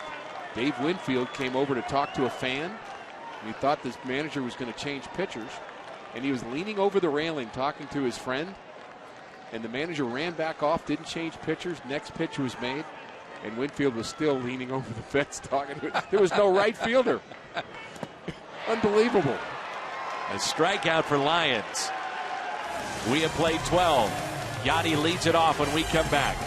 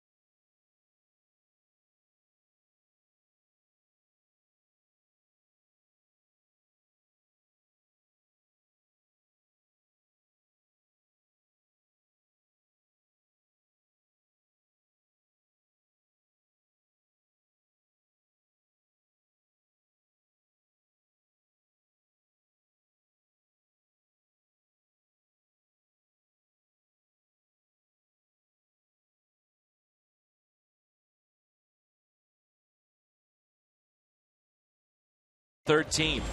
Rockies and Cardinals. 8th inning. How'd we get here? Let's tell you. David Freese with this drive into center. That allowed a run to score. That was Holiday. Rockies, though, come back and tie it up off of Trevor Rosenthal. A triple. Blackman scores. 9th inning. Holiday comes through with a single with 2 outs. That would plate Colton Wong, and then Todd Helton takes one deep off of Edward Mejica.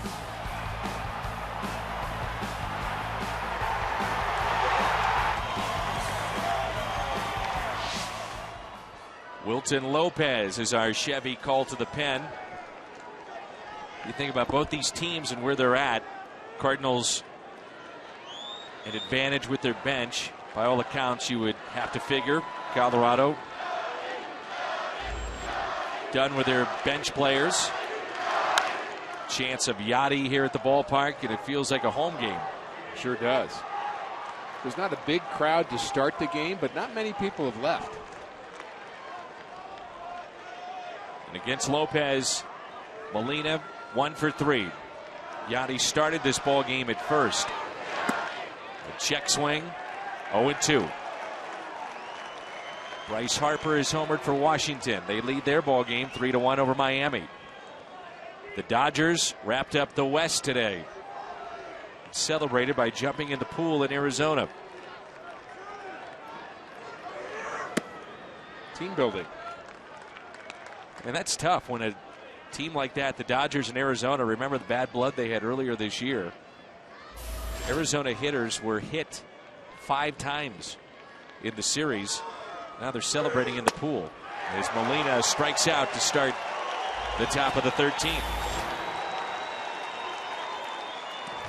3 strikeouts in one day for Yachty. Very unusual. Happened earlier this season, but Yachty still one of the top 10 in the National League in terms of having a tough time striking him out. What is it, 1 every 14 at-bats for Yachty? Something like that. Yet 3 punch-outs here today. And 0 for 5. Here's Pete Kozma. And Kozma shoots one out to center for out number 2.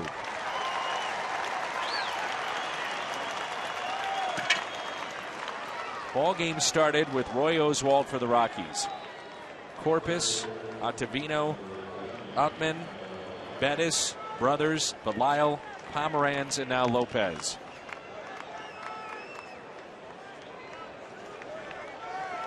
Tyler Lyons hitting for himself. So maybe gives you a little insight on what the Cardinals have left in their bullpen. Westbrook is available. Salas. As you mentioned Martinez, but you're not sure because of his lengthy outing last time out. I would think you would just want how deep he could go. You'd want to stay away from him, I would think. And, you know, it isn't just today. The Cardinals only have 1 off day left the rest of the way, so you want to be careful how far you go. And just like that, we head to the bottom of the 13th.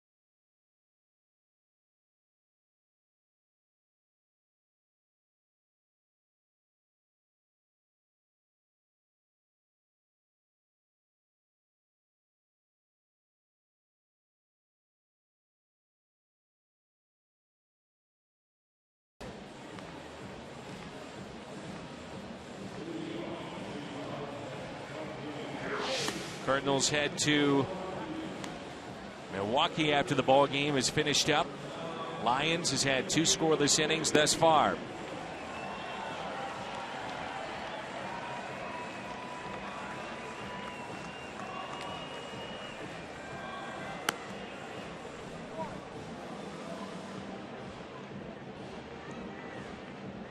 LeMahieu, Dickerson, Tulowitzki for the Rockies.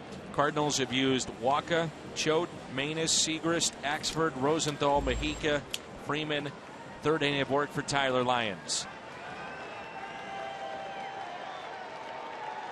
Mike Matheny had some other options on his bench. He had Rob Johnson, Ryan Jackson, Audrey Perez, Brock Peterson left on his bench. I think at this point he's just leaving this game up to Tyler Lyons. And I think he likes the lefty in there at this part of the order too. Winning run is on. LeMahieu.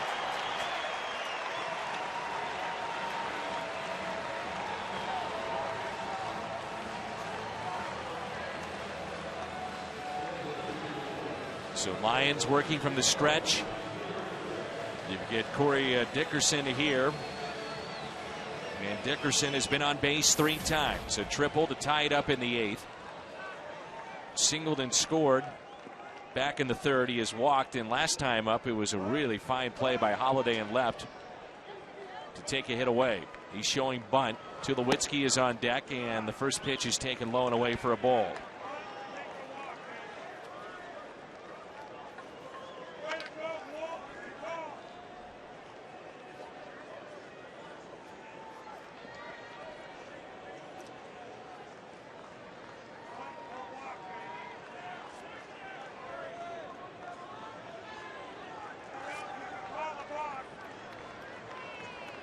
A 1-0 pitch in the air. Descalso, no play back at first. 1 away.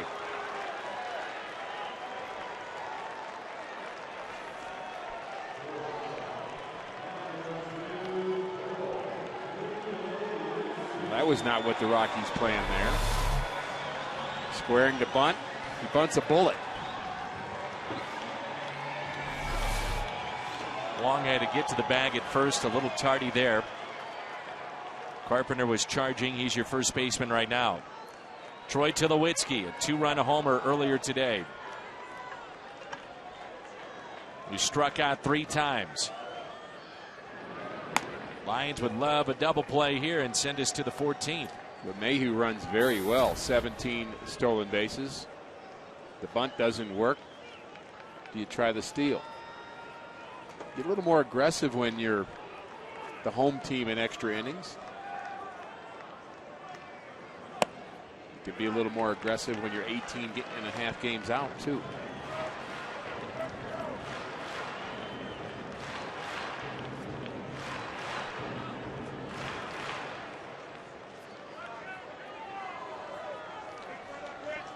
Todd Helton on deck if Tulowitzki can reach. An extended to Helton.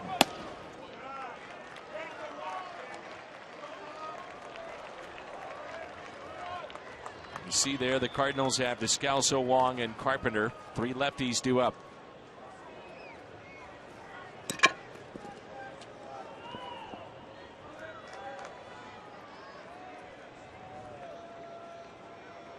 The 2-0 pitch in the dirt. 3-0.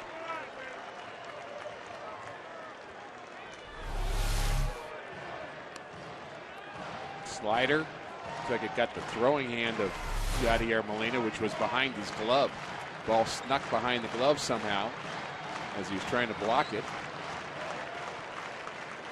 Yadi played this whole game but started out at first base.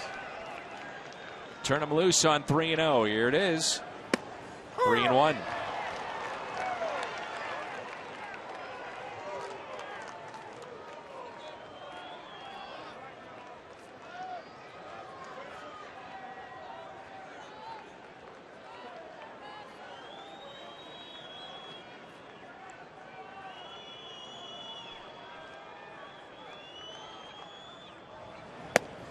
Three and 2.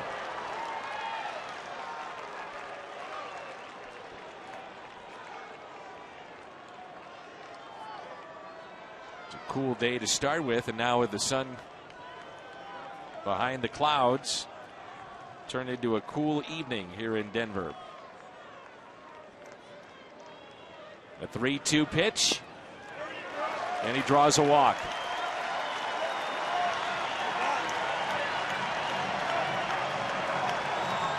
Todd Helton tied it off of Mahika back in the ninth, and a base hit could win it.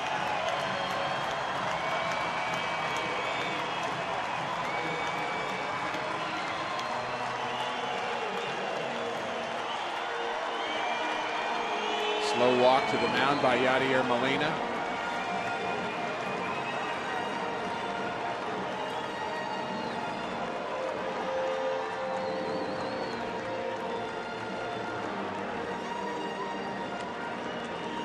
Lyons has decent control, but he's missed with his slider a couple of times in this inning, and that's the pitch that needs to work here to try to get that double play,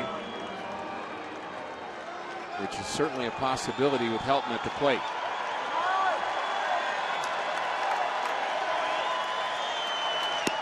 First pitch taken for a ball. Remember, Helton really fought the strike zone.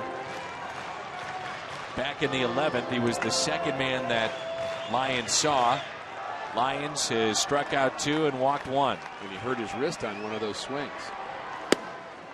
1 ball, 1 strike.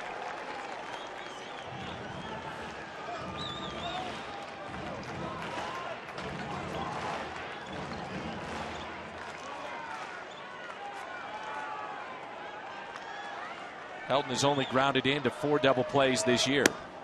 Strike 2. Paints the outside corner.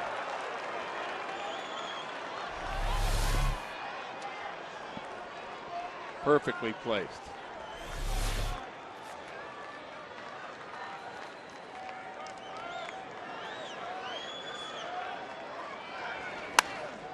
Helton with a fly ball into center.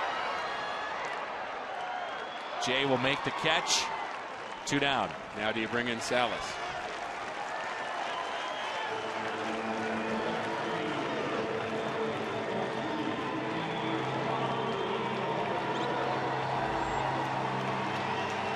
There's your answer.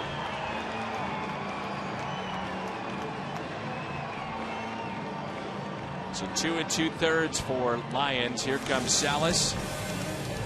The game on the line when we come back.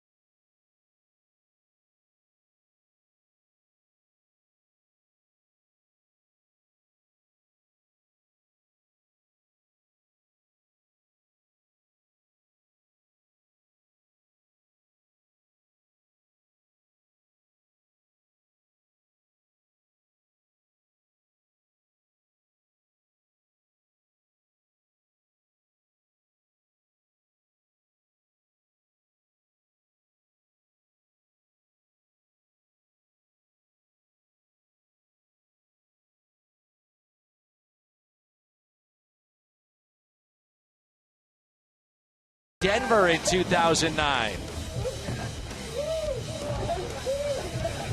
The celebration there, you see the young man with the Cardinals cap on, part of that celebration. One of the ultimate Cardinal fans.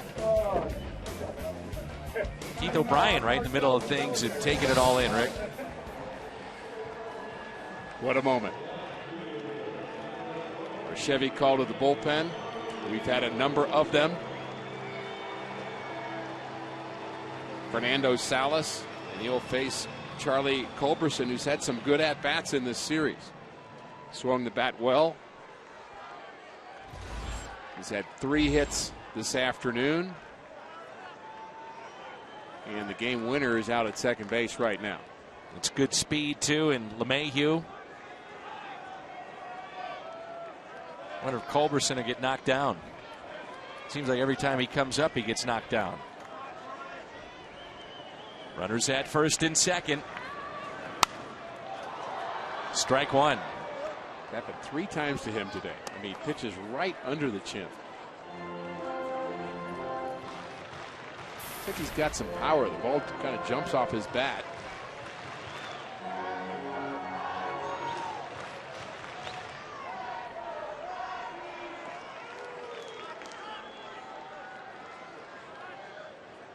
Oh, 1 pitch. 0-2.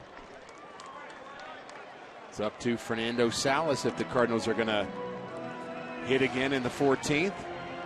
8-9-1. 30 hits in this game now. And the Rockies have 19 of them.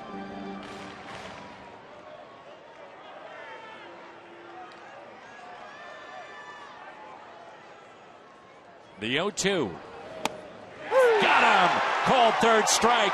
Sends us to the 14th. Good work by Salas. Catches the bottom of the strike zone.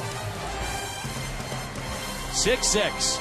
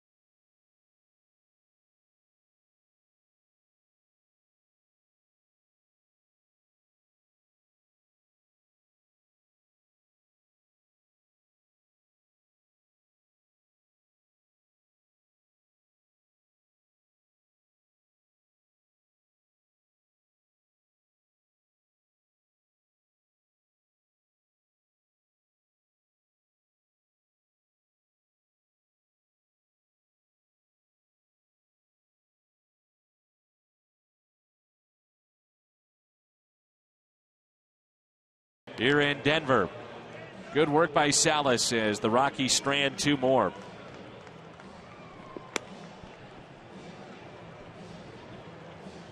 Cardinals hoping for a happy but late flight today. Rockies have stranded 15 this afternoon. Cardinals have stranded 7. Lopez in his second inning of work.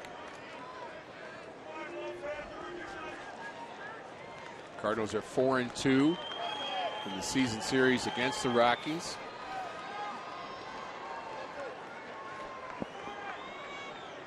Trying to win 3 out of 4.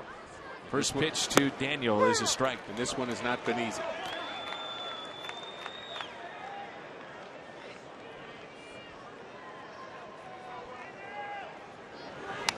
Oh, 0-2 on Daniel Descalso. 3 lefties for Lopez to face.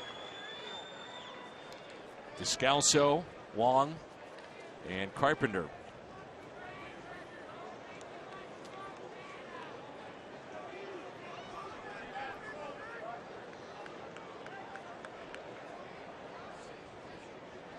The 0-2.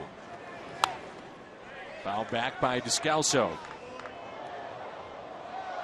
That almost hit Auerbach.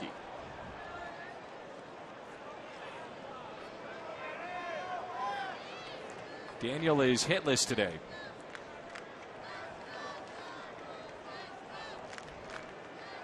Ball hit right in front of the booth. In the dirt, 1-2.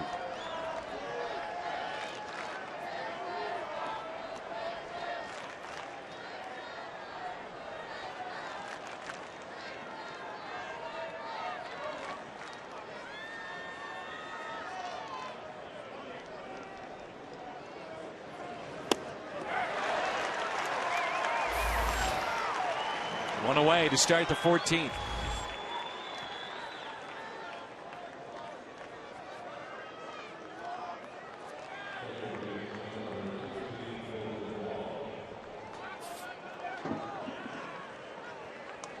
Descalso is hitless today. Colton Wong came in as a pinch runner after Adams had singled back in the ninth. His lone plate appearance came in the 11th and rounded out to second. Still trying to get untracked with the bat. 157 batting average. You mentioned he hit over 300 in AAA. Timing's just not right at this level yet. And he's never pinch hit before, so he's really hitting sparingly, and it seems to have affected his timing. And once the timing's affected, then the confidence is affected, and then it's kind of a bad spiral. But one bullet in the outfield, and he'll feel better. I'm sure he feels like he looks up and it's always 0-2 or 1-2. Oh, yeah. Just unbelievable how that spiral affects you. 1-2 pitch here. 2-2.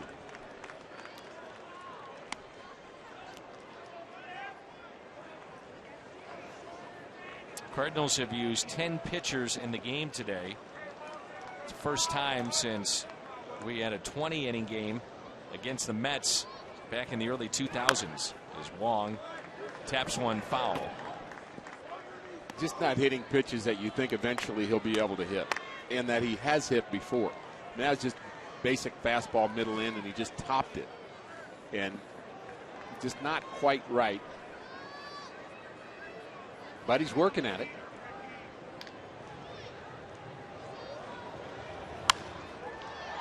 Fly ball down the left field line and out of play.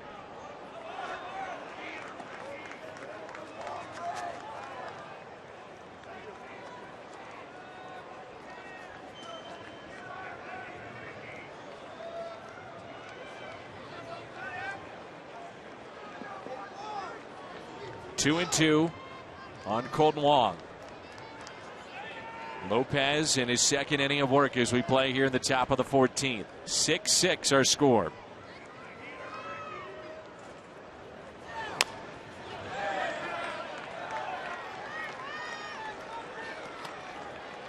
Rockies jumped out to a 4-run lead to start this game.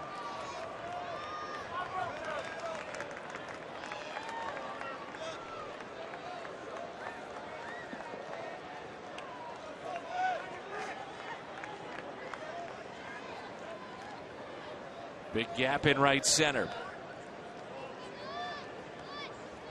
The 2-2 pitch. Good at bat here by Wong.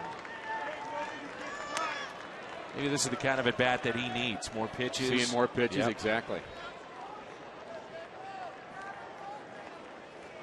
Still rooting for that gapper in right center field. Really more of a gap hitter. He's not a home run hitter.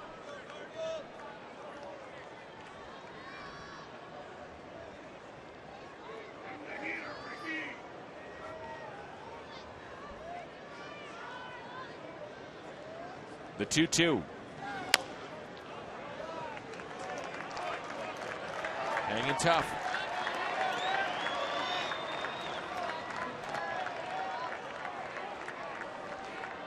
Hanging tough, but still not squaring up the baseball.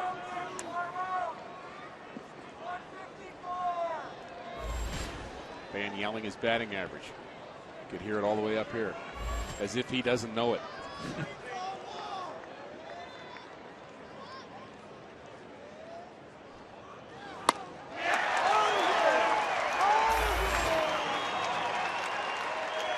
Lopez has come in. He struck out 3. 5 up and 5 down with 3 strikeouts. Elevates on this one. Top of the strike zone. Matt Carpenter's 10-game hitting streak still on the line. Hard to believe the Cardinals are 6-6 in the 14th, and Matt Carpenter doesn't have a run scored, RBI, hit, double, triple, any of that stuff that he has every day.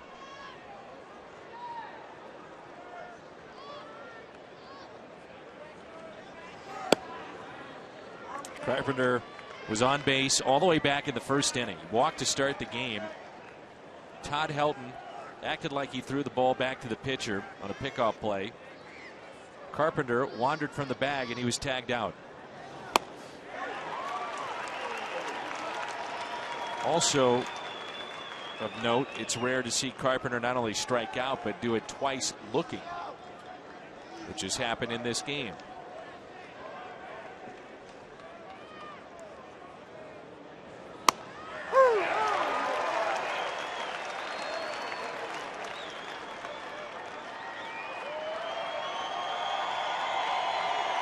Doesn't seem to be seeing that particular pitch because that's the same location, up and away, that he got called out on twice.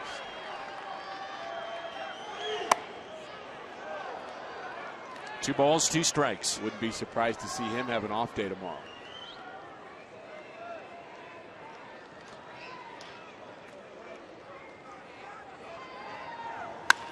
And Carpenter smokes one out to center. But on the run, they make the catch. Play made by Dickerson.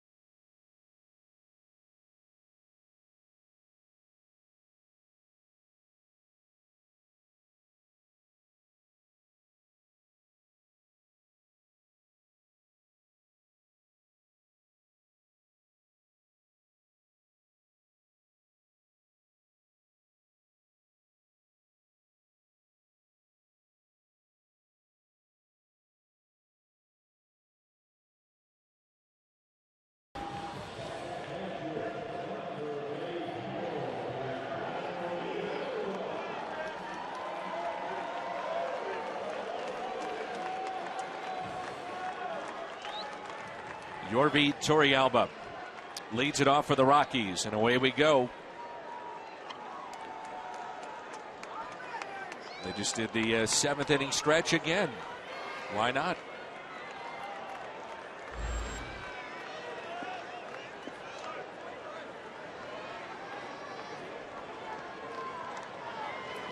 Cardinals have had 2 16-inning games this year. One against Arizona, one against Cincinnati, one a loss, one a win. And we're working on 14 here this afternoon. One of my favorite games ever, Dan, was sitting there, I believe it was on Easter, listening to you and Al. Oh, yeah. Do a game in Florida. I was doing post-game. The post-game show lasted 5 minutes. And the game lasted forever. Popped up, and there is Cosmo. One away. Good work by Salas. He's gotten the last 2 outs. And you were funny. You were very funny. At one point, I recall you saying, and now it's raining. I believe it was like the 17th or the 18th. Did that game go 20 innings? Or? Yeah, I think it was 20, and Fernando Vina got the game-winning hit. Who had been hitless in 9 at-bats in that game. We were coming home that night from a road trip, and because of the rules for the flights, the crew needed proper rest, and so we were delayed getting back home. You spent the night? We did not spend the night. You were delayed. We were delayed, so they got the new crew in there.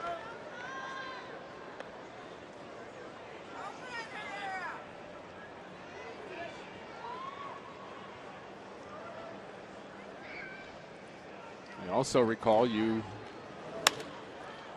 probably weren't doing the game. It was a game of the week when we played the Mets in 20 innings, was it not?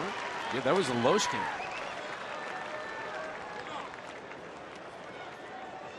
That was at Busch Stadium.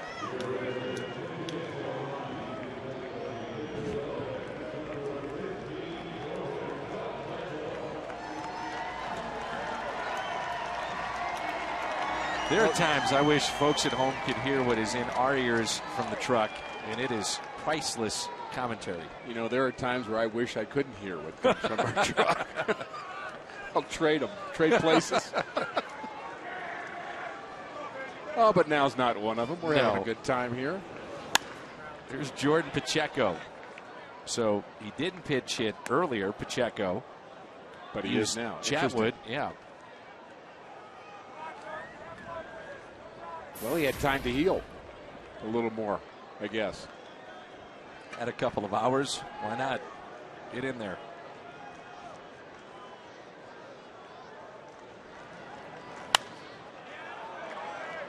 In the air out to shallow right.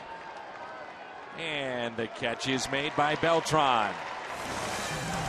Good work by Salas. Sends us to the 15th.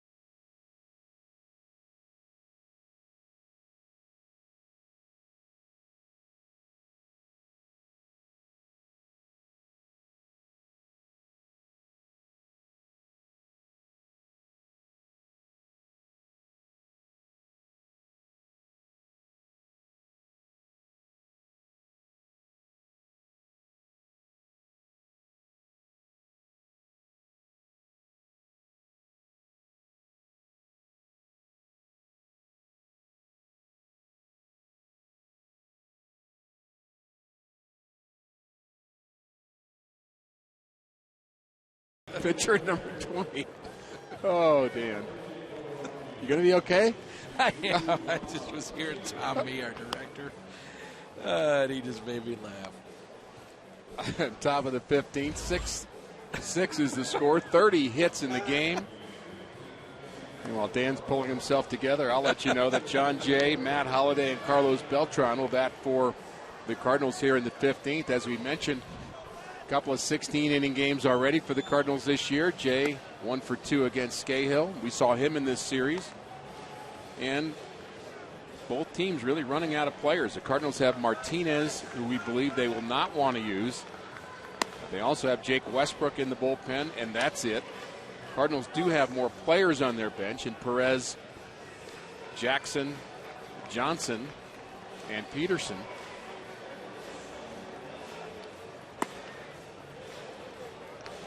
But not many pitchers left now for the Rockies. Mitchell Boggs, we've not seen him tonight.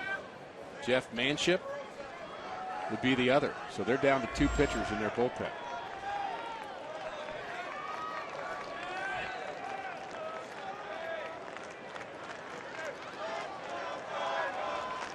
And I welcome back to the microphone Dan McLaughlin, who now has it together. I do.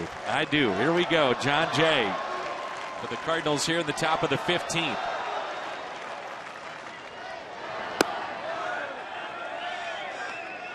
It's nice that the Cardinals have this cushion. 2-game lead, now game and a half after the win by Pittsburgh. But boy, would a win be awfully nice going to Milwaukee. No question. And I think that's what's odd about this moment. And again, I've said it, Dan, but I'll say it again. It's been a long game, so people may have missed it. The fact is, there's a lot of external factors going on right now that would make you kind of let down a bit and not remember just how important this game is. And Jay hits it out to left. The running catch is made. Culberson takes a hit away from John Jay. Seen a lot of lineouts to outfielders today. Nice play by the left fielder. Here's Holliday, who's 2 for 2 with a home run off this righty. Holliday has been on base 5 times today. 2 walks, 2 RBIs, couple of runs scored. All his hits have been singles. Swinging the bat right now as well as we have seen him all year. He really is. Even, and I know that's where you were going. Even with that ball he just fouled off there, he pulled off a little bit, but it's not. It's just not a bad swing. It's not far off. It's not like his balance. His balance, I think, is what we see. That's so much better. Numbers getting better. 294 average. He might hit 300. Cardinals not had a base runner, I believe, since Holliday. Yep. Back in the 12th with his walk.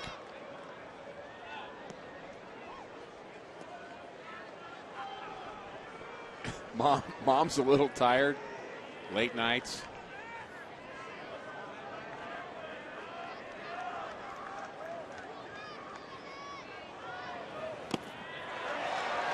He's setting him up. Those kids change so quickly.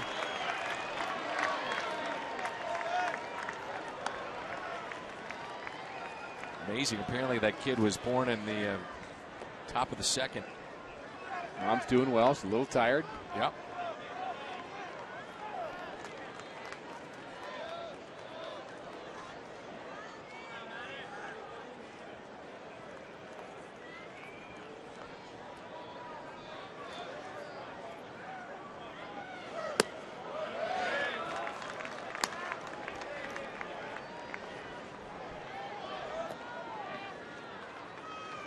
There's Beltran again, getting close to home plate to get a view of the pitcher. That's really why he's doing it. He's trying to get as clear a timing advantage as possible.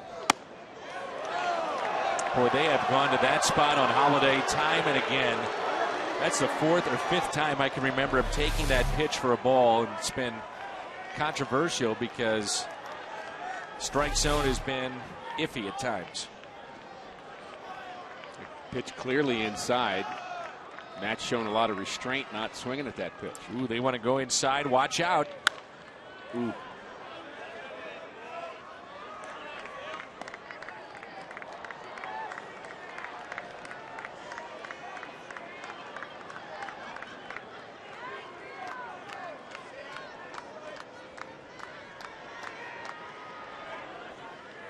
Think about times we've had those conversations about hitters where somebody will tell you, hey, you got to go inside on them.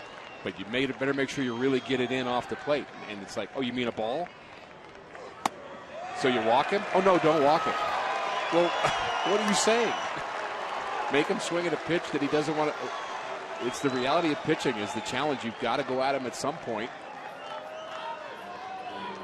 Holiday really seeing that pitch on the inner half, works the walk. How about Beltran playing here in the 15th? Going to need another day off. Jake Westbrook starting to throw in the Cardinals' pen. And with Westbrook, you have to worry about giving him enough time to get loose. That's taken for a ball by Beltran. It has been a while since we've seen him take one deep. Have to go back to the Atlanta series. Are you calling it? Hoping for it? Hoping. Okay. I'll take that too. Base hit into right. Holiday on his way to third. Beltran with his second hit of the day. And in steps Yachty, who might wind up catching a full game before this one is all said and done anyway.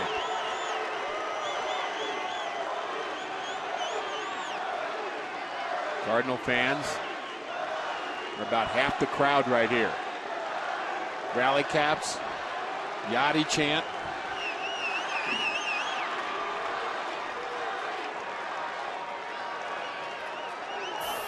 Would they possibly put Yachty on to deal with Cosma? Yes. One out. Walt Weiss out to visit. This was the scenario that they had earlier. Remember, we talked about Holiday in the ninth. Would you pitch to him or just load him up? As well as he's been swinging the bat. Well, Yachty's had a bad day offensively today, though. He's 0 for 5, but he did get the sacrifice fly, and that's what they're trying to avoid, is a situational hitting opportunity here for Molina to drive in a run. And I don't care if he's 0 for 5 or not, he's still Yadier Molina. So I would be careful with him. Probably would walk him. Although you put the bases loaded, you're putting more pressure on this young pitcher who's crooked number, potentially. Got a crooked number staring him right in the face. But Pete Cosma is 0 for 2. He's seen only 2 pitches. And they are going to walk him. I think that's the right move. How about that? You walk the bases loaded to get to Cosma. And Pete, who has had his issues at the plate this year, could make up for some of that coming through here in the 15th inning. For the visiting team to do that in the bottom half of an inning, that's a no-brainer. Absolutely, you would do it. But for a home team to do it in the top half of an inning, where you may be creating, as you say, Dan, the crooked number opportunity, you're basically just showing a lot of respect to Yadier Molina. Is what you're doing right here.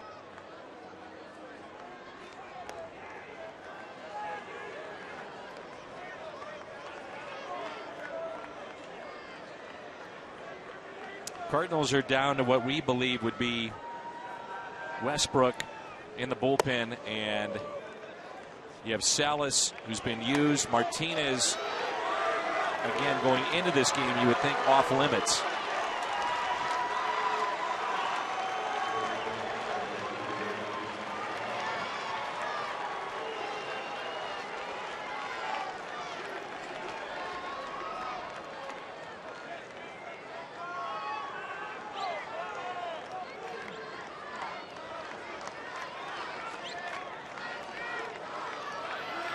And one of the things you could think about here is that if Cosma gets a hit or gets a run in, Salas' spot is on deck. You could pull back Peterson and have Salas try to finish the game off. I think if you get one run, that's what you do.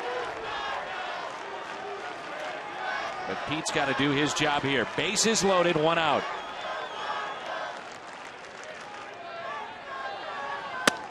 Ball 1 to Cosma. And the pressure, as you spoke of, getting a little tighter. And it's squarely on the pitcher's shoulders. He's got no place to put Pete Cosma. He needs a ground ball. Cosma needs a fly ball. Infield is in. Kozma chops it towards second. Out there, on to first. They get the double play.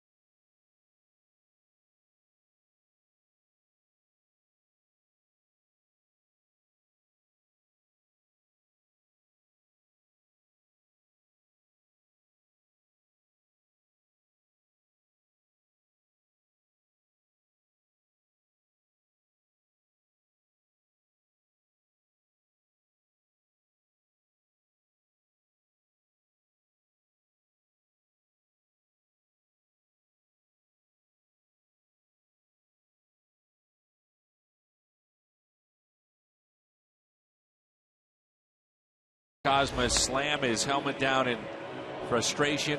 Probably the most emotion we've seen from him all season long.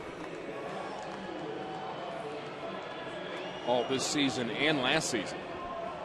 Very kind of even-keeled player, but frustrated, as I'm sure a lot of Cardinal fans are at that particular result. Probably some Cardinal fans slammed their helmets down.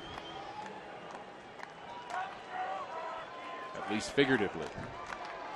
So Salas still in the ball game.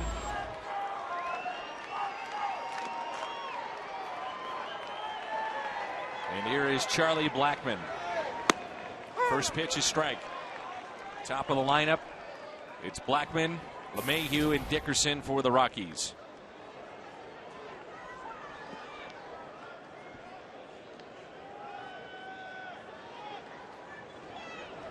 We said it would be a battle of the bullpens, and that's exactly what it is. I think the Rockies aren't really helping the home plate umpire out very much. They're pretty much arguing on every pitch. And I think every time they look back at the umpire, the fans just continue to react to that. I'm not sure he's had as bad a night as they think he has. Goodbye. Strikeout for Salas. Tell you what, Fernando's been good. He has. Very good quality pitch right there. Is this one a strike or not? Sure it is. And he complains about it. I mean, it's 0-2. It's a strike.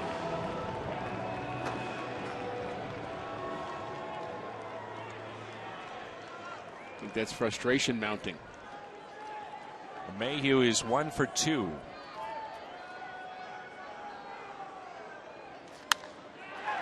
Base hit into right.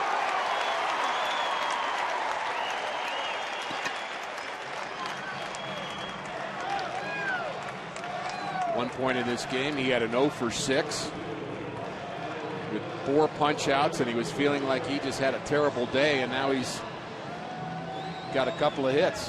One in the 13th, one in the 15th.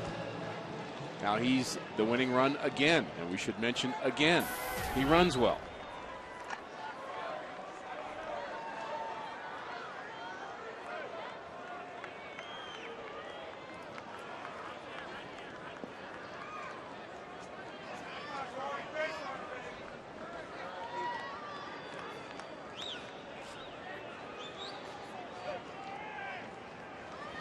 Dickerson hits it into right. Beltran over. That's to the wall. They're going to wave him in. Relay to the plate. Throw is there. Scoots away. Game over.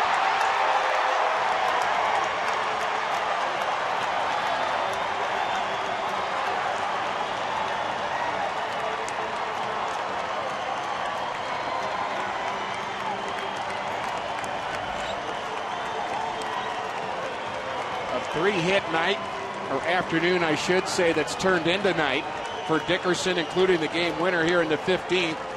It became a battle of the bullpens, and the Rockies bullpen came up with big pitches when they needed it. And they earn a split in this series, and the Cardinals are now 1 game ahead of the Pittsburgh Pirates.